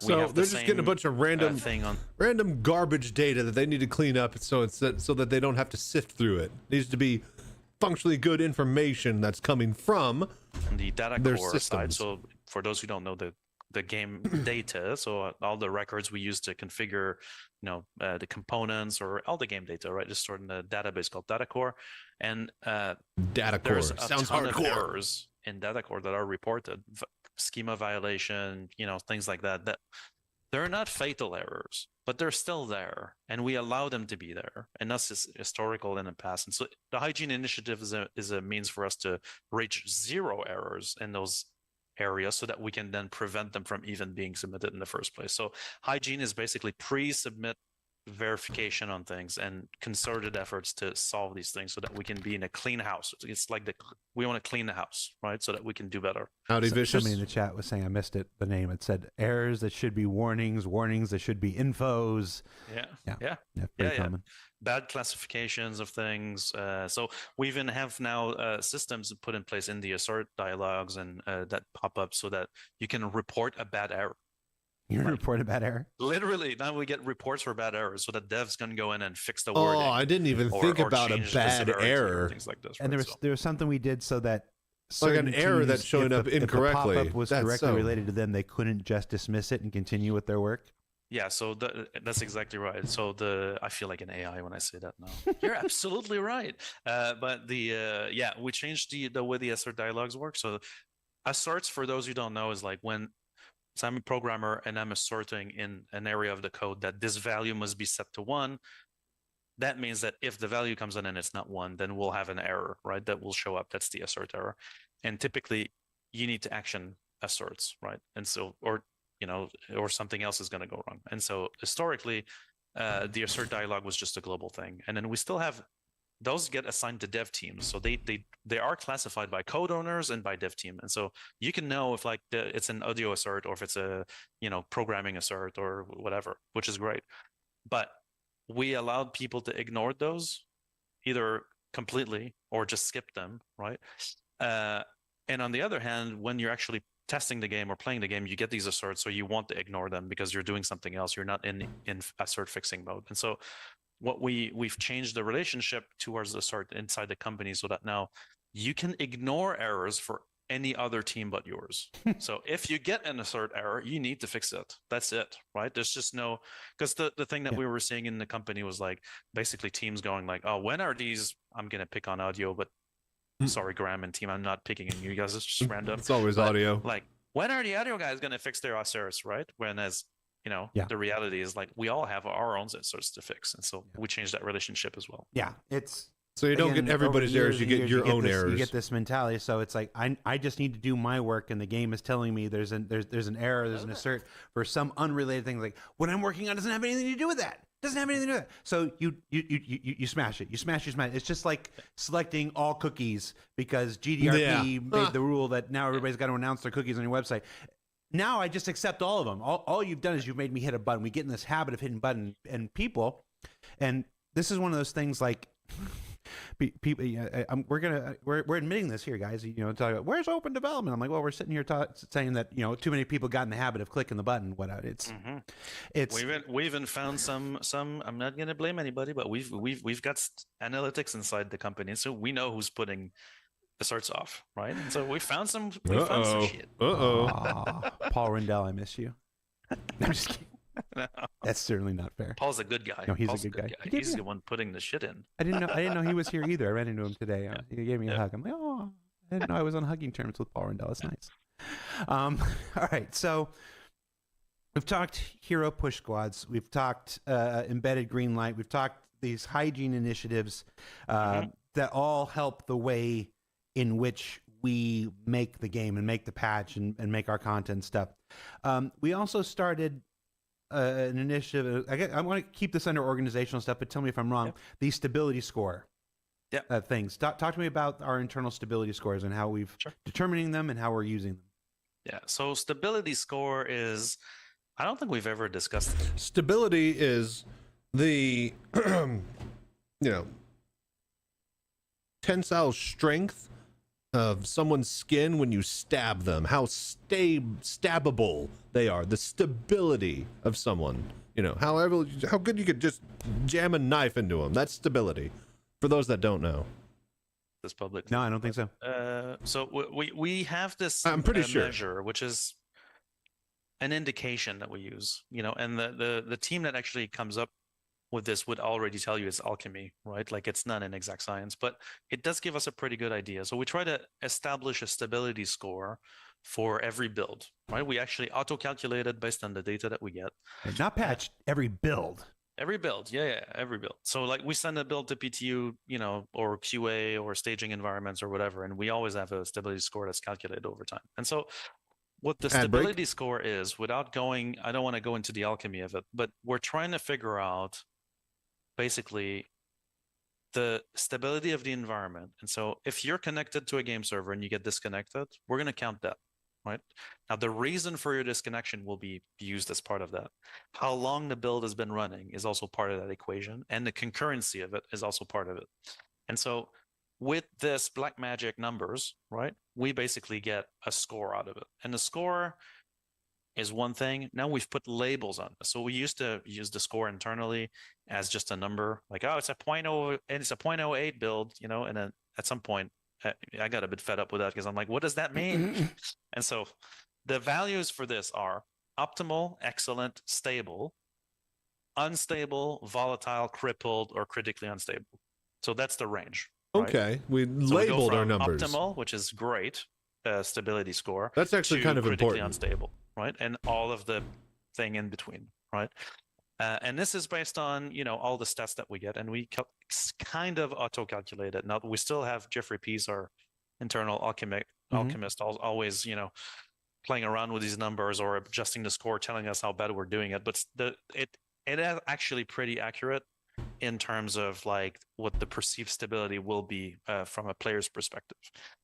And so if I compare, and that's what was September 11th? That's one of the more important things, is that your data is corresponding to what you're getting IRL. A lot of things, a lot of big issues that F1 teams, these guys spend billions of dollars with simulations, research engineers, computers, programmers, developers, coders. They go balls to the walls for this. And one of the big common problems that I see a lot is that they're not getting the results on the simulator are not comparable to what they get when they bring the car to the track day with all the upgrades and the pieces and all the stuff, right? They're like, it's not performing how it should in our sims and in our systems and stuff. So being able to, you know, reliably, you know, get that data to the ground the way it's shown in the engine is pretty damn important, and it not just, you know, misrepresenting. So hello there. Oh, dude, thank you for following and doing the voodoo that you do.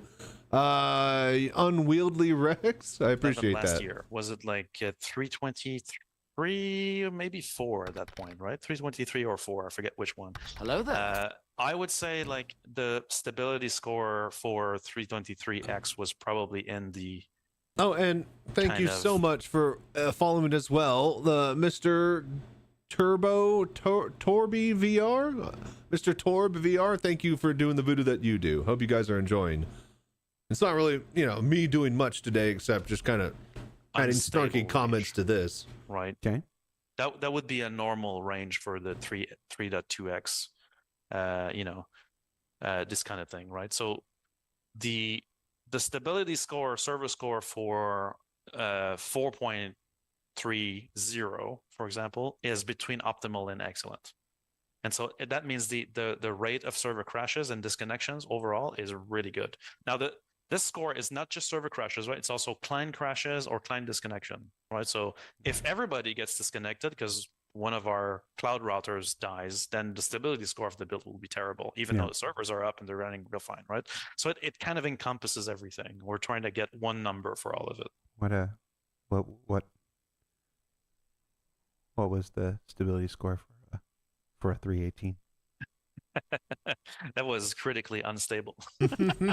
Yeah, I mean, it's funny because actually the server, if you just took the server score for 318, it wasn't that bad, but it's everything before it. That's why it was so critical in the 318 areas. It's because it was really a massive backend, you know, problem at the time. So yeah, let's not talk about that. Yeah, I was about to say, let's not discuss 3.18. We don't talk about that damn holiday live stream and Alpha 318. That's right. At least Alpha 318 had to happen. At least that had to happen in order to get everything that came after it. There was nothing about the holiday live stream that needed to happen. So, you don't want the makeup?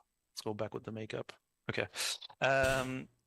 So yeah, so that's the stability score, right? So that's an interesting measure, and I mean that proves that we've kind of really improved the crash rate on game servers, so the server errors that you get. Now, we need to do more on the stability score, because with static server meshing, even the stability score is sometimes skewed. We have run into area local crashes that would crash loop a server, right, nonstop. And so that really contributes badly to the overall score of the build, but that's because it's one area. So we're discussing how we can do outliers drag down territory-based, averages. I know a scoring lot as about well, that. so that we can get a better idea. So basically, what I'm Or saying is drag we up. can't get an actual just single number for all of the stability stuff. There's always some factors that, we've had AMD drivers or NVIDIA drivers issues that affected stability scores in some builds, and so So how do we use Damn that drivers. to determine whether a build goes live? It drives me crazy. Is there this? It's. I see these. I see an aspect. Let's just pull the curtain way back. Why not? Yeah. I see the question. Is it worse than what's on live now? I see this question come up a lot in internal conversations. When, let's just be real. If we tried to wait for everything to always be optimal, we'd release very few things. Correct. That's the nature of shipping a game that's in development. Yeah, I'm not going to sit here and try to hide or pretend otherwise. But so we know that not everything is going to be optimal. But where do we draw that line? How do we draw that line? And is it more than just, is it worse than what's currently on live? No, we always try to shoot for better than live, right? When we can.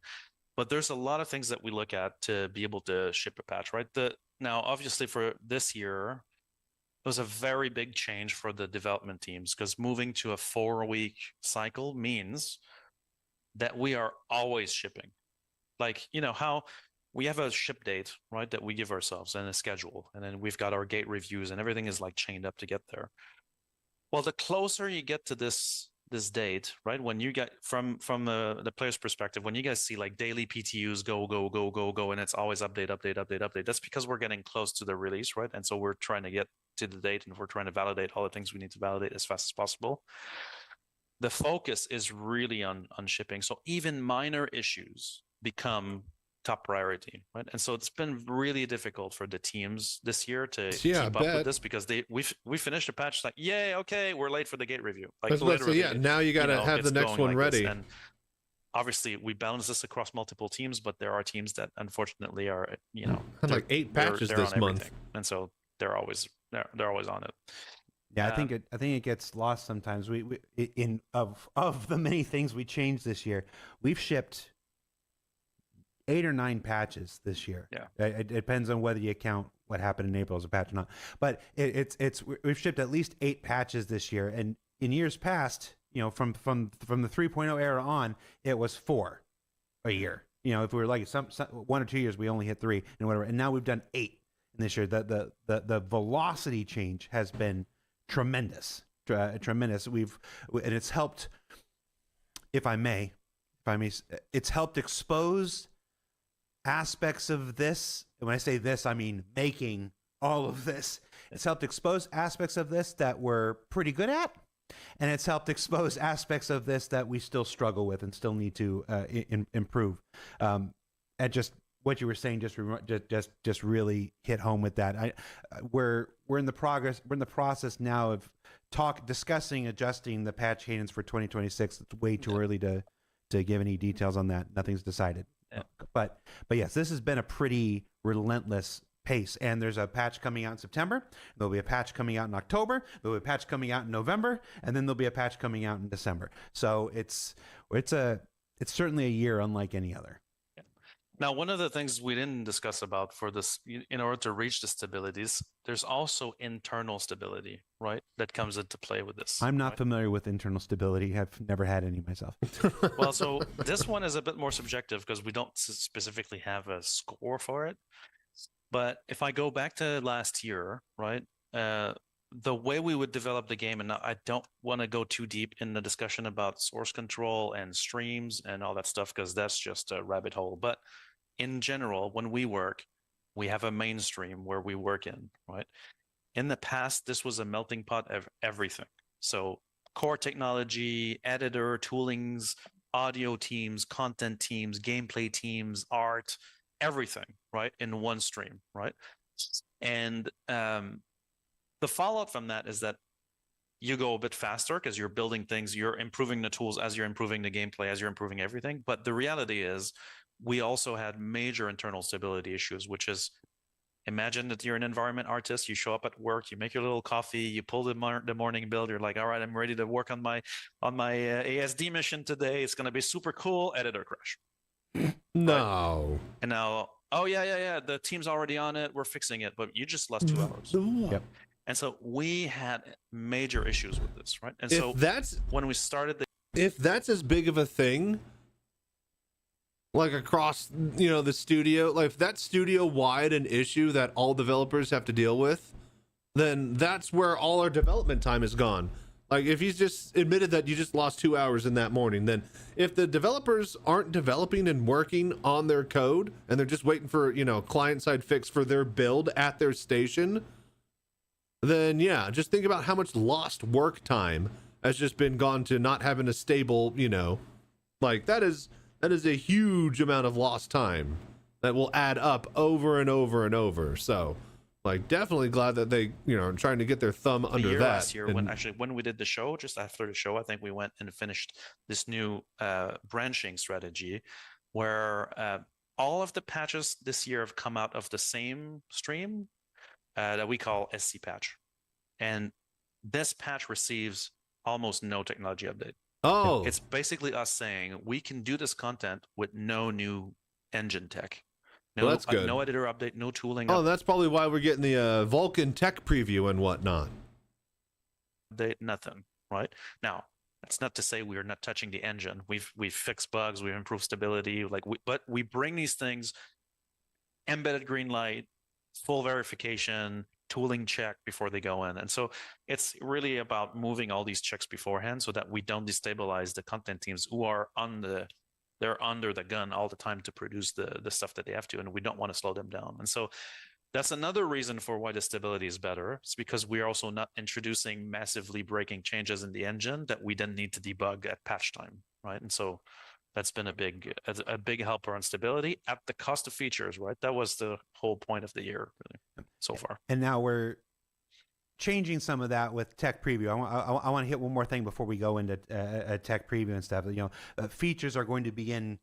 Yes, Virginia, it's true. Features are going to begin appearing again in. I won't say the word soon, but. The bad word. Before I get to tech preview, because that was a really good transition into tech preview, but I want to touch on one speaking more of thing. Tech preview, you mentioned the rise in session length. Yep. So this is one of those metrics that we've talked a lot about. We're 40 minutes in, and we've mentioned a lot of things that have probably never been said on a single development a show before, or podcast, or whatever the heck you want to call this thing. We don't have to talk about session length. The amount of people who are logging in. You hear about concurrency. Steam has concurrency numbers and stuff, but session length is a super important metric for stability. What you need is one of those games where you have people logging out in the menus all the time. You get both that concurrency and session length. And for that's how you farm numbers. So you pump your numbers, kid. Session length, how it's determined, other than just, hey, that's how long the person's in there, why it's important, and what's happened to that over the last 9 months. You got me in Path of Exile just sitting, in my fucking hideout, just AFK all day, looking at trade or, the build websites or shit. Like, man, they got it made. Well, let's say the session length is calculated by you joining a game server. Hold on, I'm sorry. Spicy SCO7 says 40 minutes in, said virtually nothing. Okay, come on, man. Yeah, I stopped the whole show. Sure. Stopped the whole show for that. Continue, Benoit. I was saying the session length is calculated when you connect a game shard, right? So sitting on the main menu doesn't count, right? It's really when you're actually actively connected to a game server, and obviously it ends when you disconnect. So that sounds like a simple metric, and it kind of is, but it's very important because it gives you an idea of, like, you can have very high concurrency and a very short session length, and that means that's a terrible patch. It means people are going in, let's go. Let's talk about the patch. It's good to look at those 2 points together. High concurrency, but low session links means that you're basically logging in and then immediately getting kicked out, and then you're trying to do that for a long time, and a lot of people are doing that over and over. That's not a good game. Not talk about when you would get in game, if you could get in game, and then can't get out of bed, Alt F4, end of session. Super high concurrency, but very low session length. And so the session length is a bit of an indicator of the quality of the game, but also of the desire of the player to keep playing the game. And so the longer the session length, it typically means that, the content's being engaged with, players are playing the game, blah, blah, blah. Now, I'm sure, some people go out in deep space and they mine, and that's it, and they can mine for hours. Outlayers and they pull the average always up. Other players, go pull PvP numbers for down. a couple minutes, and then they exit. Or bring and them then, up. They drive the average down. But overall, the session length is it's always a metric that we look at as a secondary metric to look at the quality of this. And so the session length has more than doubled since the 3.x era. Of the game, easily. It's good right? news. And obviously, in the case of server recovery, your session continues, and so that helps, quite a bit, because before it would cut the session in half. So there's other factors that contribute to it, but that's why it's an important one. Okay, so now I want to talk about Tech Preview. So we used Tech Preview when we launched 4.0. Technically, 4.0 didn't launch until end of January this year. That's when it went to live. It was on Tech Preview at the end of last year. And we made these statements that we were going to use Tech Preview in order to bring these new things in and maintain the stability of live. It took 8 months. Correct me if I'm wrong. I don't think we did a Tech Preview between January and late August, early September. Yeah. And now we're using them for the Vulkan stuff and the graphic stuff. Talk to me about Tech Preview, why we're doing it, how it's working, and let's just start there. I'll follow up when you're done. Yeah. So, let's start with we didn't have Tech Previews in, let's say, April of last year, right? We started this idea of having Tech Previews last year, right? So it's a new kind of tool that we have. And obviously, we use Tech Previews in the server meshing lead up, right? To validate key assumptions, to actually isolate the testing. If you remember when we did the major technical previews on the 3x branch for server meshing, it was taking the actual previous build with server meshing technology. So uninfluenced by new code, uninfluenced by the current patch, something we know is kind of in a stable range that we can use to test the technology alone, right? It's also 30 days to VR. Just again bringing that in the stream and then going Cortez maneuver. Now we're stuck with it. We're moving forward, but and so the Tech Preview has been invaluable for that, and especially for the server meshing project, that's been a super important tool, because we just don't have always the ability to replicate what players are going to do, and to be honest, even with bots and virtual players and whatever, it's never the same. Then 4,000 players filling ships with hot dogs, And right now we're using it for graphics. Wait. What was that bit? This Tech Preview that we're bringing in is errors and whatever. It's never the same. Then, 4,000 players filling ships with hot dogs.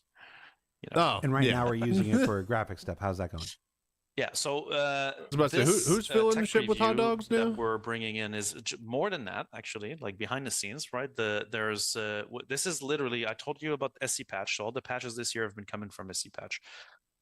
The Tech Preview contains all changes that we've brought to our mainstream. This is where the engine development happens. This is also where we bring back some technology from Squadron 42 back into Star Citizen. And we are moving all of this together up to SC patch. So this will now become, when we're happy with all the testing that we got through on this, and it checks all the green lights, this will become the new baseline from which we build patches. And so right now, this includes, about 8 to 9 months of graphics changes, right, which have not seen the public yet. And so a lot of Vulkan changes, obviously. Especially that Vulkan to the great pleasure of our great Ali Brown. who really wants us to finalize this merge so that we can bring this into players. And there's some great stuff in there. So a lot of Vulkan optimization, Vulkan changes, but also in a way for us to test all of these changes that we've been doing to the core engine rendering outside of the lab, because we have a graphics lab internally that we test on, but it never, again, there's never anything like shipping it to players and having all the different kinds of hardwares and configs and settings and driver versions that we need. And so you're never going to get your virtual environments to handle the same as getting it to the actual player base itself. What's up, Smoke? How you doing? And yeah, catch up Prime, if that's your name. I can't read it because the text and font it's across my chat window's across the room. But anyways, yes, we are trying to bring the VR Citizen experience to the Citizencon watch party down in Austin, Texas. So thank you for doing the voodoo that you do wherever and whenever you are able to donate and help. I appreciate all that support. Anyways, how you doing, Smoke? We're just watching the Benoit video. Player facing, but there's a ton of back-end tooling that comes with that. A major update to the editor with some new material addition systems and light group systems that are in dire need of coming in, and a major upgrades to our scripting system that power missions, which the mission teams are, Elliot and his team are like, when is it going to be done? For that, yeah, no. Yes, that's. I'm glad you brought that up because I'd actually everybody's waiting on everybody else. That it looks like it's just for the graphics, everything, but yes, no. The mission, we call it Mission 2.0. We call it a couple different things internally, but they are chomping at the. You already said that. I'm reusing the same. Sorry, I saw a comment from Salty and Mike that said, "Talk about session girth," and I laughed and wasn't listening to anything you were saying for like 30 seconds. Okay, because that's cool. It's a good joke. It's a good joke. It was a good joke. Now, to be clear on the mission tooling there, right? This is part of Mission 2.0. It's a prerequisite, but it's not the Mission 2.0 system. That's a much larger endeavor that we're still on. But this time it's tooling, right? So if some players are tech savvy, it's basically a visual scripting system that we're upgrading massively, which was, I think we've demoed this years ago at this point, but it's called the Subsumption at the time, and it's now called StarScript. And so the StarScript system is basically taking star blank something, the tooling that the teams are using now and making it much more reliable, robust with syntax checking, error checking, validation, auto layout, stuff like that the teams really need to build more quality missions. I'm sorry, let me get this straight. You took a new feature set and you took the base word for it and then added star in front of it and called it that? No, we renamed Subsumption, which was the original name, and then we put star in front of it. Yeah, exactly. That's right. Hey, we have a theme, all right? We're going with it. I'm rolling with it. As long as you're willing to get called out by me every time you do it. All right. This tech preview is obviously important. It'll be in tech preview for as long as it needs to be in order to I guess it's raining outside. Wait a minute. Jesus, there was a clear view out there just a little bit ago. Base from which we created our patches from. What is the next tech preview? Go ahead, say it. Well, so what's behind VR this, tech right? preview? This enables us to bring in. I'm going to go back to streaming just to build the excitement. No, I'm joking. So off of our main technology stream is another feature that's been built there that needs all of this to work, and that's the engineering gameplay tech preview. That's right behind it. So okay, the moment all right, we can engineering, bring in that's the base tech preview changes, that's fine then too, we'll I be able guess. to do to run the next testing on engineering gameplay straight off of that patch. So that's going to be super interesting. Yeah, so they're saving the VR tech preview this is the next for set of tech previews. This is the good ones. I want to go ahead and say I'm going to go ahead and say it so that if people can get angry at me and not trust me, we'll get there. Right now, we're using tech preview to test Vulkan and these and all these graphical stuff and all these mission changes and everything underneath and stuff like this. When this is done and get fully integrated, go to live and whatnot. The next thing is engineering. We desperately. I'm going to use the word desperately. We desperately want this tech preview with engineering out before the end of the year. Now, this is the middle of September. It's still October, November, December. That's still a lot of time. It's not any time when anybody would say soon. And that's no guarantee that we're even going to hit it.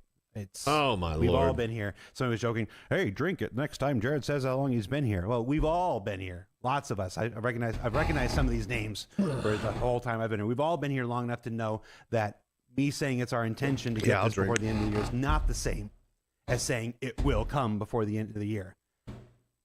Just being honest with you here, but it is everybody's. Dude, what is holding up engineering that they thought they would get it out so early? We need it. We're tired. We did 5-6 stories in engineering. I did like 2 or 3 Citizencons with engineering. Like it's time. 300, kick that mother out onto tech preview, please. So we're trying, but I just want to make sure that everybody's super clear on what that means. Hey, but well, it's on ready this, when I got it's a little ready. segue for you. All right.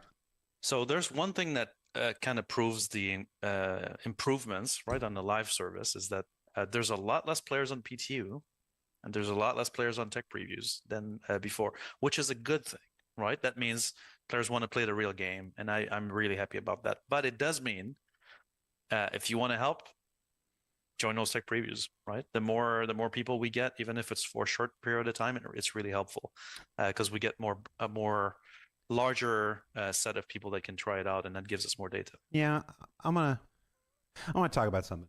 I got to show you sparked something that's actually a bugaboo for me, and okay. I got a platform and I'm going to use it. So we did this change. We did this change this year. We went to what will be 10 or 11 patches throughout the entire year. This almost monthly cadence. Simulating the fire in 0G and 0 atmosphere, I bet is hard. Well, yeah, there's not much actual live data to go off of, so you kind of have to just do it with what you think your simulations can do.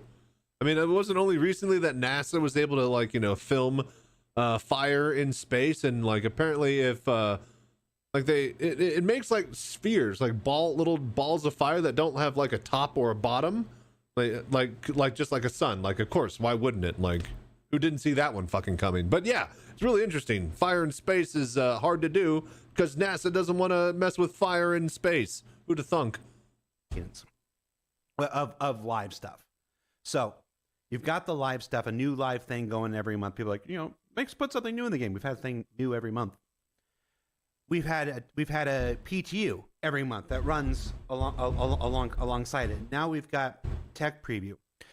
This pace that we're at this year has forced us to split our audience and stuff like this. It's like, well, do you want to be playing the live game, or would you rather be playing the PTU version, or now? That's why Counter-Strike 2 got rid of your original Counter-Strike app.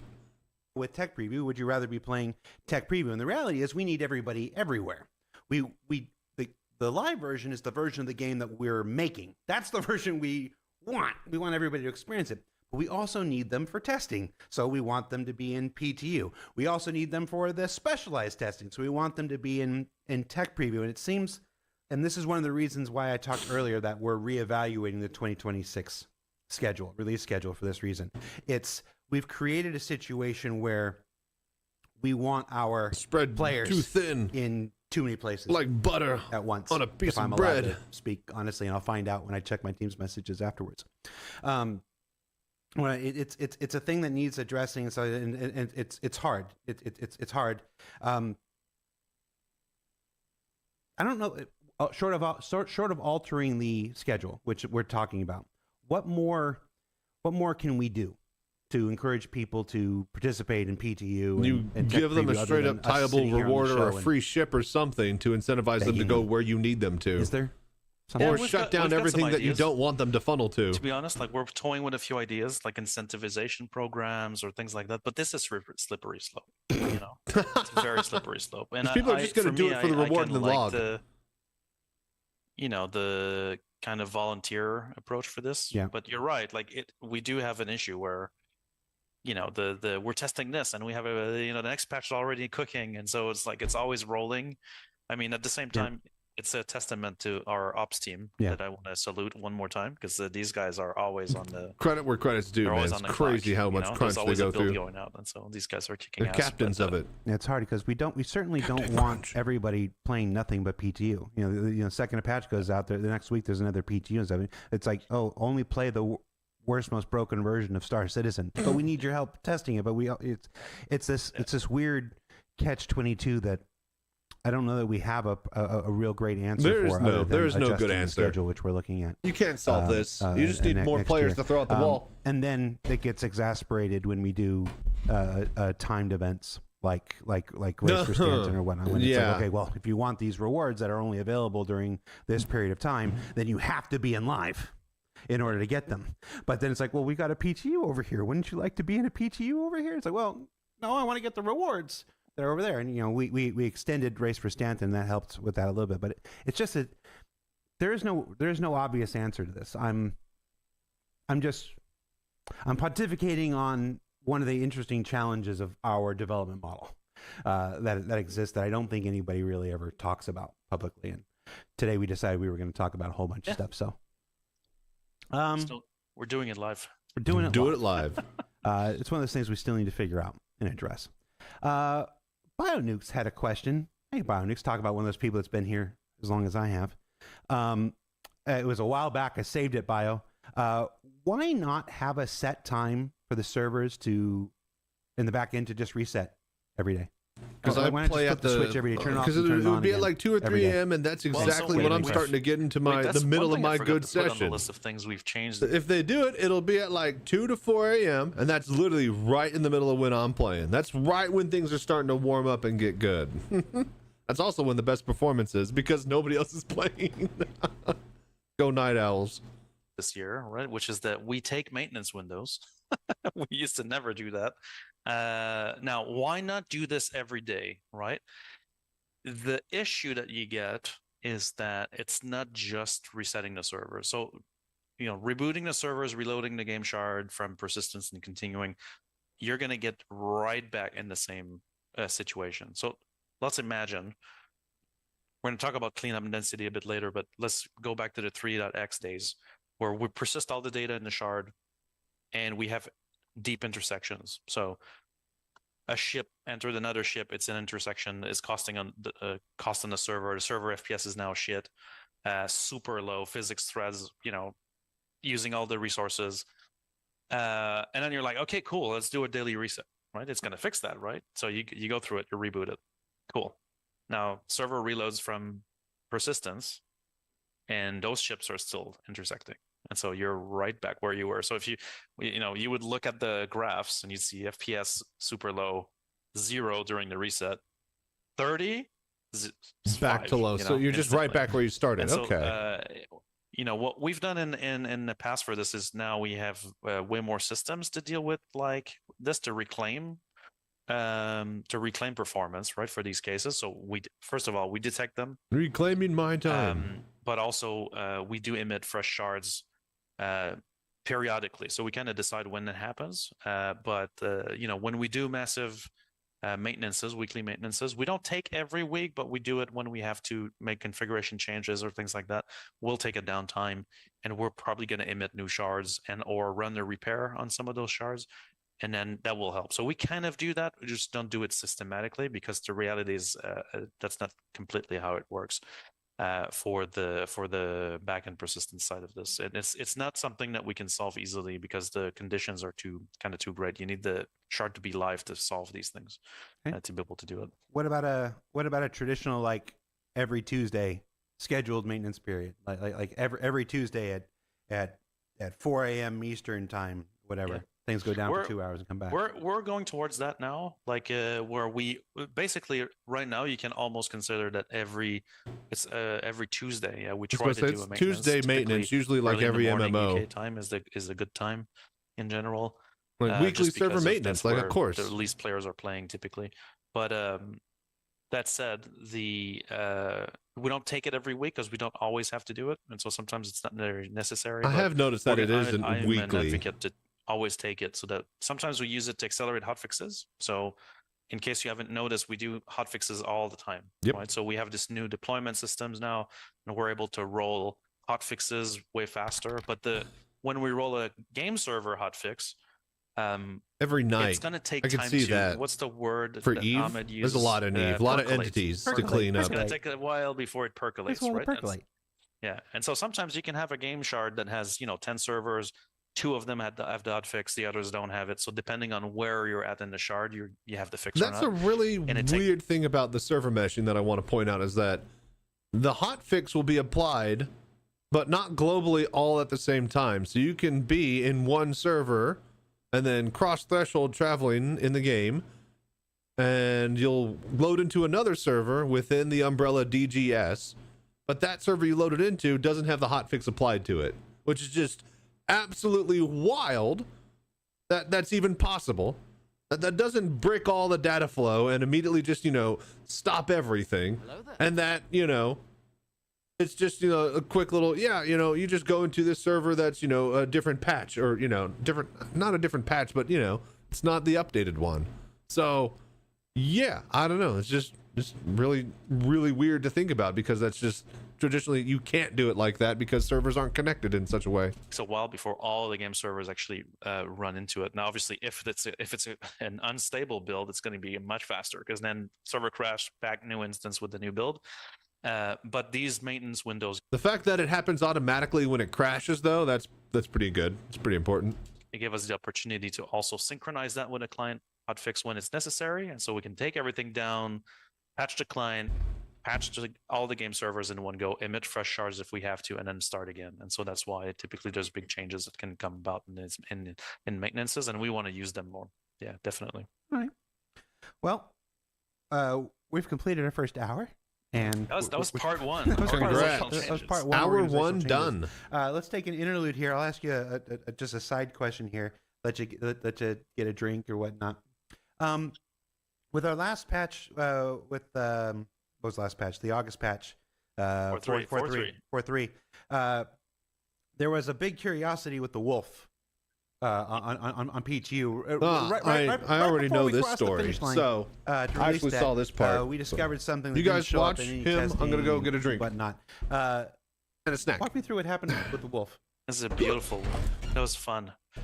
So yeah, like you mentioned, we're walking up to 4.3.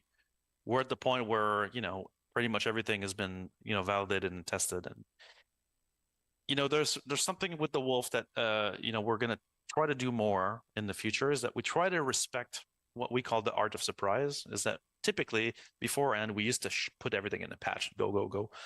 Now for certain things we want to try to respect some level of surprise. We find that it's cooler for you guys when you discover things when it goes live and not necessarily on PTU 2 weeks before, right? And so we're trying or in shows every week. Or in shows every week, exactly, right? So and so the wolf is part of that. And so the wolf was going on PTU for validation because it was part of 4.3 release at the very last minute, right? So like I think 24 hours before, just to make sure everything's fine. Well, it turns out everything was not fine, and so we look at the reports. There was one crash that we had to solve, which was solved rapidly, but then we looked at some very curious reports, and so players would basically report I forget the IC exactly, but something like, I landed with my wolf, exited the ship, and then was walking around. Then my friend took my wolf and flew away, and then the world despawned around me. Right? So initially it sounds like a fluke report, but then a bunch of people reproduced it and it was like, I have this. And so like, what is going on? And so typically then that's where our player relations team goes like, something's fishy on here. So we started to look into it. And so we assembled a quick crew to check this out. And now this is kind of skeleton crew because we're moving to release. To typically it's very late here in the I'm in the UK right now, so it's very late here in the UK. US teams, it's night for them, so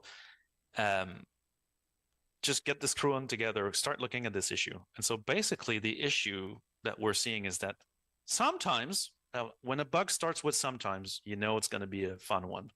So sometimes when you exit the wolf, you desync between the client and the server. And what actually happened is, if you looked at so we have this tool we call the server renderer, which allows us to basically view what the server sees, right? And so think of it like a side camera that we have when we have access to the game server, and then our game client, and you can see what the server sees. Right? And so you'd see my character get out of the wolf, with that super nice animation, exit, and he jumps at the end. Yep. Jumps off the ship. Wow, it's like super cool. And then I'm walking around on my client, everything's fine. Game server, I'm literally in EVA animation floating over the planet. And the thing is, I can't exit this condition, right? No matter what I'll do on my client now, the server will always see me attached to the ship in EVA anim. So we're like, okay, what's going on, right? Now we start looking at this. So at this point, John Crew and I are, losing our minds trying to get a proper reproduction. But then we realized, we put new animations for this ship. So the Wolf was one of the new ships that have enter-exit animations, right, that are brand new, like just captured, import in the game, all that stuff. We don't do this all the time. And putting animations in the game is not just, put the anim in. It's like, it's timing, there's events to link them, there's linking them to the actor system, how they get triggered, inserting them into ship pipelines, stuff like that. And so we start debugging this. First step was, they probably forgot to put some of the seat events on it. So we do a first patch, we try it out. Now the QA guys come back like, nope, still happens. So like, okay, now I think the timing is wrong on these events. So let's change that. No, I think we went through like 7 or 8 iterations of fixes to try to figure out what was actually happening about that exact animation and why the ship system was disconnecting it. We went into full debugging on the actor, so the actor is your character and all the states it can go through, and we could just see the two differ, right? But it made no sense. Why is one working and the other working? So at this point, we're kind of running out of ideas, and so that's when I used the button. I called the Bug Smasher himself, Mark Abent, on the show. And so Mark came in and was as flabbergasted as we were. Man, what the hell is causing this? And then so we went into it's bad if it gives him trouble. At this point, we're deep engine side physics and collisions to try to figure out what's going on. And then in the end, Mark just goes within, in the typical Bug Smasher fashion, just goes into what about gravity? And so we take a look at how the ships have physics grids. These grids have sizes and mesh sizes, and the animations is based on the geometry. And there was no gravity in the ship, 0, 0, 0, right? And so basically it was a combination of the physics grid, the fact that the actor on the server runs at a lesser resolution. So, your client, when you're in game, is at full resolution.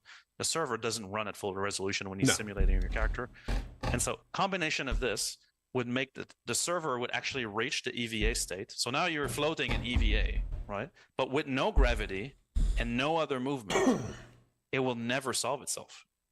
And he's also overlapping over the grid, which is too big. And so that was a bit of a combination of like blunders, from geometry to wrong physics grid to out of no gravity, and it made the bug also not 100%. It wasn't like I exit the ship and it happens.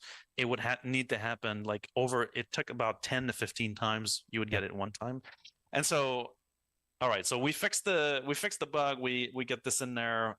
Internal QA validates it, and then to be able to properly validate it, as you know, we need players, and so that's where we mobilized you guys on PTU to come and try this out. Everybody went on the servers, testing in this game, where roughly 100 people showed up with wolves at Boondoggle on the perfect Hurston, bug storm. Yeah, 200 people What's up, entering Master? and exiting How you doing? the wolf, right, to see if they get detached from the animation. It was a fantastic moment, and so yeah, that was a fun one to troubleshoot.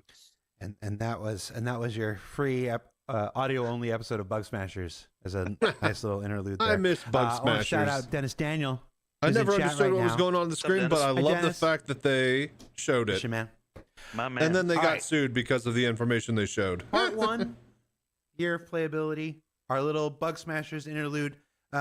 Folks watching, we've got another hour or 2 left, so we're going to be here for a bit. In case you're like, why would they talk about that? Whatever. We're getting there. Part 2, server meshing. Server meshing, past, present, future, static, dynamic, 3D. Benoit, I'm just gonna go get a Coke and a Cinnabon. I'll be back. Oh man, Talk to me about server hungry. meshing, man. We need to well, make something delicious after obviously this. we launched server meshing end of last year. And we've been running a server mesh environment for now 7 months, 8 months, right? 9 months. We're not month 9 already. And so that's the static server mesh. And so that means we have territories. Just a quick recap for everybody. And so that means that we have a configuration for these territories, and we can pick different top-level object containers from the tree of the universe, and then we basically distribute them on different, resource servers. So at the moment, we run at a 10 game server per shard setup, and so that means that we basically distribute the key areas, on these 10 game servers, and that's how when you transition from one zone to another, it's seamless, but you're moving from one server to the other. So we've been kind of taking the year to get used to being a server mesh environment. And so that means we've discovered a bunch of gameplay bugs related to this. I think we talked about some of those in January, but that have been solved. But for example, the quantum drive systems, didn't properly handle the transition. Sometimes we'd lose power in transition, and then that would cause the thing to reset, pull you out of quantum, things like that. That's one example, but there's a series of other issues that were related to that. But more importantly, we've been also learning about how to properly distribute the load of the simulation. So now we have this tool, we have this map. It's not the end of it. Right now, every patch this year, we've changed the configuration. I don't think we've had a single static configuration since the beginning of the year.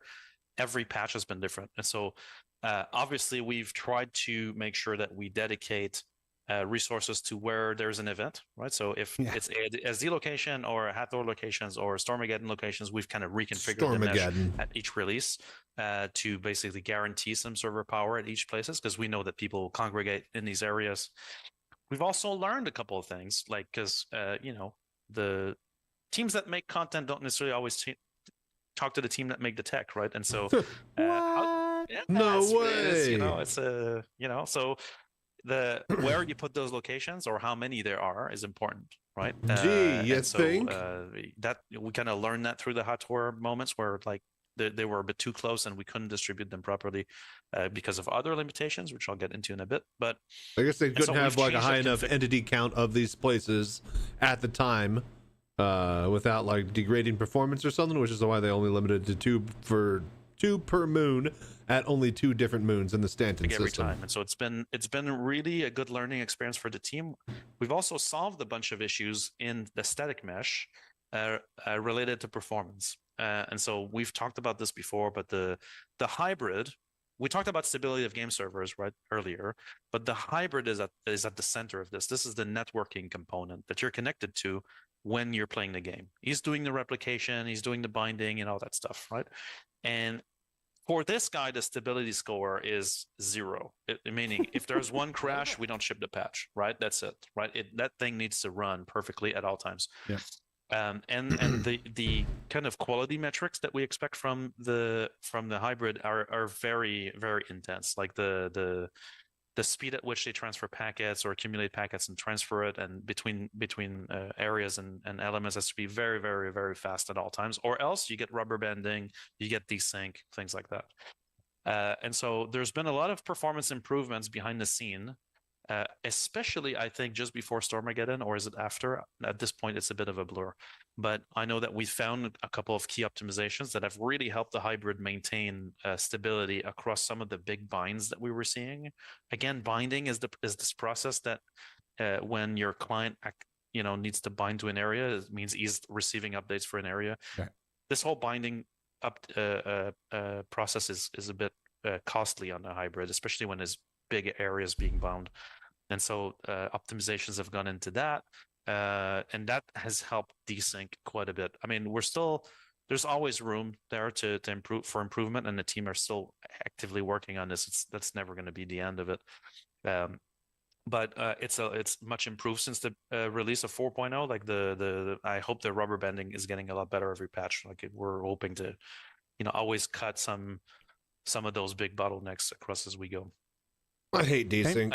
So that's static server mesh. We also learned a couple things on how to distribute those locations. So the cost of a location, right, and the amount of players, is not necessarily the same weight. Funny enough, a lot of players in the same place. Let's say you have an empty room, right, with nothing in it. and I can Nice. pack 300 Sounds players. delicious. No problem. Server's good. Right. No I'm gonna problem. need to get some food here in a bit. If I add AI in there, we start getting into issues, right? If I add ships in there, bigger issues. So that if you want the cost of the location and the multiplied, not necessarily multiplied, but factored in by the number of players there is what kind of is the cost of an area and how we should distribute we should distribute the computing power that we pay for to run the game. And so we've been learning a lot about this in all these experiments we've been doing, and that's informing dynamic server meshing, right? Meaning what the algorithm needs to be in order to properly distribute the load of the simulation to the different components in the game that can do the replication. This weird equation. This is in all the factors of, all right, obviously how many players are there? Sure. What is the resource footprint of the location itself? Obviously, how many ships are present? Because it's not all ships are there ships inside of these equal. ships? Our process of making ships have changed over the years. Some ships are more efficient than others. So it's okay. What's the resource footprint of the ships in the area? What's the resource footprint of the location itself? What's the resource footprint of the people in the area? And then where's the next closest area? Like, because with Onyx facilities, we distributed 100 of them and went up. But like you mentioned with A Line in Mind, our one of our big learnings, we'll say learnings. It's a nicer word than mistake. Was positioning was where we put them and whatever. We weren't able to separate them into the shards that we wanted to. So being at one and being at the other one just doubled up the I get it. hit. Because they're on the same moon and they're not on different moons. That just doubles the performance of the server operating Daymar or Aberdeen. Okay, yeah, because they can't dynamically separate them. Yeah, that all makes sense. Somebody in chat said it seems like everything CIG does is a test. Yes, I think that was Flymo Ninja, if I remember. Flymo Ninja. Hey man, yes, everything we do is a test. We're learning. There's a reason I used to end these shows with what did we learn this week. Don't ever. You want to imagine they know what they're doing, but they really don't. They're at the edge of intricately tied what up is possible. With the process of learning. Not for us, for you, for everybody. So like this. So yeah, we are learning as we do this, and that's what Benoit's talking about it. So dynamic server meshing tomorrow, next week.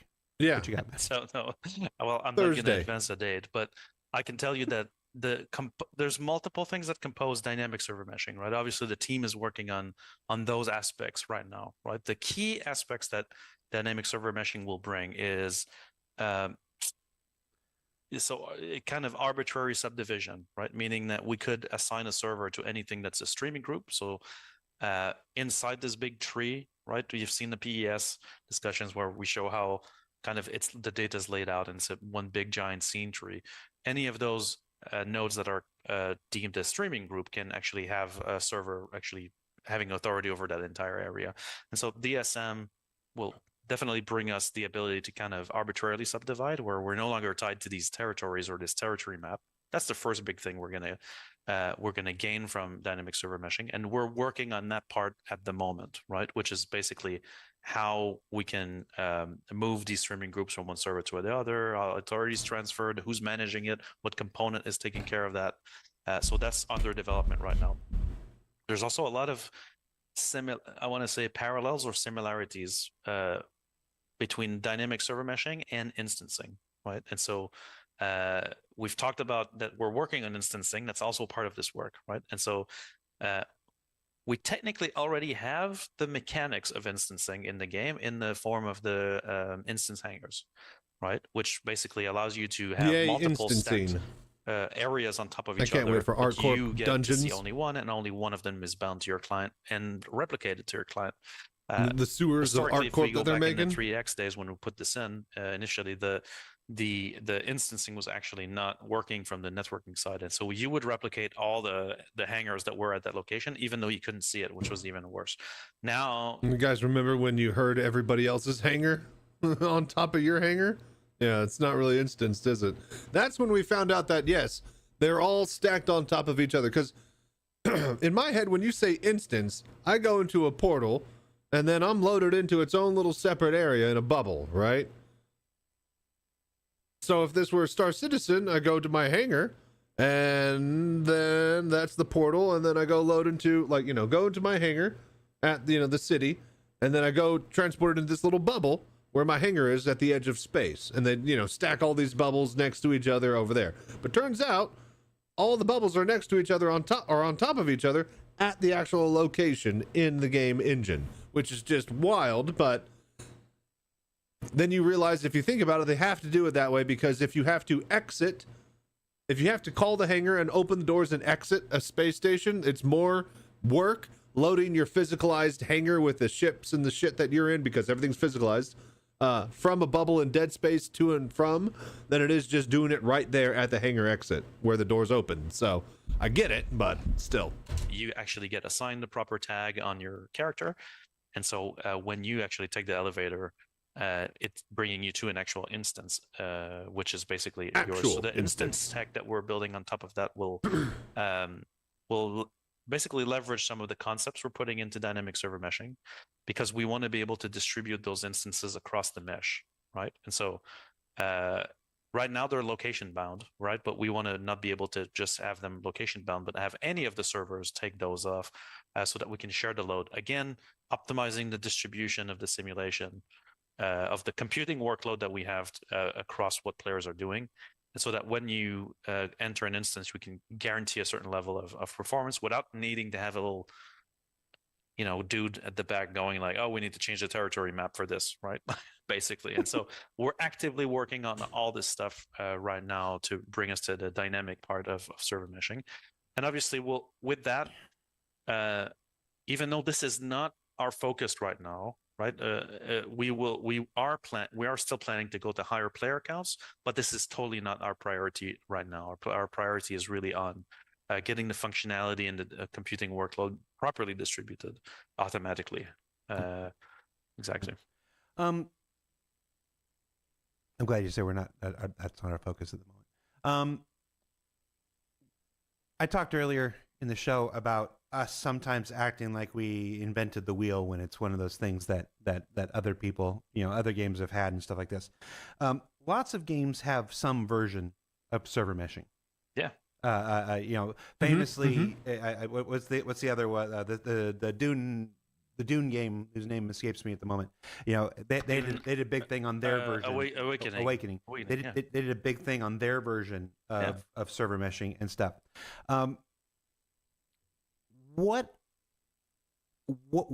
How is ours different than what other things? Well, when there's like, you know, a couple 10,000 people next to each other, doesn't the server tick rate slow down to, like, you know, once a minute or something? Like, Star Citizen is trying to do it at 30 FPS, not like 1 tick per second, you know. So yeah, you got to have a lot different of a engine to be able to handle it at that. Because yeah, any engine would be able to handle it if they allow it to slow down the tick rate. So I'm gonna give you a hint. 3D.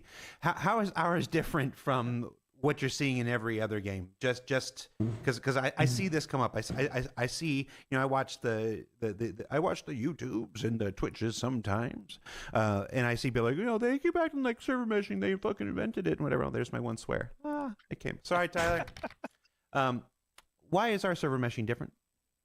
Well, so you're right. Like, it's not like server meshing isn't already like a thing, right? Like in the past, like even, you know, Ultima Online had a server like transitions. Right now, they were not necessarily seamless, but you still had server transitions and gridding, right? Which is a typical approach, which is you take the world, you split into a grid, and then you have servers between them.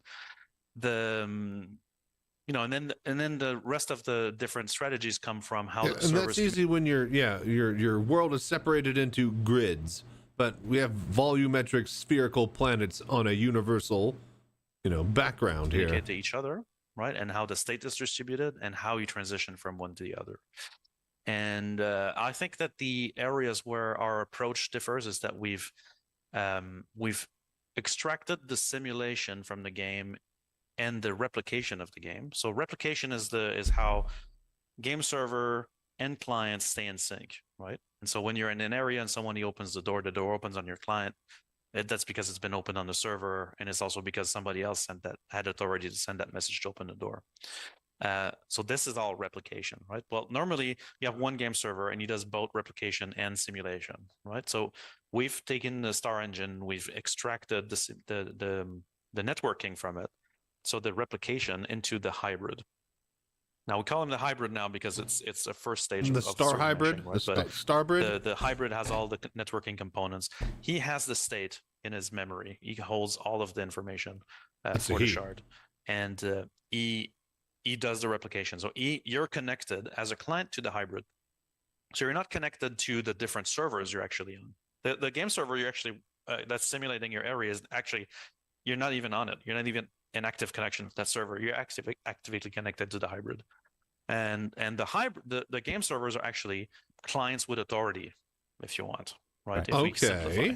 And so that's one area where it differs. The second one is how we separate space, right? And you alluded to it, which is that our territory mappings or mappings to how the authority is managed is in 3D space. So it's not a grid. It's fully made in 3D space. And so that means that we can have it's 3D space and a tree, right? So which is the hierarchical. And so what that means is that by taking I'm going to try to make that simple.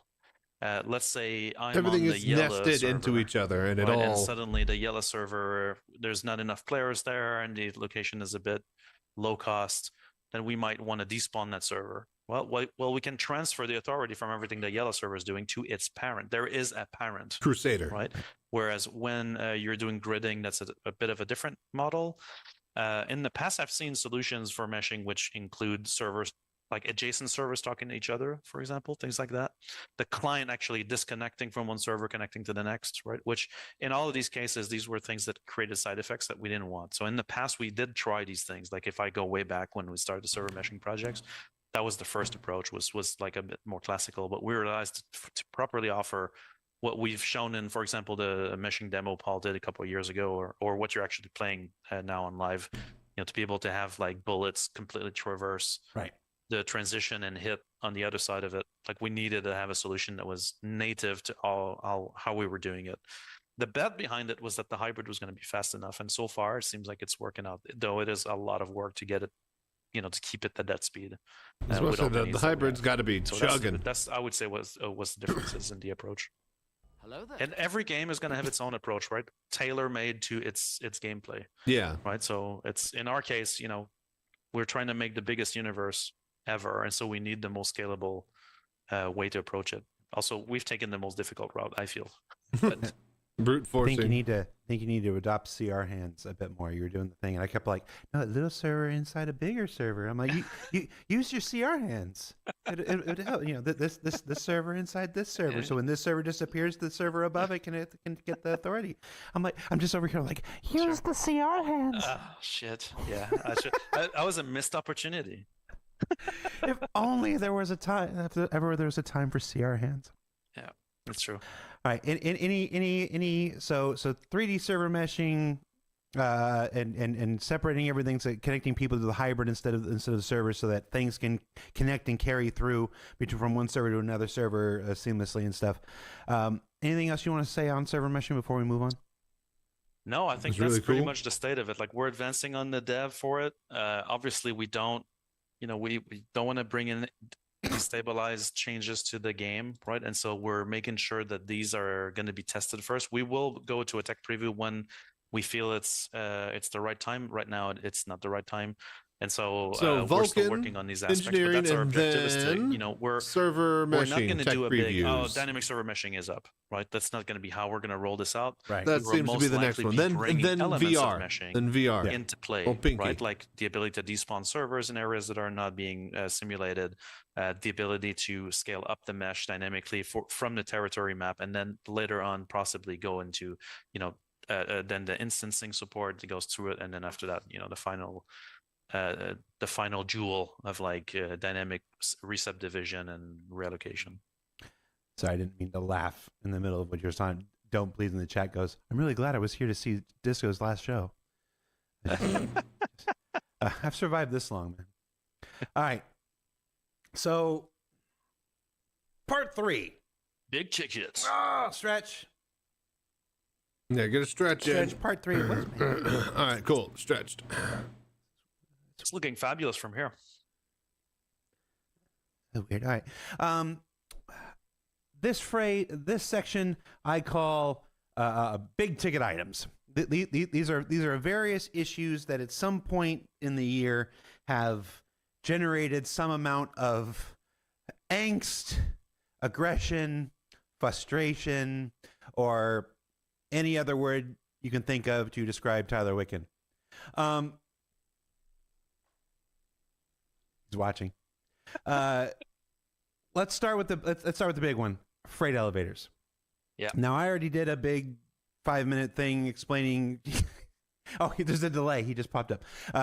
Freight elevators. Freight elevators bad. Where are we at now? What's happening? What happened? What do you want to tell us about freight elevators? Let me pull up my notes. Okay.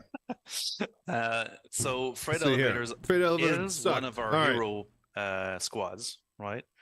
Now your previous interventions, that came way too late in our planning, right? And so that's one thing that, I think that if we could go back in time, that squad would have started way, way, way earlier. And so I've got a bunch of discussions. I'm sorry, to be clear, work had started earlier. We hadn't had the hero squad on it. Correct, exactly. Okay.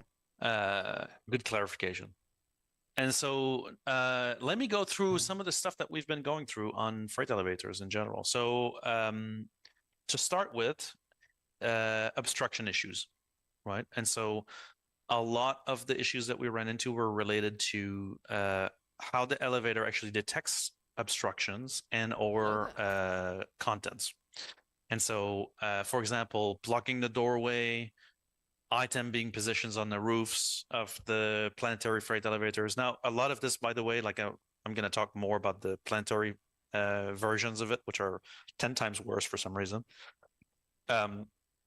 But in terms of obstructions, like you could leave items on top of the elevator, and then it was detected as an obstruction, right? And so these obstructions, first of all, the checks were super rough. Water bottle. And so they would go, there's something, I'm not going to move, which is what a bit like, come on, So somebody would put a smoltz bottle on top of the freight elevator. Correct. And the whole damn thing would stop working. Exactly. Well, yeah, exactly. That would brick the whole elevator until that was removed.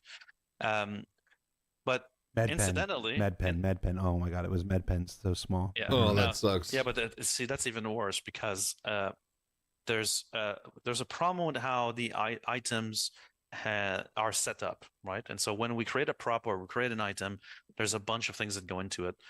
Physics proxy, weapon proxy, all kinds of things that go on top of it.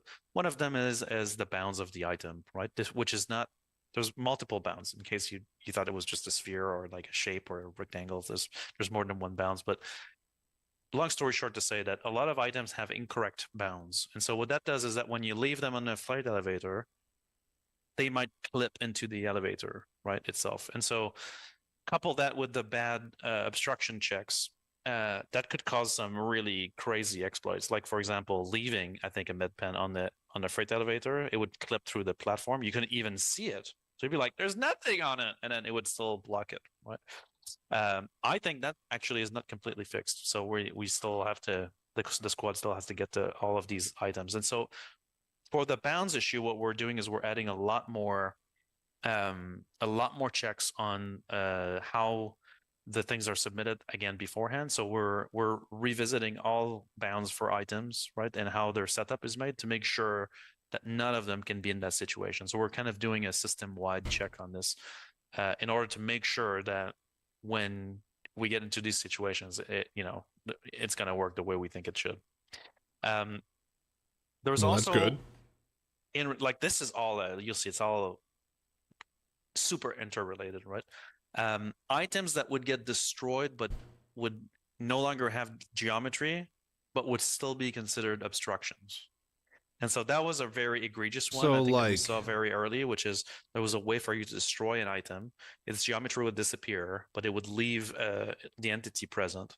And so now... destructibles, huh? That's it. Okay. The elevator is gone. Like you know, you need tools to see that entity, right? I mean, at least with the med pen or something, people could zoom in and try to scan the pad, try to scan the thing, and try to find it. Interesting. People in chat are already like, "Oh, great! You just told everybody how to do it." It's like this. It's. We're also telling folks how to fix it. We're trying here. It's a double-edged sword, delicate needle, the thread here, but. That at least there was something people could do if they knew about it, which is why we're talking about it, to try to find it and remove it. This next one though, the geo's gone. Yeah, that's it. This one was the worst one, right?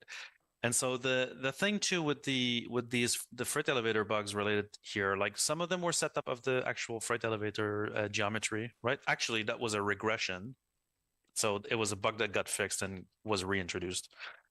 Which is the shape, because we have multiple types of freight elevators, right? We have like the horizontal one. We've got ones that are vertical, some with doors, some without, and so there was some of those best setup. The planetary ones were especially egregious in that case, and so there's still some bounds check to be added. But you know, this is all, you know, when you got all these messages about, you know, obstructions, and that was all related to this. Hello there. One of the other issues we had with freight elevators was actually one of the first ones we had to fix, which is that the freight elevator is set up into two things. There's the kiosk and then there's the platform, right? And so the kiosk hosts the manager component. He's the one that's managing the stuff, right? And the platform is kind of slave to the manager. So there was an issue where, depending on how an area would stream in or stream out, the platform or kiosk would stream in first or stream out last, right? And this caused these two components to now be disconnected. So they would not find each other anymore. And so in those cases, that entire location was dead. Like that was it. That location, game over, right? Because they would never find each other. There was no model in place or process in place to go and try to fix that. And so this is, you know, in part of what we do on the hero squads, we've done the same with the transit system, which is we introduce self-healing approach, right? And so in this case, you know, the system would actually retry to connect. So if a manager doesn't have its connection to its platform, then it would get retried, right, over time until it actually connects. And so this way, even in the case where we do run into an issue where they disconnect, they could still reconnect. And so that solved the issue. That was actually rolled out in a hotfix. Sino says, are elevators CIG kryptonite? Elevators are the kryptonite of every game development team in the world. Elevators just suck in general. Yeah, doors and elevators, man. Doors and corners, man. Let's continue on our list of bugs with freight elevators, right? The UI and platforms could get out of sync. And so this is where the platform will have content. So there's clearly a box on the thing, and the UI is showing that it's empty, right? And so that prevents you from, you know, basically makes the whole thing inoperable, because now you can't ship your box at all. And so in this case, I think that the reconnection, the streaming reconnection, actually solved this by self-healing, but also the UI will requery multiple times to be able to make sure it's always updated. This is a side effect of us of the game teams trying to cache a bit more data than they should, and so now it cached an empty elevator, and so that's a weird state. Womp.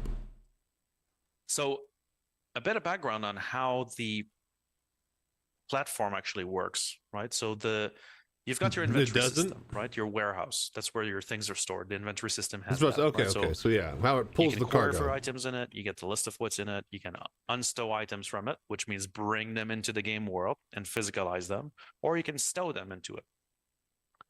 The freight elevator and the ship cargo platforms are actually using an abstraction on top of that called the inventory container. And so the inventory container can be open or closed, right? And so we had an issue so what that means is that when the inventory container of the platform is closed, that means that all of the items that are physically on it are actually stowed.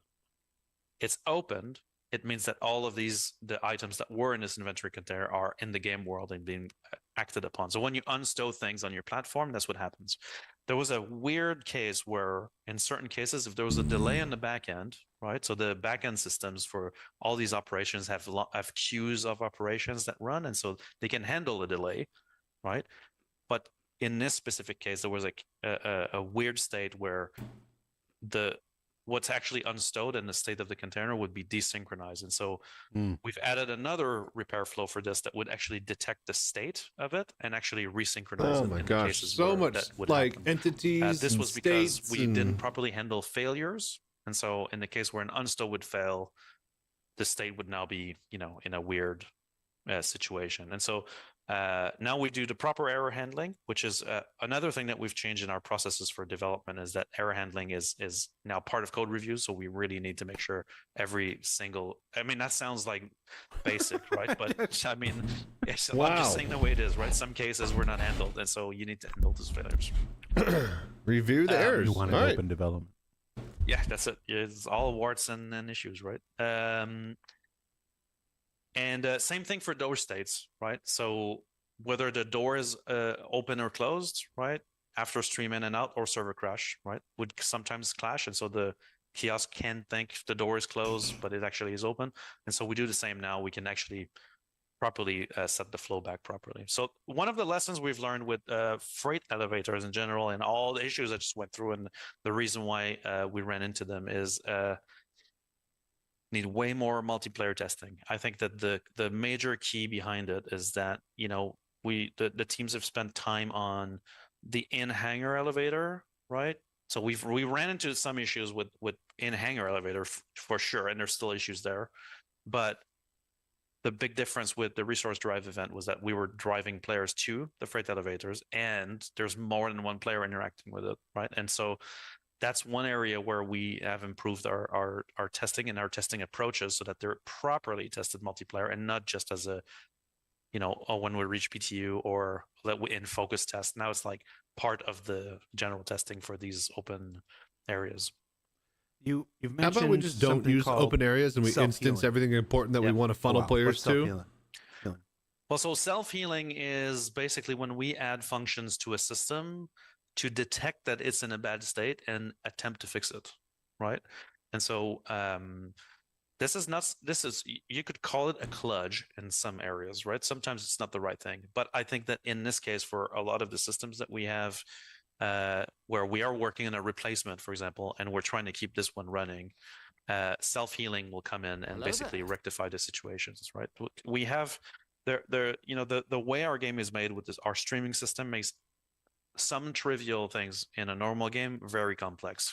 And sometimes we run into these issues where the game teams can't really identify what's specifically causing an issue.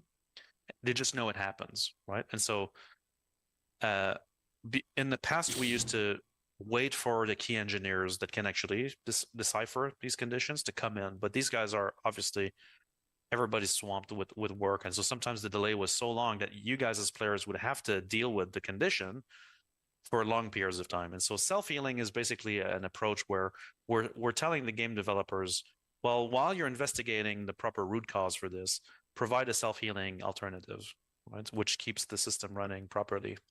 A lot of it is just turning it off and on again and refreshing. I don't know, maybe not. And maybe having some system to detect when to do that. There is a forever thing that happens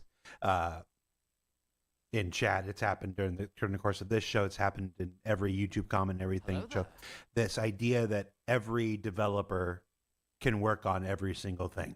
Absolutely not. Immediately, if this person is... there's a company of 1,000 developers making a game. More than half of them are sound and artists and 3D asset makers. Those guys do not know how to fucking code an engine, and the engine coders really don't know how to make network code. Over here making a loading ramp for the Zeus, they could be better spending that time over here fixing network code and stuff. It's like, why are you working on that when you should be working on this? And the answer is almost always because that's what that person does. Right. They can't do anything else. That's not what they're. It's like looking at a cook and asking them if they can fish. It's like it's sort of kind of related. It's game dev, but it's not the same thing. But even within the disciplines, that's a common thing. Even within the disciplines, even within engineers, there are still focuses and affinities and stuff. And there's still, even within a field of engineers, there are still many things where, and it's no slight against the person or whatnot. It's just this person has that specialty and that person has that specialty and that person has that specialty. And you often come up to a thing where it's like, well, we can't make any progress on this until we can get it in front of this person. And that person has already got this other thing in front of them and that other thing in front of them and stuff. So it's another way. It's not, it's another way I want to, I don't know what I want to say, what I'm trying to say here. I'm trying to illustrate that it's like anything, like priorities and like anything else. There are usually, if you're asking the question, why aren't they fixing this or why aren't they working on that? The answer is almost never. It's because we don't want to. It's because it's in line. It's in line. It's just that simple. It's in line. Yeah, we do have a lot of hyper specialization too, right? And so you're right. Like even game programmers are not necessarily interchangeable for everything, right? That said, our approach, by the way, for our game teams is very multidiscipline, very fluid, right? Which does enable a lot of this, right? Like we have engineers who are able to go from one system to another in the game code, right? But when you have to do cross-discipline things, that's where now you need a concerted effort, and that's when it gets queued up. Before we move off of freight elevators, what's the thing that's happening you go to Wicklow, you'll put all of your recipe stuff on the thing. It goes, okay, it takes it, it goes down, it completes the mission, and then doesn't give you your thing back up. And now you're just out those items because the mission completed, but it hasn't given you your reward. And I hate Wicklow. People just wasted their time on a Wicklow. What is that? So I think that most I like it in theory, but the fact that it was Gamba to begin with is stupid. And then when they finally made it an actual grind, when you actually do grind it out, it just will break. And then that leaves some really bad taste in a lot of people's mouths. Investigated actually right now, right?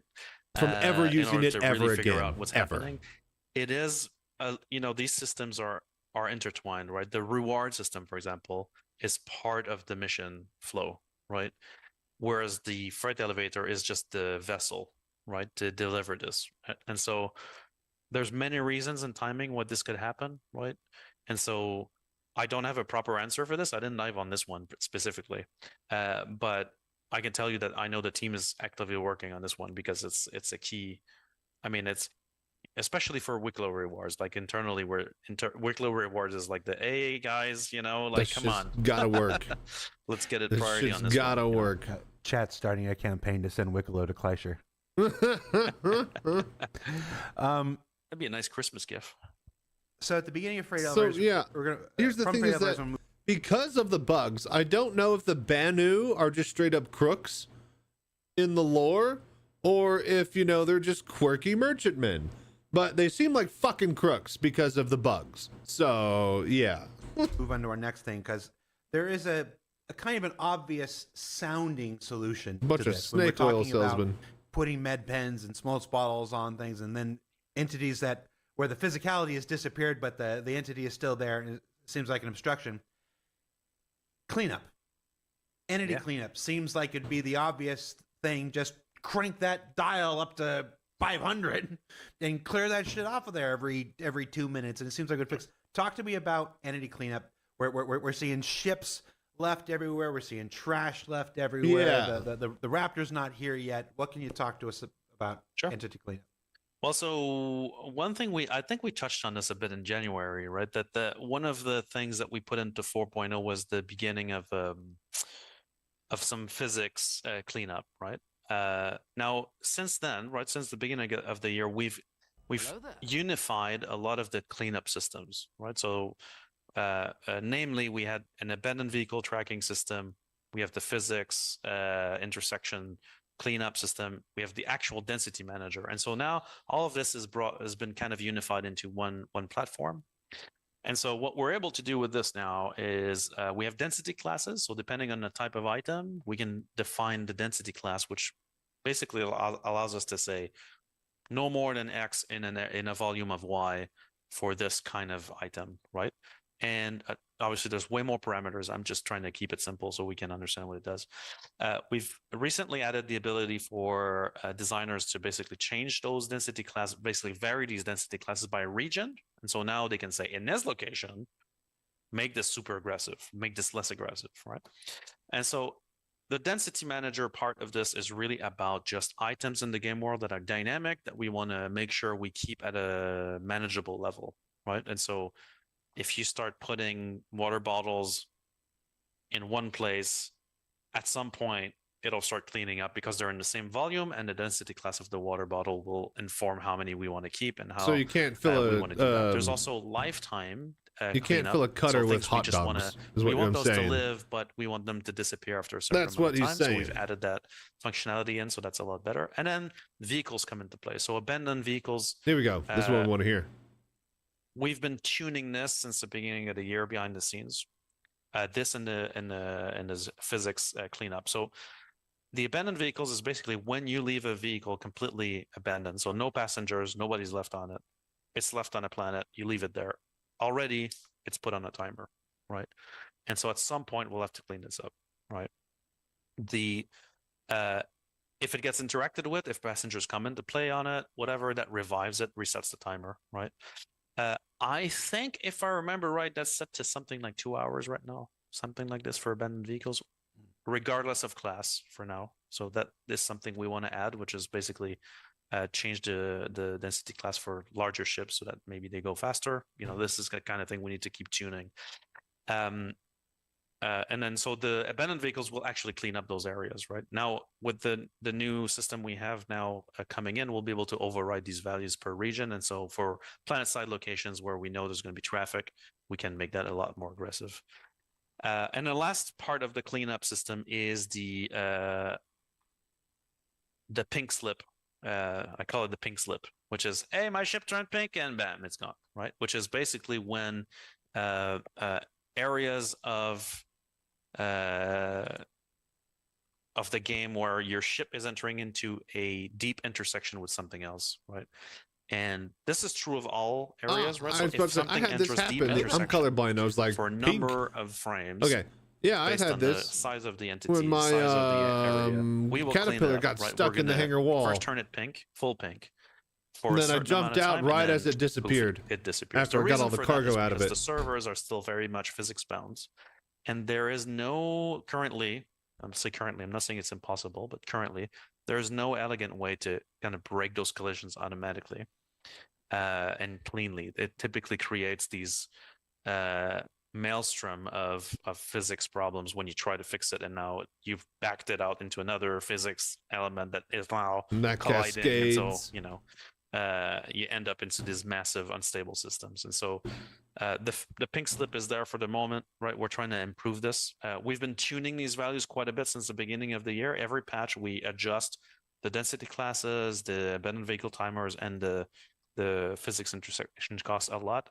I feel like we're seeing a lot less reports now. It's kind of getting a lot better. I think we're getting into the sweet spot, but it's unfortunately not a magic, just turn on density tracking, right? We already have density tracking. It's really about tuning the numbers so that it feels good, right? And that's the hardest part of this.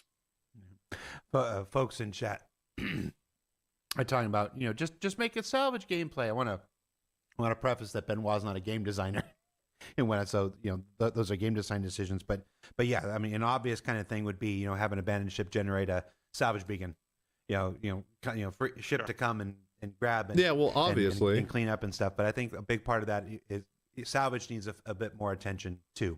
We need to make those materials worth more, because it's not just enough to generate the missions. We need to make the ideally the NPCs would clean up when we're not there. And there are things coming, but that's a whole other set of systems that would make everything even more complicated. Things coming down the line.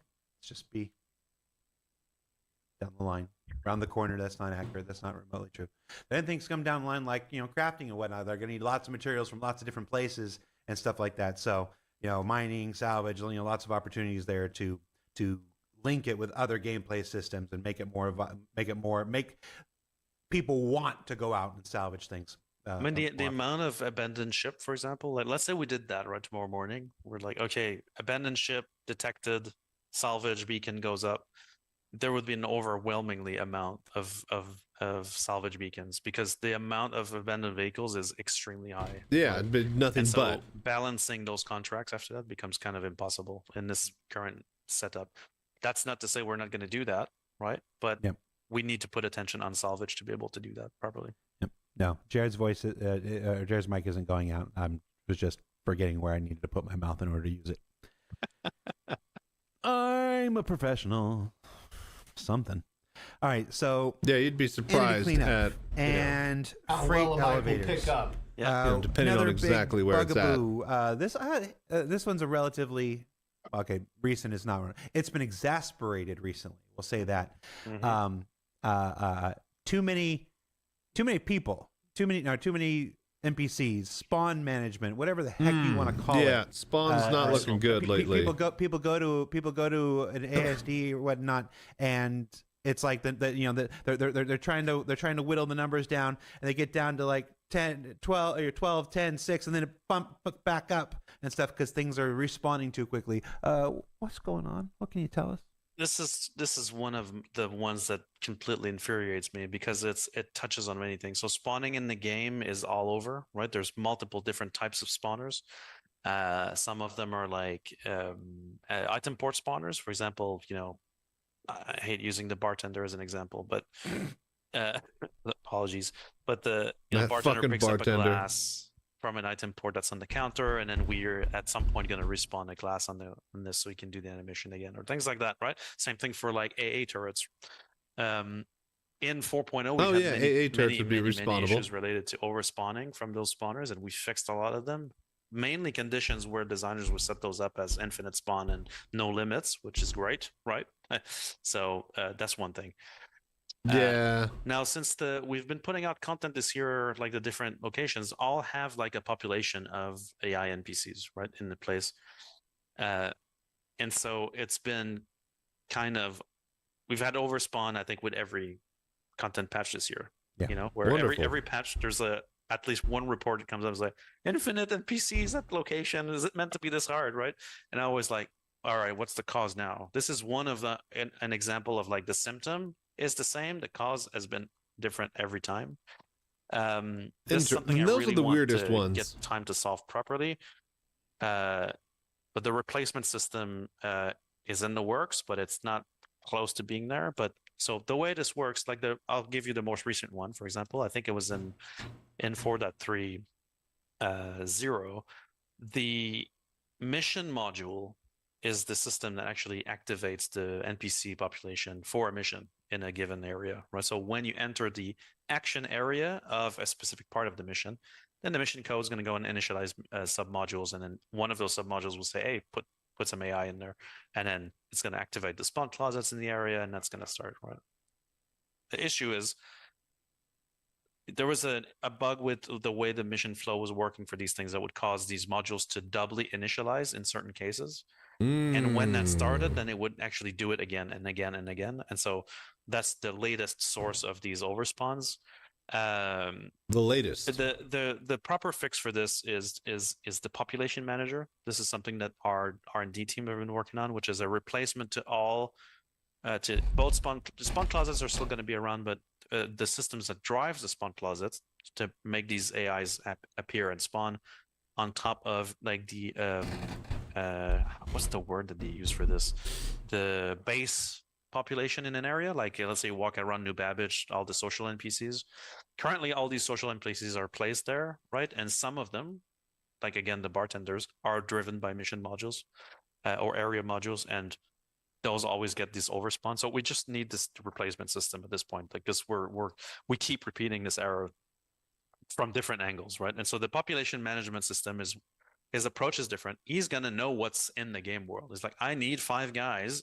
Do I have 5 guys? We're good, right? Like, man, I want a burger. Going, when I start, I spawn 5 guys, which is a complete, problem. And so Yeah, overspawning will be solved by this. For the So for yeah, the mean, they in the set meantime, basically a technical you know, limit we're on the putting in things more that need to be verifications spawned for in there instead the of cases just where setting the thing to when just you spawn stream stuff out, in you there. stream in, and the module resets, or you abandon a mission, or start a mission during while you're already at the action area. That the actual they both logic doesn't spawn. run twice. One of them There's just only actual limits spawns. in those areas. Well, sorry, I've just been thinking about a cheeseburger and fries from Five Guys. You said it. I just need those 5 guys. Oh yeah, it's decent. All You right, know. so It's not the best, but it's still a good obviously, burger. Yeah, you know that's a bit of a whack. I could go and get a Whataburger right now because it's 24/7. Online. Wouldn't Yeah, be bad. one thing that I'm hopeful about though for this is that the teams have actually built some good additional debugging tools that allows us to kind of view the state of this. It sounds a bit weird, but it was difficult to even know how many NPCs are there at this location. But that was actually a difficult information to find. So now we've got super good tools. They to couldn't be able even to tell that. how So many NPCs were that there. means Wonderful. If I'm able to just open the tool and view that information, it means that game designers can do the same, and so that means they can debug those problems in advance without us having to do it post-launch, which is the big thing. No, chat. I don't have Five Guys money. All right. Freight elevators, entity cleanup, spawn management. When server meshing came online with 4.0, it brought with it all this new stuff and all these great things that we could do now. We got to be able to you could buy their ketchup increase at the server stores cap, here. to 600. We They got started to bottling it. improve that FPS performance on the server from 4.5 to 20 and stuff like this. It also had some knock-ons to some old systems, specifically. Oh my lord, we still have an hour. I'm going to let him talk for a bit. I'm going to get me a snack. I am hungry. I am just resolved starving. most of the interdiction stuff in July, I feel like. But talk to me real quick about why that happened and what the solution was.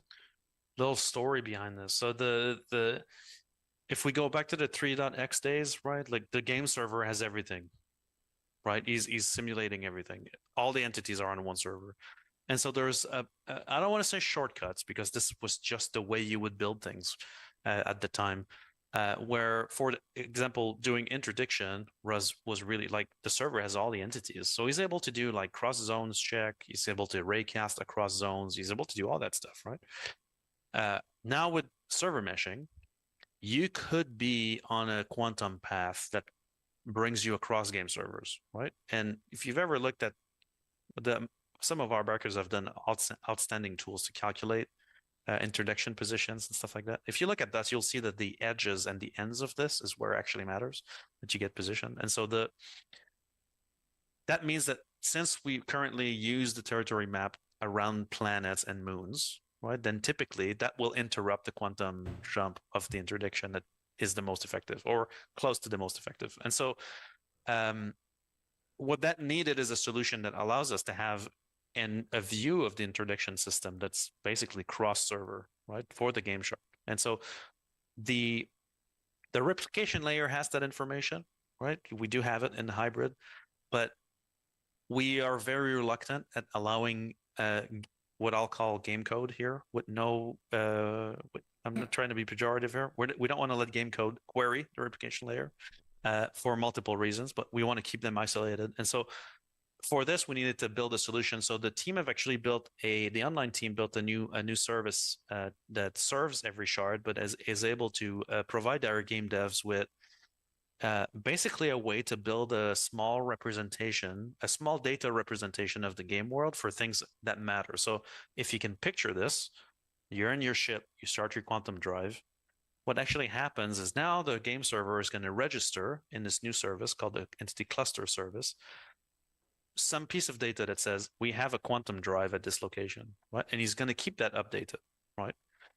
And on the other hand, I've got someone who starts a QED device, quantum interdiction device, QID device, QED, whatever, the interdiction device, starts your interdiction device that will also connect to this and then inform this kind of matrix view of the quantum interdiction network. That's doesn't matter which server you're on. This is all kept updated in semi-real time as you're quantuming and moving and as the interdiction devices are activated or deactivated.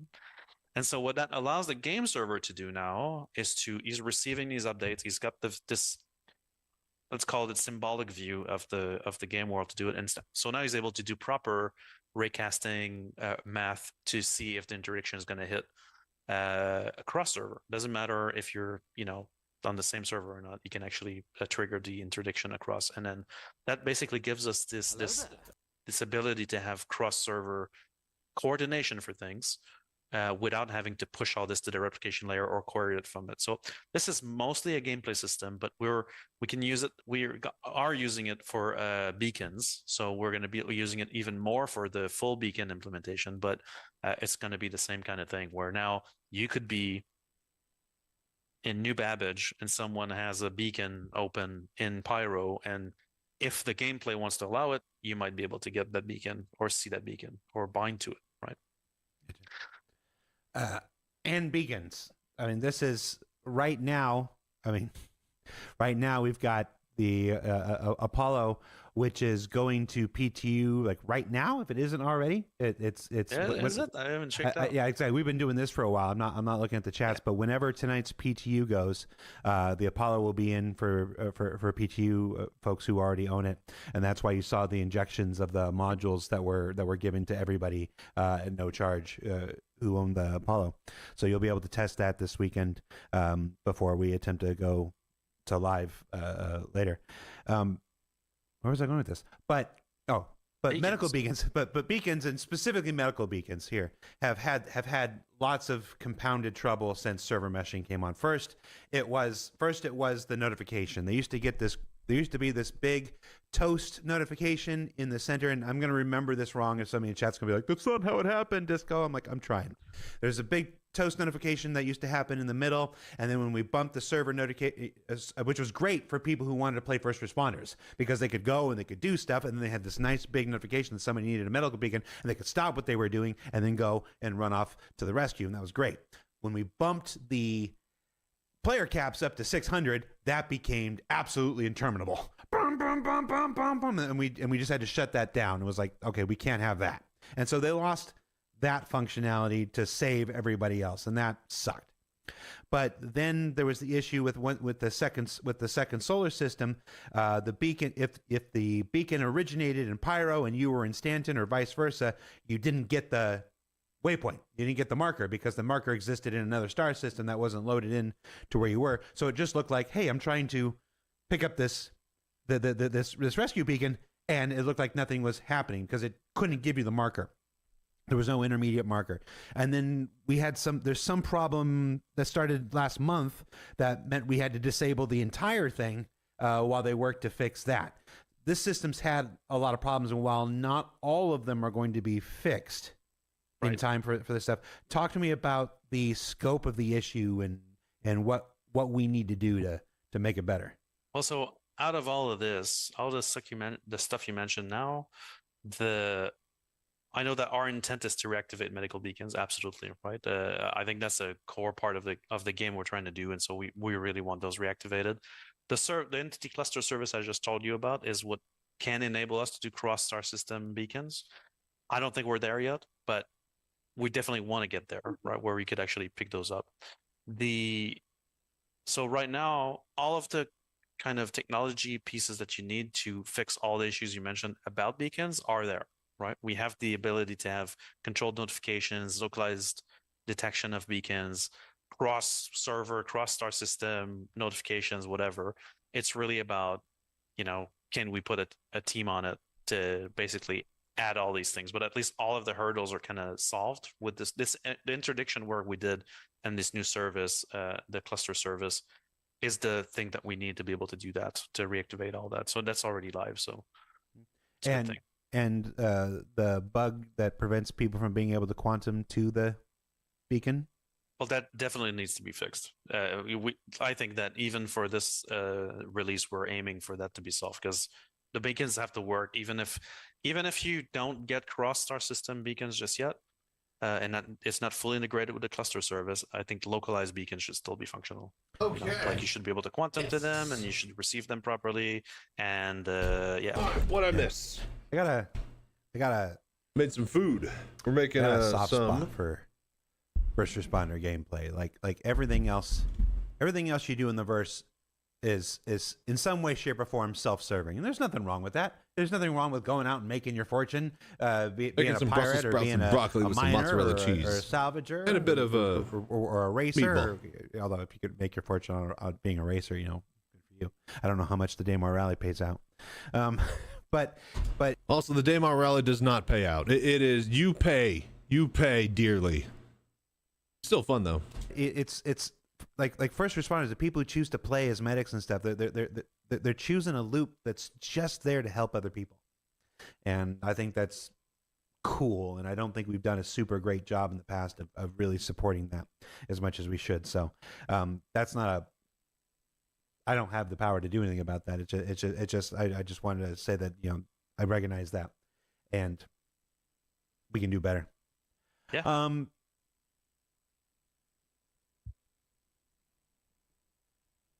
Let's go to a big one. Let's go to a big one. Where I'm trying to do start with big ones. Freight elevators, blah blah, and energy cleanups, and little guys like interdiction, beacon.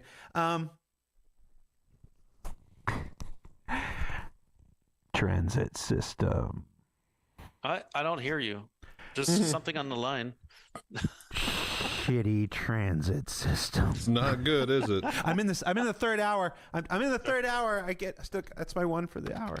What are we doing? Transit. So, we do have our hero squad on this, right? And so for everybody's sake, just to make sure we're all on the same page, the transit system is the system that drives elevators, not freight elevators, trains. Surprised you're not doing Borderlands 4 with the drops.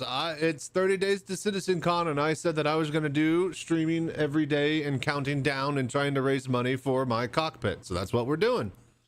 And some Could areas care less about Borderlands in the next 30 days. So the Could care less about anything.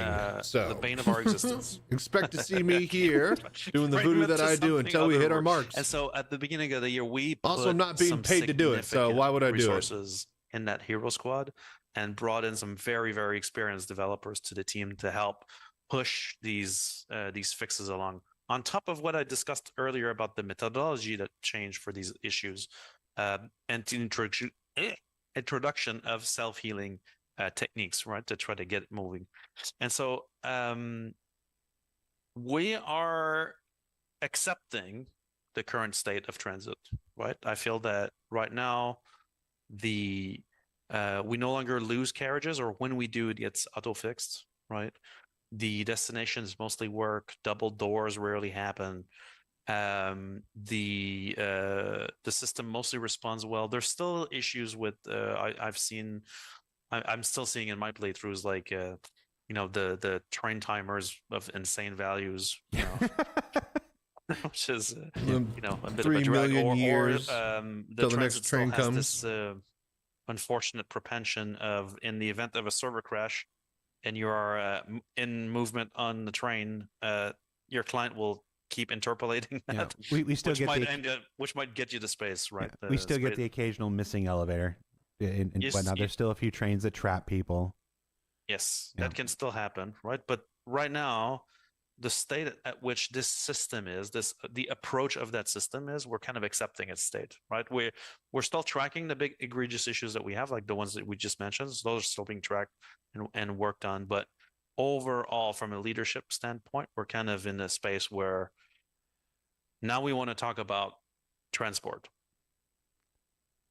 Right. Yes, I've been waiting. Like, you've been sitting here like, oh, we're gonna accept it. We're gonna accept it. I'm like, give them the drop. Benoit, don't just like, oh, dude, thank you so much for the help with all of that, Smoke. I appreciate the year it's just worth we of got subs self-healing now. in, and Thank it you can for the carry 12 us months. until the new thing comes in, and that's transport system. Correct. Go. So transport is a complete rewrite of transit, right? Which has a much different approach to how it manages peripherals, things you click on to call up things, gateways, which are the areas at which the carriages stop, and carriages, of course. And so the transport system is a lot more resilient in its approach to streaming problems, which has been a thing in the past, right, for the transit. It's also, the way it's developed is a lot more robust. And so the state of transport, let's talk about that. So the team currently have, the approach that we've taken for it is, the system is kind of built at this point. And we have a single transport link that we use internally So not yet on a player-facing build, but we have an internal build of this where new Babbage habs are completely driven by the transport system, which is pretty big a milestone for the team because it means like the system is basically kind of fully featured in terms of it's able to drive one of the major hubs drop. We are currently working at instancing those transit links. So just to reiterate what I said a little bit back in January, the introduction of instance hangars, which means dynamic gateways in the transit system, is really what like made it a big issue, right?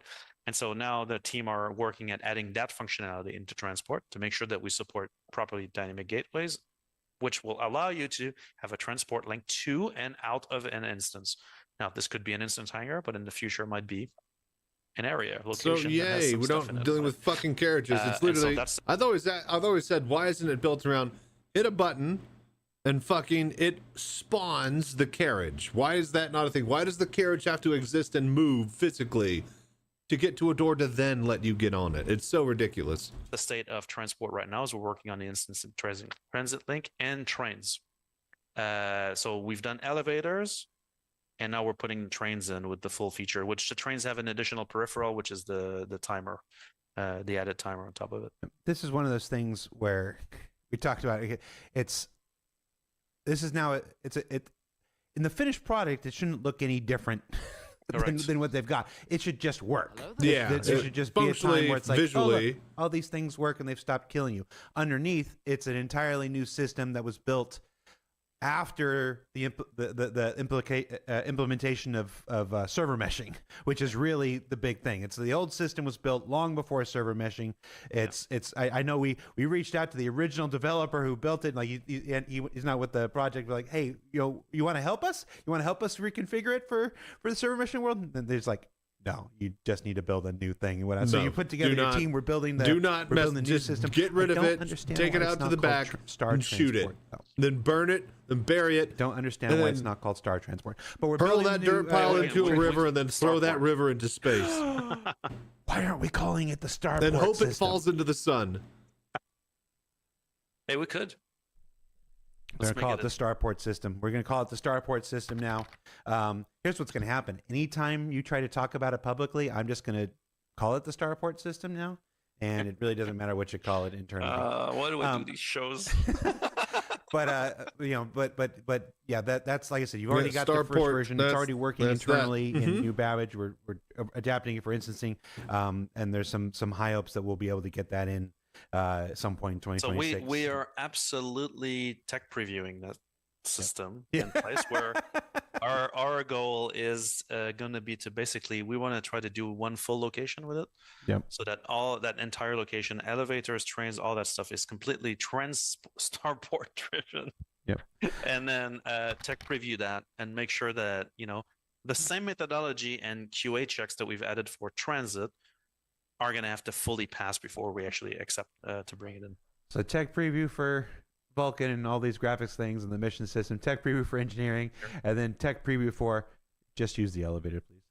Yeah. Just use the elevator, please. Pretty much. Exactly. Okay. You said the transit system was your most despised system. I challenge you, sir, with the ATC. The Band-Aid solution that is stuck one of the long past its due. I hate ATC. It should have never kept working this long. Its functionality is really cool, but it's one of those systems, a bit like transit. Wait, it has functionality? Well, yeah. It does. So on ATC, we haven't done a lot of work on it, mostly focused on metrics. And so ATC, right, is a system that you call when you want landing or when you want to leave, right? It is unfortunately responsible for hangar queues and is also responsible to assign you a landing area and coordinate your instancing hangar. So basically create the instance manager for your hangar that creates the hangar and then manage the pad on your hangar. And so for ATC, while we're completely not happy with its stability overall or the queue times, which is the one thing that we're actually looking at the moment, is to make sure that the system works the way we want it. That's why we've put all these metrics in about at this location, the time to exit is this, at this location is this. Do we have enough gateway? Does the system perform the way it should? So we're still in an info gathering phase here to have the proper plan, but we do know one thing is that we are going to change the way the interaction between ATC and hangars actually work. Currently, ATC manages everything. Like I said, it gives you your landing area. It says, hey, I need an instance at this gateway. Path spawns your hangar, instance created, all that stuff. Adds that instance tag to your player, then the doors open. Now you can get into your hangar, but now ATC sees the pad in your hangar as his landing area. He's managing this, right? And so he's taking care of all that stuff, which is a bit problematic because it's an old system. We know of its flaws.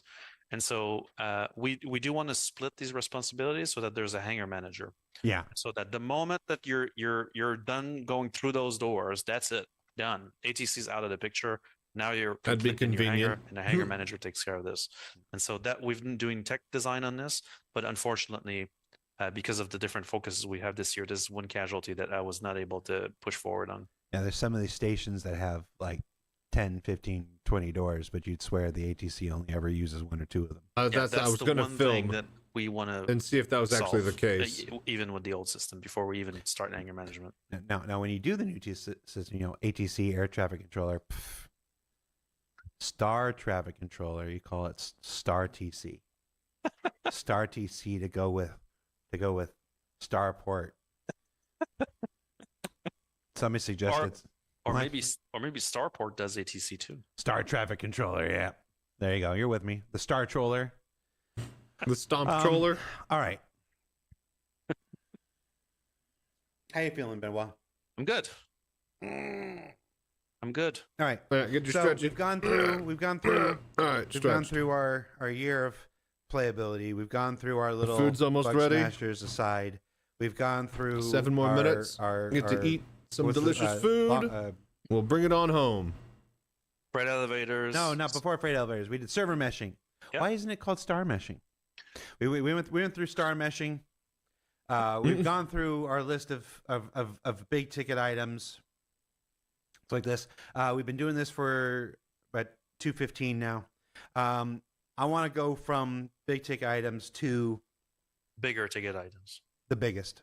I want to go to this is, if I'm allowed. Hold on. If I'm allowed to I'm gonna put my CIG hat on. Go for it. There you go. And take my CIG hat off. If I'm allowed to have an opinion that's just mine and mine alone.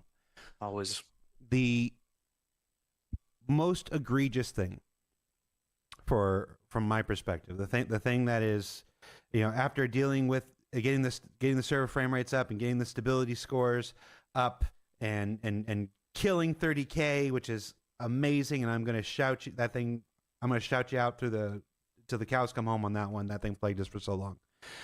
Work on transit to transport. Work on the freight elevators is still ongoing. All that stuff, great.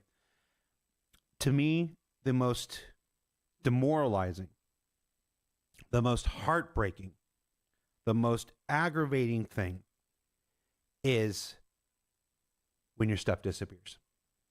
It's just that simple. You spend hours in there. You work your butt off. There are people who get together with members of their org to work towards earning a Polaris from Wicklow, and if they manage to put all their stuff on the elevator and the elevator doesn't eat it, they then get their Polaris. They didn't get their Atlas, ICTY. They didn't get their F8C, whatnot, and they have it.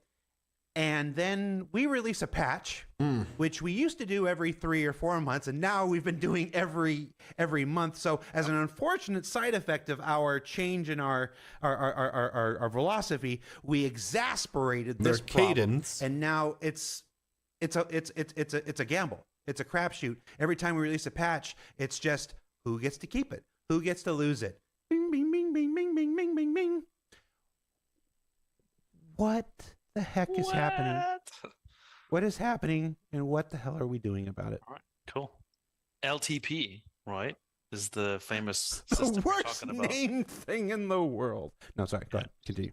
Well, let's go a bit into what LTP actually does, right? Because there's some misconception around it, and also a bit of misconception to the amount of effort to actually put on it. But so historically, if we go back to the 3.x era, I guess, I think it's in the 3.x era. Yeah. We developed the first LTP system, right? Which came a bit as a side request, right? Which was, we patched 4 times a year. It was a bit like, oh, there's some stuff players want to be able to persist, cross patch.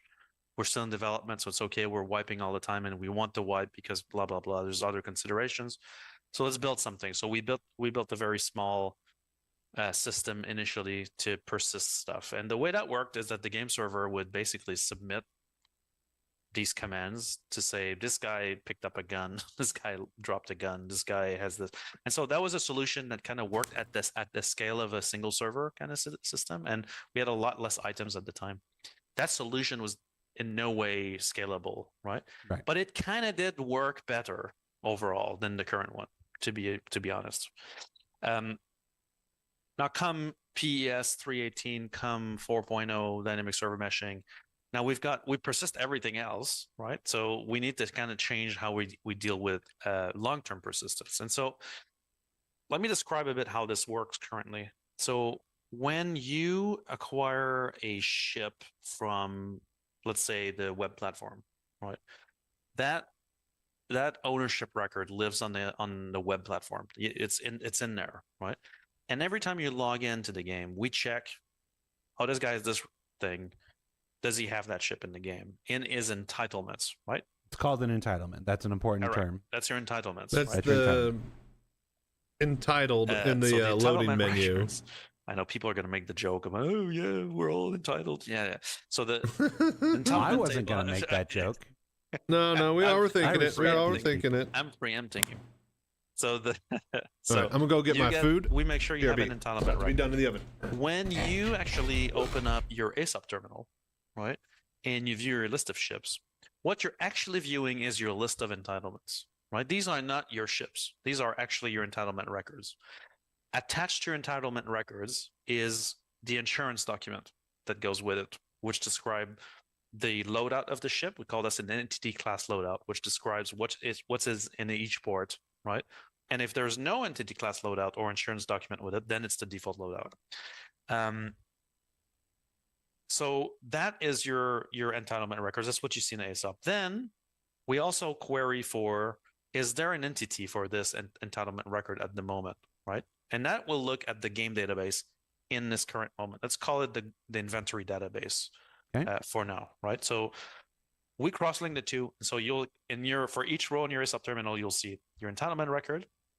You'll see the state of the entitlement record will allow you to see if you need to deliver it first. That means I have no entity in the game. So when you deliver it, now we create the entity in the game. And then if it's stowed in an inventory, then you can retrieve it, right? It starts from the entitlement record. And then if the ship is stowed, then you'll see its location is set, right? If it's left in space at a location, you'll see its location is set. If it's lost or destroyed, or I think there's a couple of different states, but one of them is destroyed, then you can claim the ship, right? And then that will use the insurance document to destroy whatever matches this entitlement. So we have a way to find entities that were created from a given entitlement, gets destroyed, and then we use the insurance document to give you a brand new ship, right, at the location where you're at. And so that's in-game. That's what you have in-game. That's the way the in-game part works, right? So let's do a clear example. I'm in New Babbage. I have a hawk in my list, and I deliver it. It gets created at that location. I retrieve it. It gets unstowed onto the pad. I use it around, blah, blah, blah. I fly out to another place. I lose the ship. I respawn in Fletcher. I do my time. Then I go out to Grimex or whatever I respawn at. And now I'm at a different location. I see the hawk in my entitlement list, but the ship is nowhere to be found. I claim it. A new ship is created. It's put in there. Yep. Okay. So before we go to the ones you get in game, which is just to reiterate this so everybody understands this before we move on to the next thing. Because people are always wondering, why do I always get the stuff I pay money for? real money for, but the stuff that I earn in games is different. That's what we're in the process of Yes. explaining right now. Yes. Because the stuff that you get that you pay actual money for, or that you get awarded through like a subscription or a gift, like we gave the armor to Concierge a couple months ago and stuff like this. Those sit on the web platform.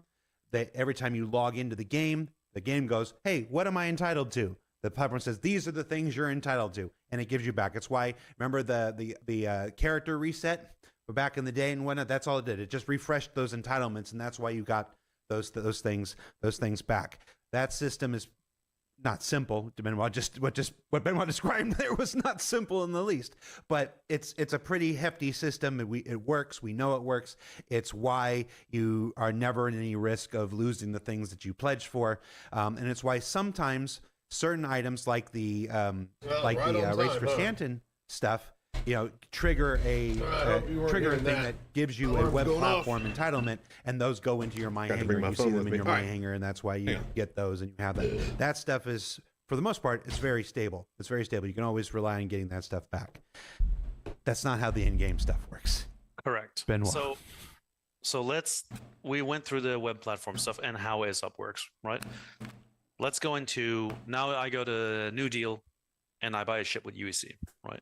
That will actually give you an entitlement, right? Because you can claim those ships, right? You can transfer those ships. So now, at that point, up to now, these will work identically, right? But when you log into the game, we don't reconcile from an outside source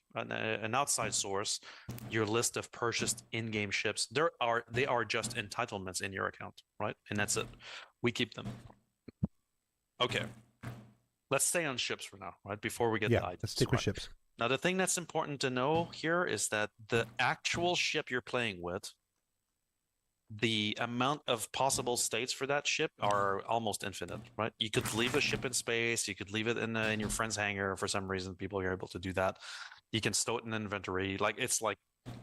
It can be inside an Idris that's stowed in someone else's thing.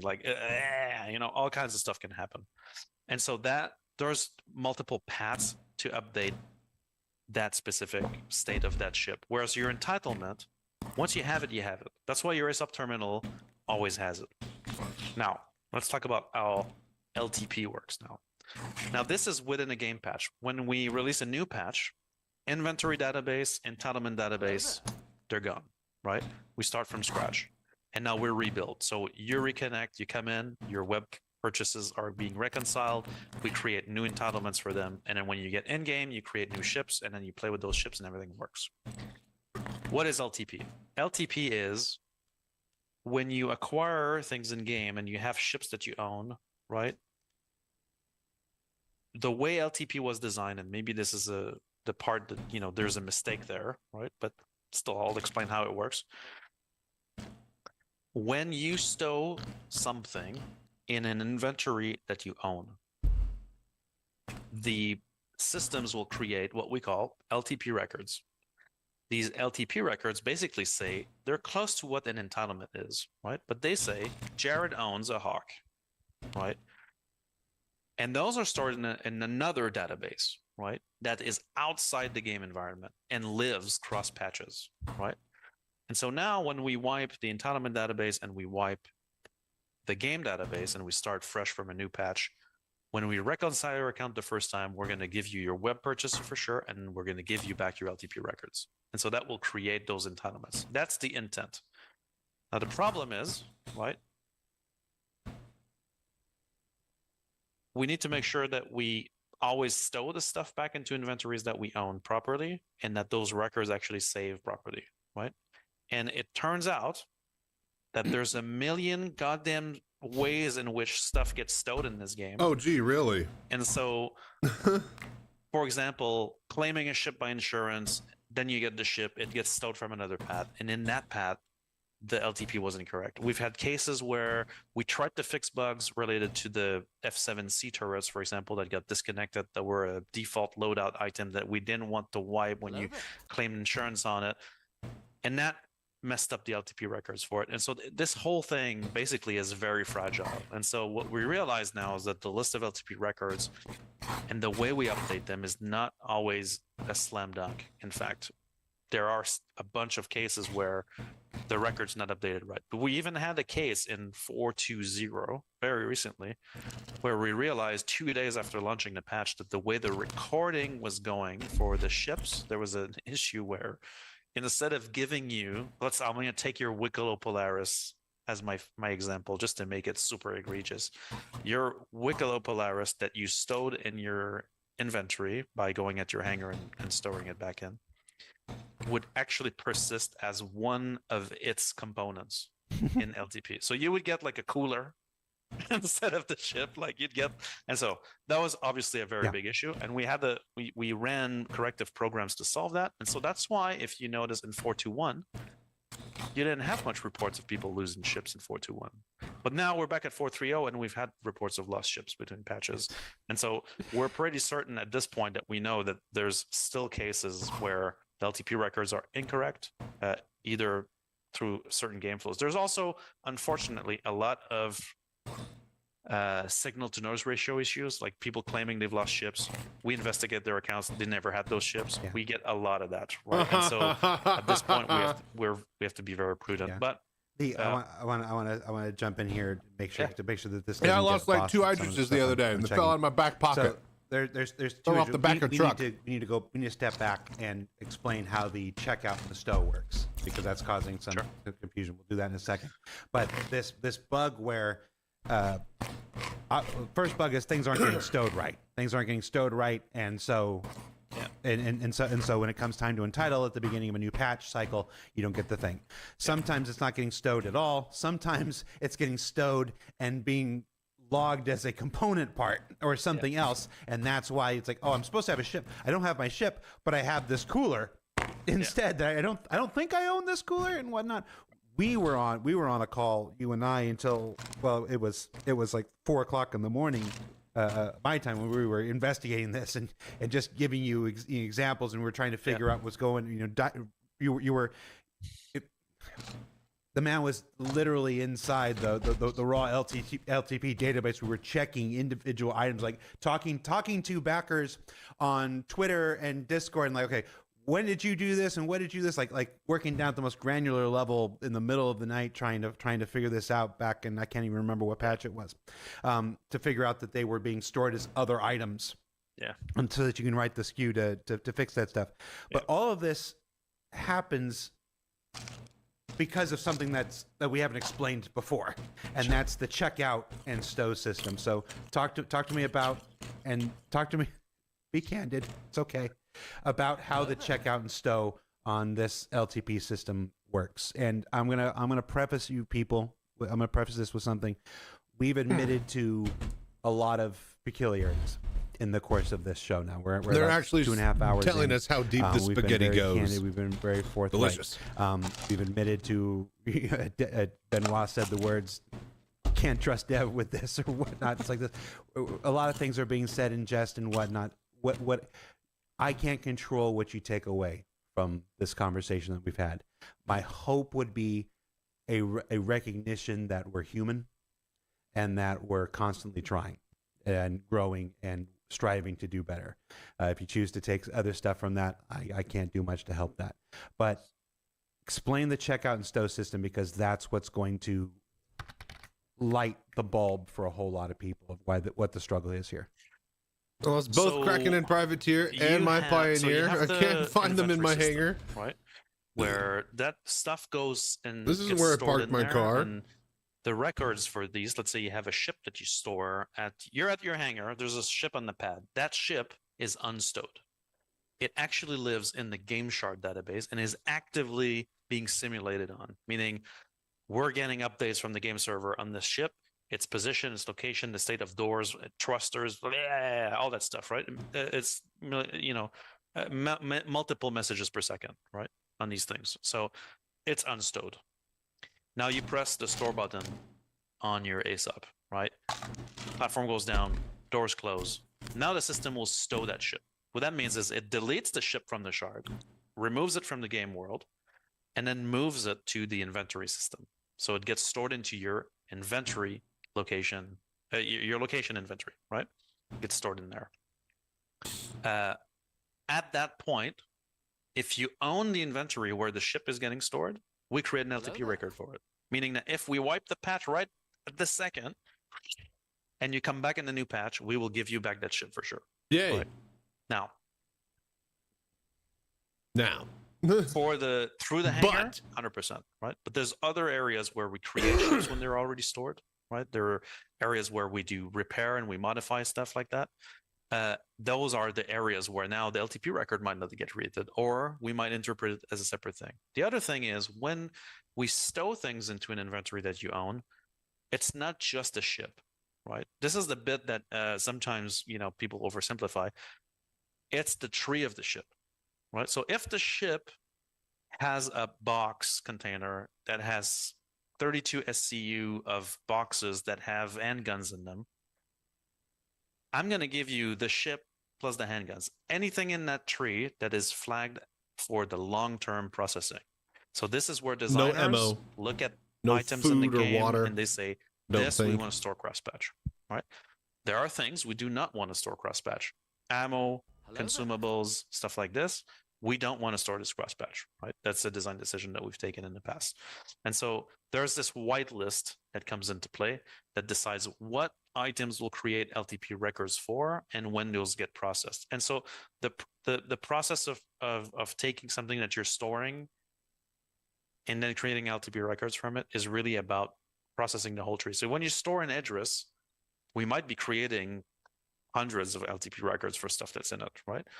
And so that gets to be an issue. Also, like if you have you can start thinking about the edge cases now, right?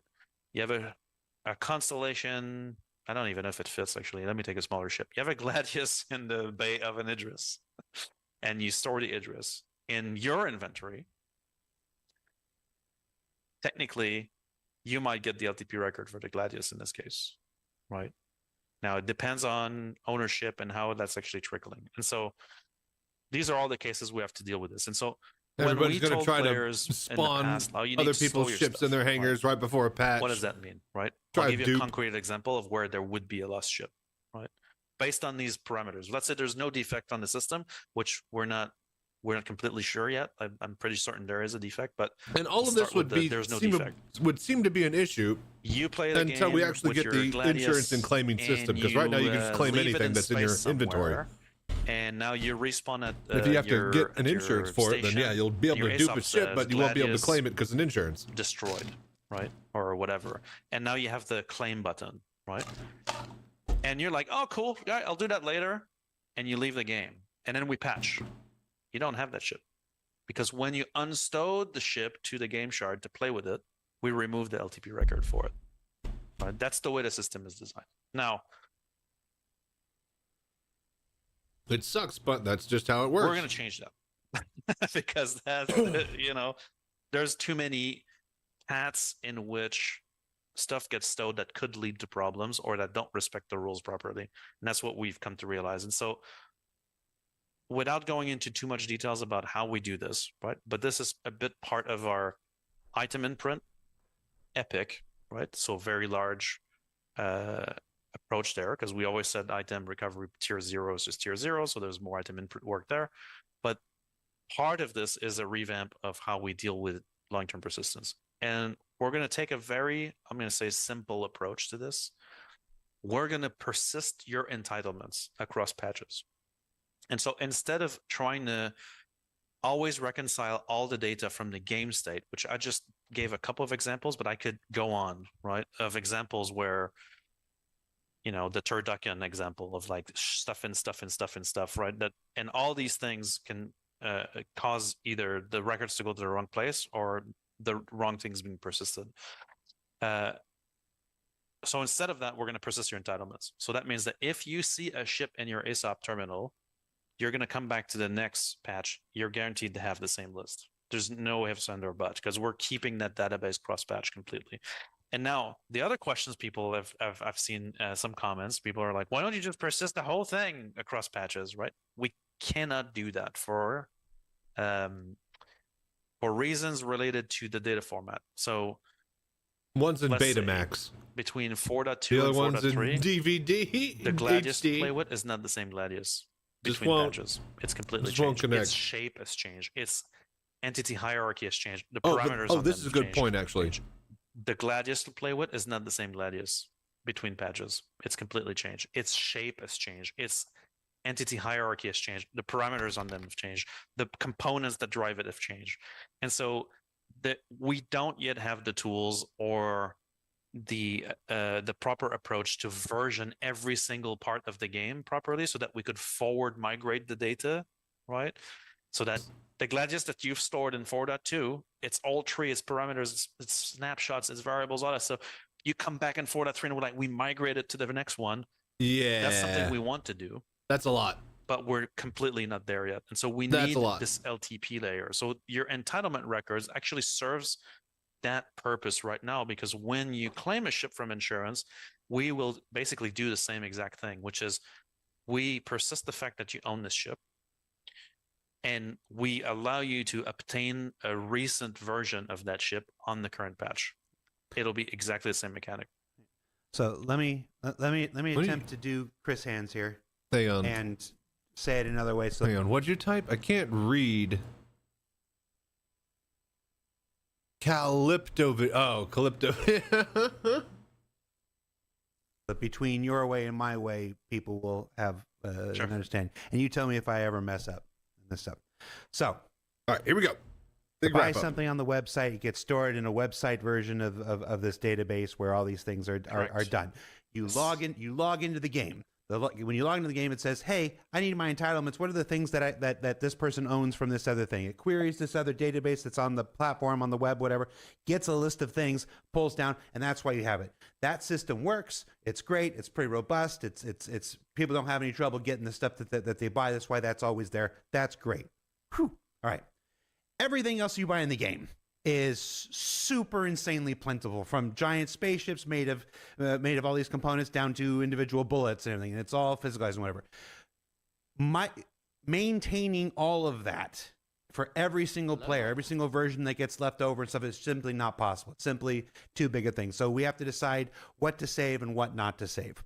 LTP is a separate database, not the entitlement database over here, a separate database of the things that you have purchased, found, earned in game that gets locked to that. We make choices on what that is. Bullets, no. Med pens, no. A spaceship, yes. Armor, yes. So, and there's lots of areas in between, but we'll go with the extremes here.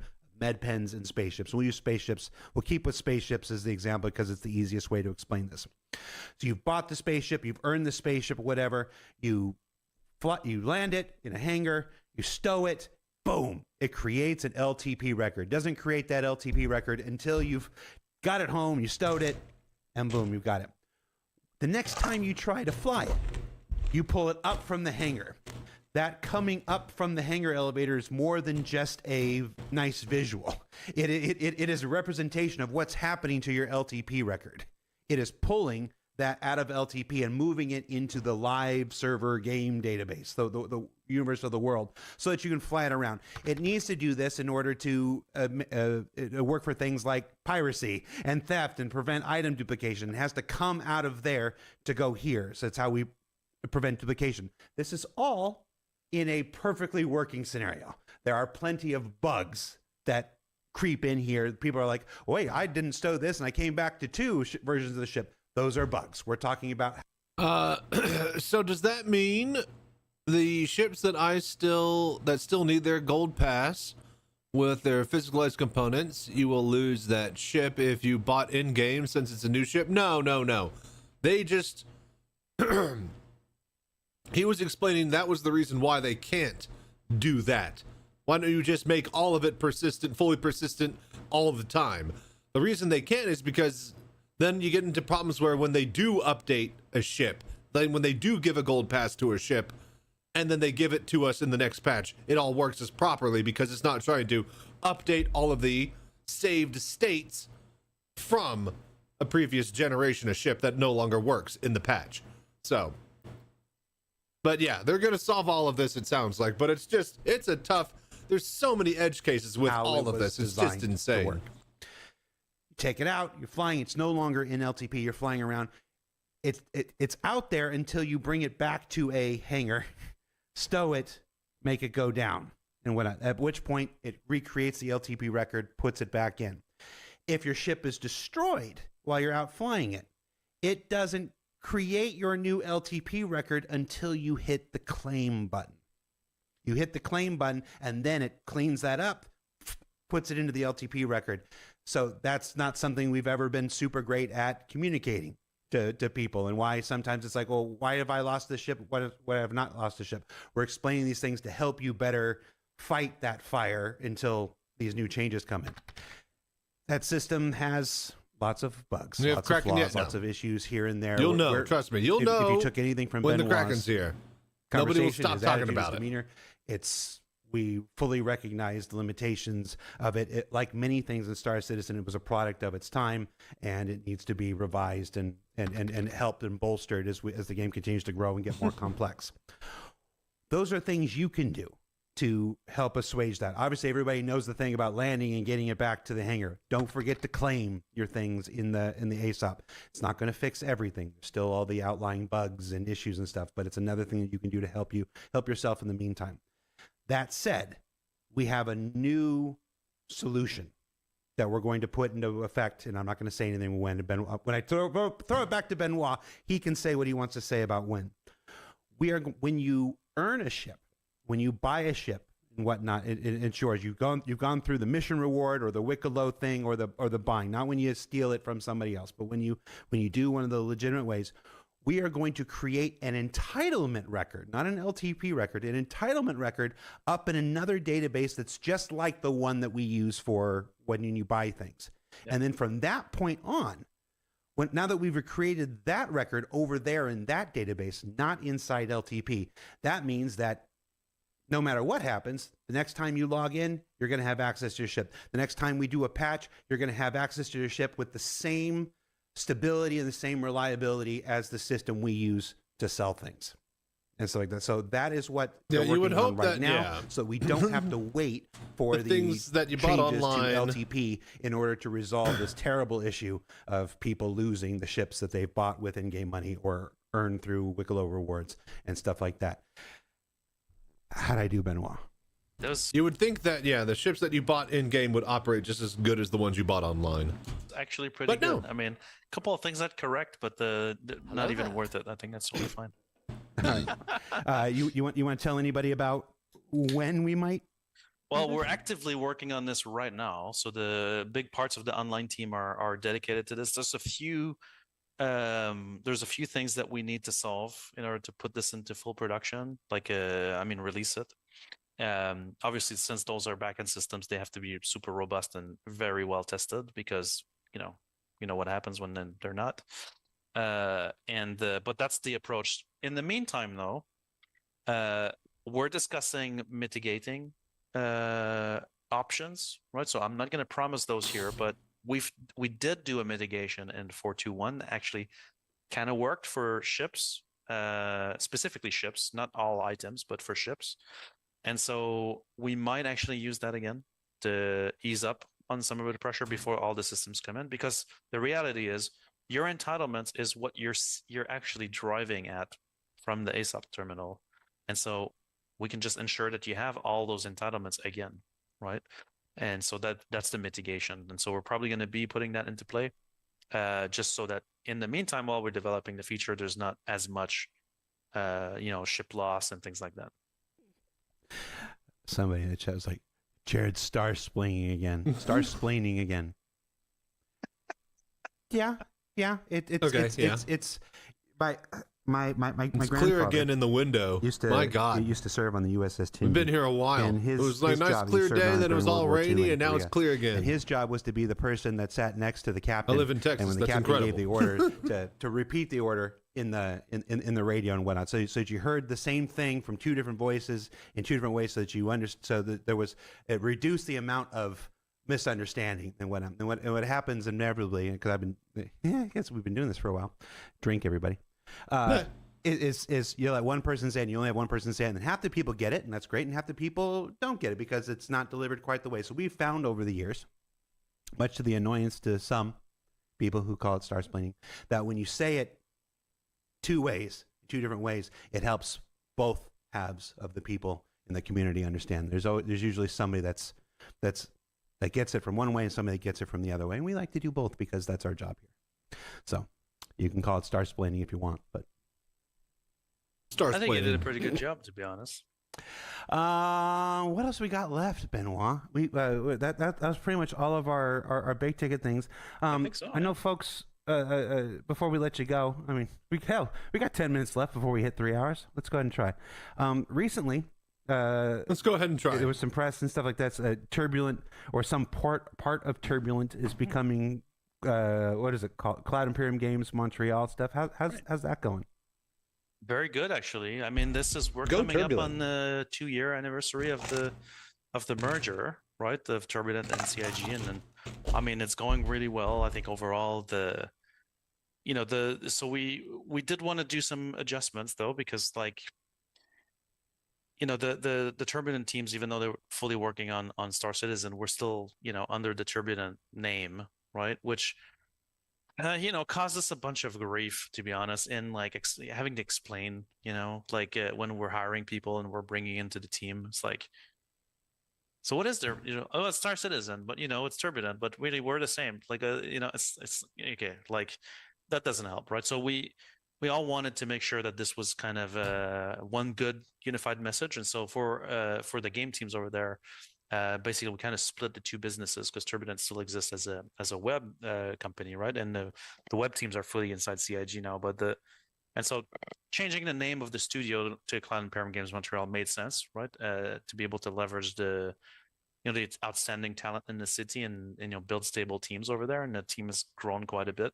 And so this was really about clarifying stuff like this, and I think it's going well. I mean, the integration's been fantastic so far. I mean, the way the teams operate across the board at CIG are improving. I think that even though there's transatlantic, time zones, you can see a lot of the fruit of the collaborations between the teams show up right in the stuff that we've produced this year. The teams travel back and forth, the key leads are exchanging, and there's a really good gel between this. And so no, it's been, to be honest, really positive so far. So it's good. Good. Glad to hear. Well, that about does it for what I have for you, Benoit. Chat's been like SCL stands for Star Citizen Long. Sometimes, at least when Benoit and I get together, and people are like, Star Citizen long, or Star SCL longer than Citizencon Direct. That's crazy. Yeah. It will be longer than Citizencon Direct. Let's talk about that for a second. All right. Still got some time. So in case folks don't know, Citizencon Direct is coming. It's on October Star Citizen 11th. Citizencon Watch Party in Austin, Texas. You'll find me there with the VR Citizen experience and mobile VR cockpit. So if you guys are wanting to check it out live, well, I'll see you there in Austin, Texas. If you guys are wanting to help bring the experience there, well, check out the GoFundMe, the donations, all that stuff, Twitch Prime, subs, donation, all that stuff goes to the same place. It's all going to help move this unit to where it needs to be. So thank you all for the support wherever and whenever you're able to do it. That's why I'm here in my office and not on the spaceship. 29 days till Citizencon, everyone. It's a permanent filming location for Citizencon. Why is SCL longer than Citizencon Direct? Because this just takes me and Benoit. This just takes me and Benoit doing absolutely no prep, absolutely no prior discussion. Just like, hey, you want to chat for like 3 hours about all these things? I'm just going to ask you about a bunch of crap, and you're going to, tell the truth. I'm like, yeah, we can do that. And he goes, this is a relatively easy thing. Don't equate length with a difficulty.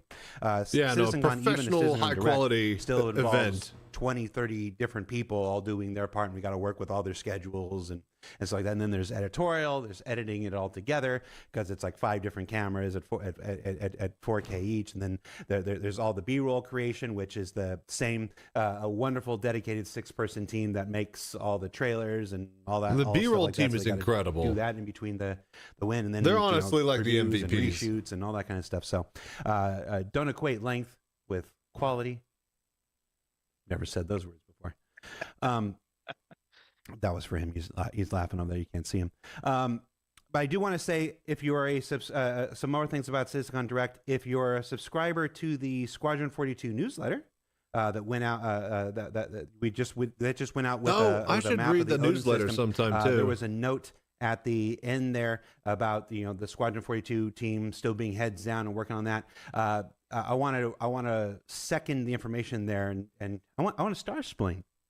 I'm going to star explain the information that was there.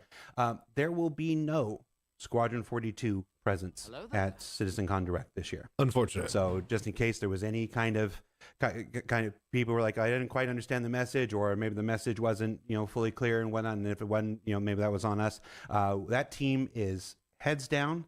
We drew a line in the sand when we said 2026. I don't know if we're going to make it. I just know that we're going to do every single thing possible to make it.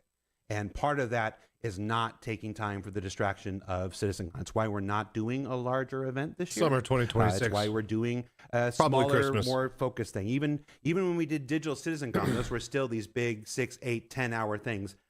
We called that Citizencon. This is not Citizencon. It's Citizencon Direct. It's a much smaller, more focused thing, specifically on the work of the Star Citizen team and what they plan for the next year of development. We're not going to look at 1.0 stuff and so like this. It's just we're going to take a look at what the next next year 12 months of our so intention no is for that. like So it's a much yeah smaller, the new more star dedicated systems thing. and blah I blah think blah. you're still going to enjoy it.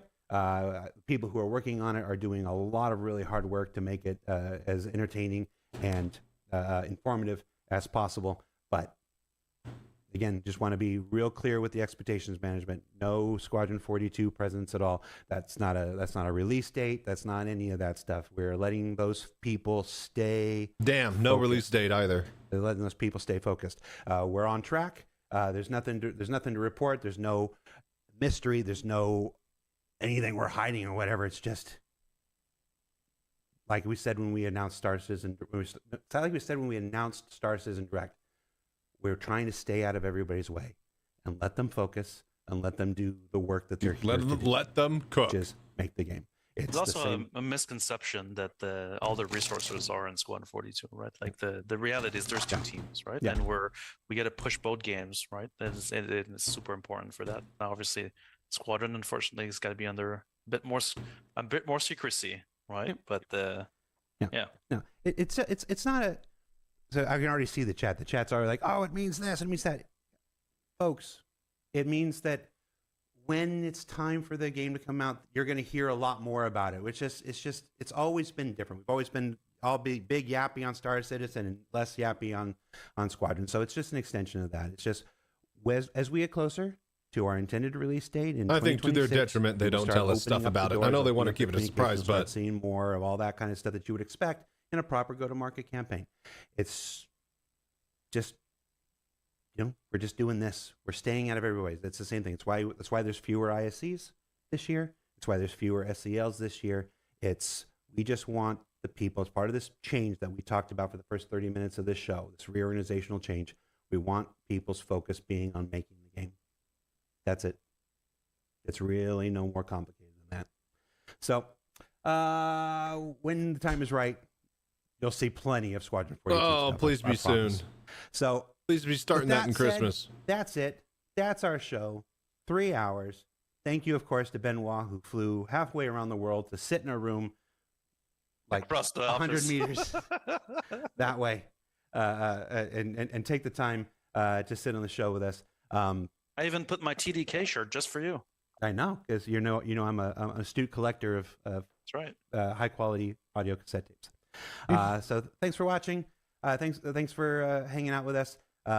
Thanks for being respectful in chat to your fellow chatters. Saw a lot of folks with a lot of good conversation there. And thank you, as always, again, I did it already, but I'm going to do it again. Benoit, for agreeing to come. I don't know. I've worked a lot of places in my life, and I've been in a lot of studios, and I've never known a CTO to be this willing to come on and share this level of candor and insight with That people. is pretty open for being a chief Glad technical for it. officer. It's the DNA of our project, man. All right. Got to do it.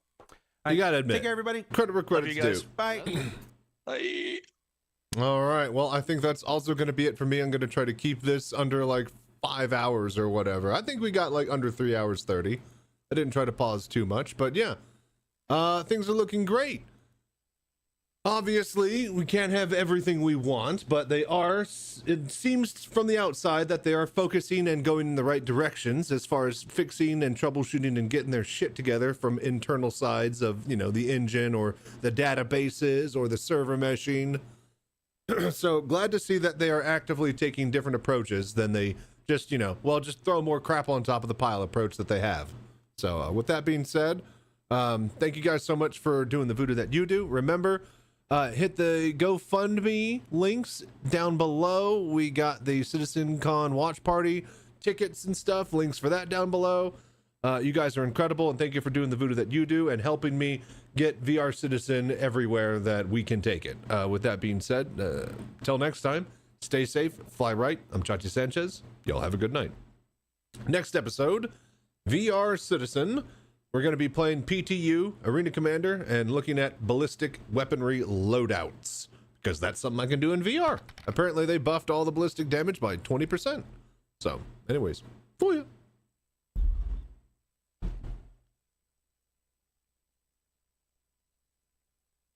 And we're out. Boom. And we're done. Cool, cool. All right, so what I think we'll do is I'm just gonna raid somebody, and I think I'm gonna go to bed and sleep and get some rest. I could and kind of possibly feel like, you know, maybe playing a bit of Path of Exile, checking out my new character and showing you guys them, but I think we'll do that at a different time. I need to get some rest. I'm a bit tired. And yeah, I think we're gonna try to keep the Star Citizen streams nice and concise. So with that being said, we'll check y'all later. Till next time, stay safe and fly right out there. Thank you so much for all your support. Hope you guys enjoyed today, tonight, tomorrow, wherever you are. Have a good one.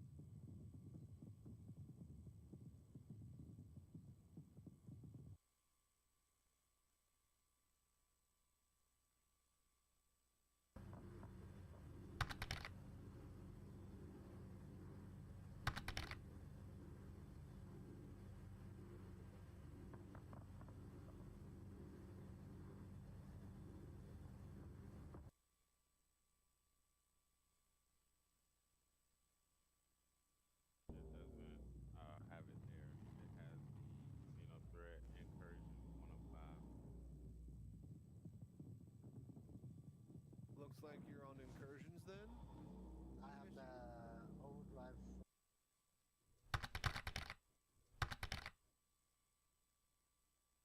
Your mission status?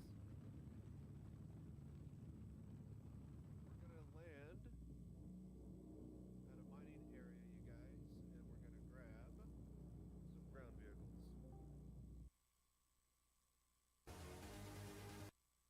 Hello there.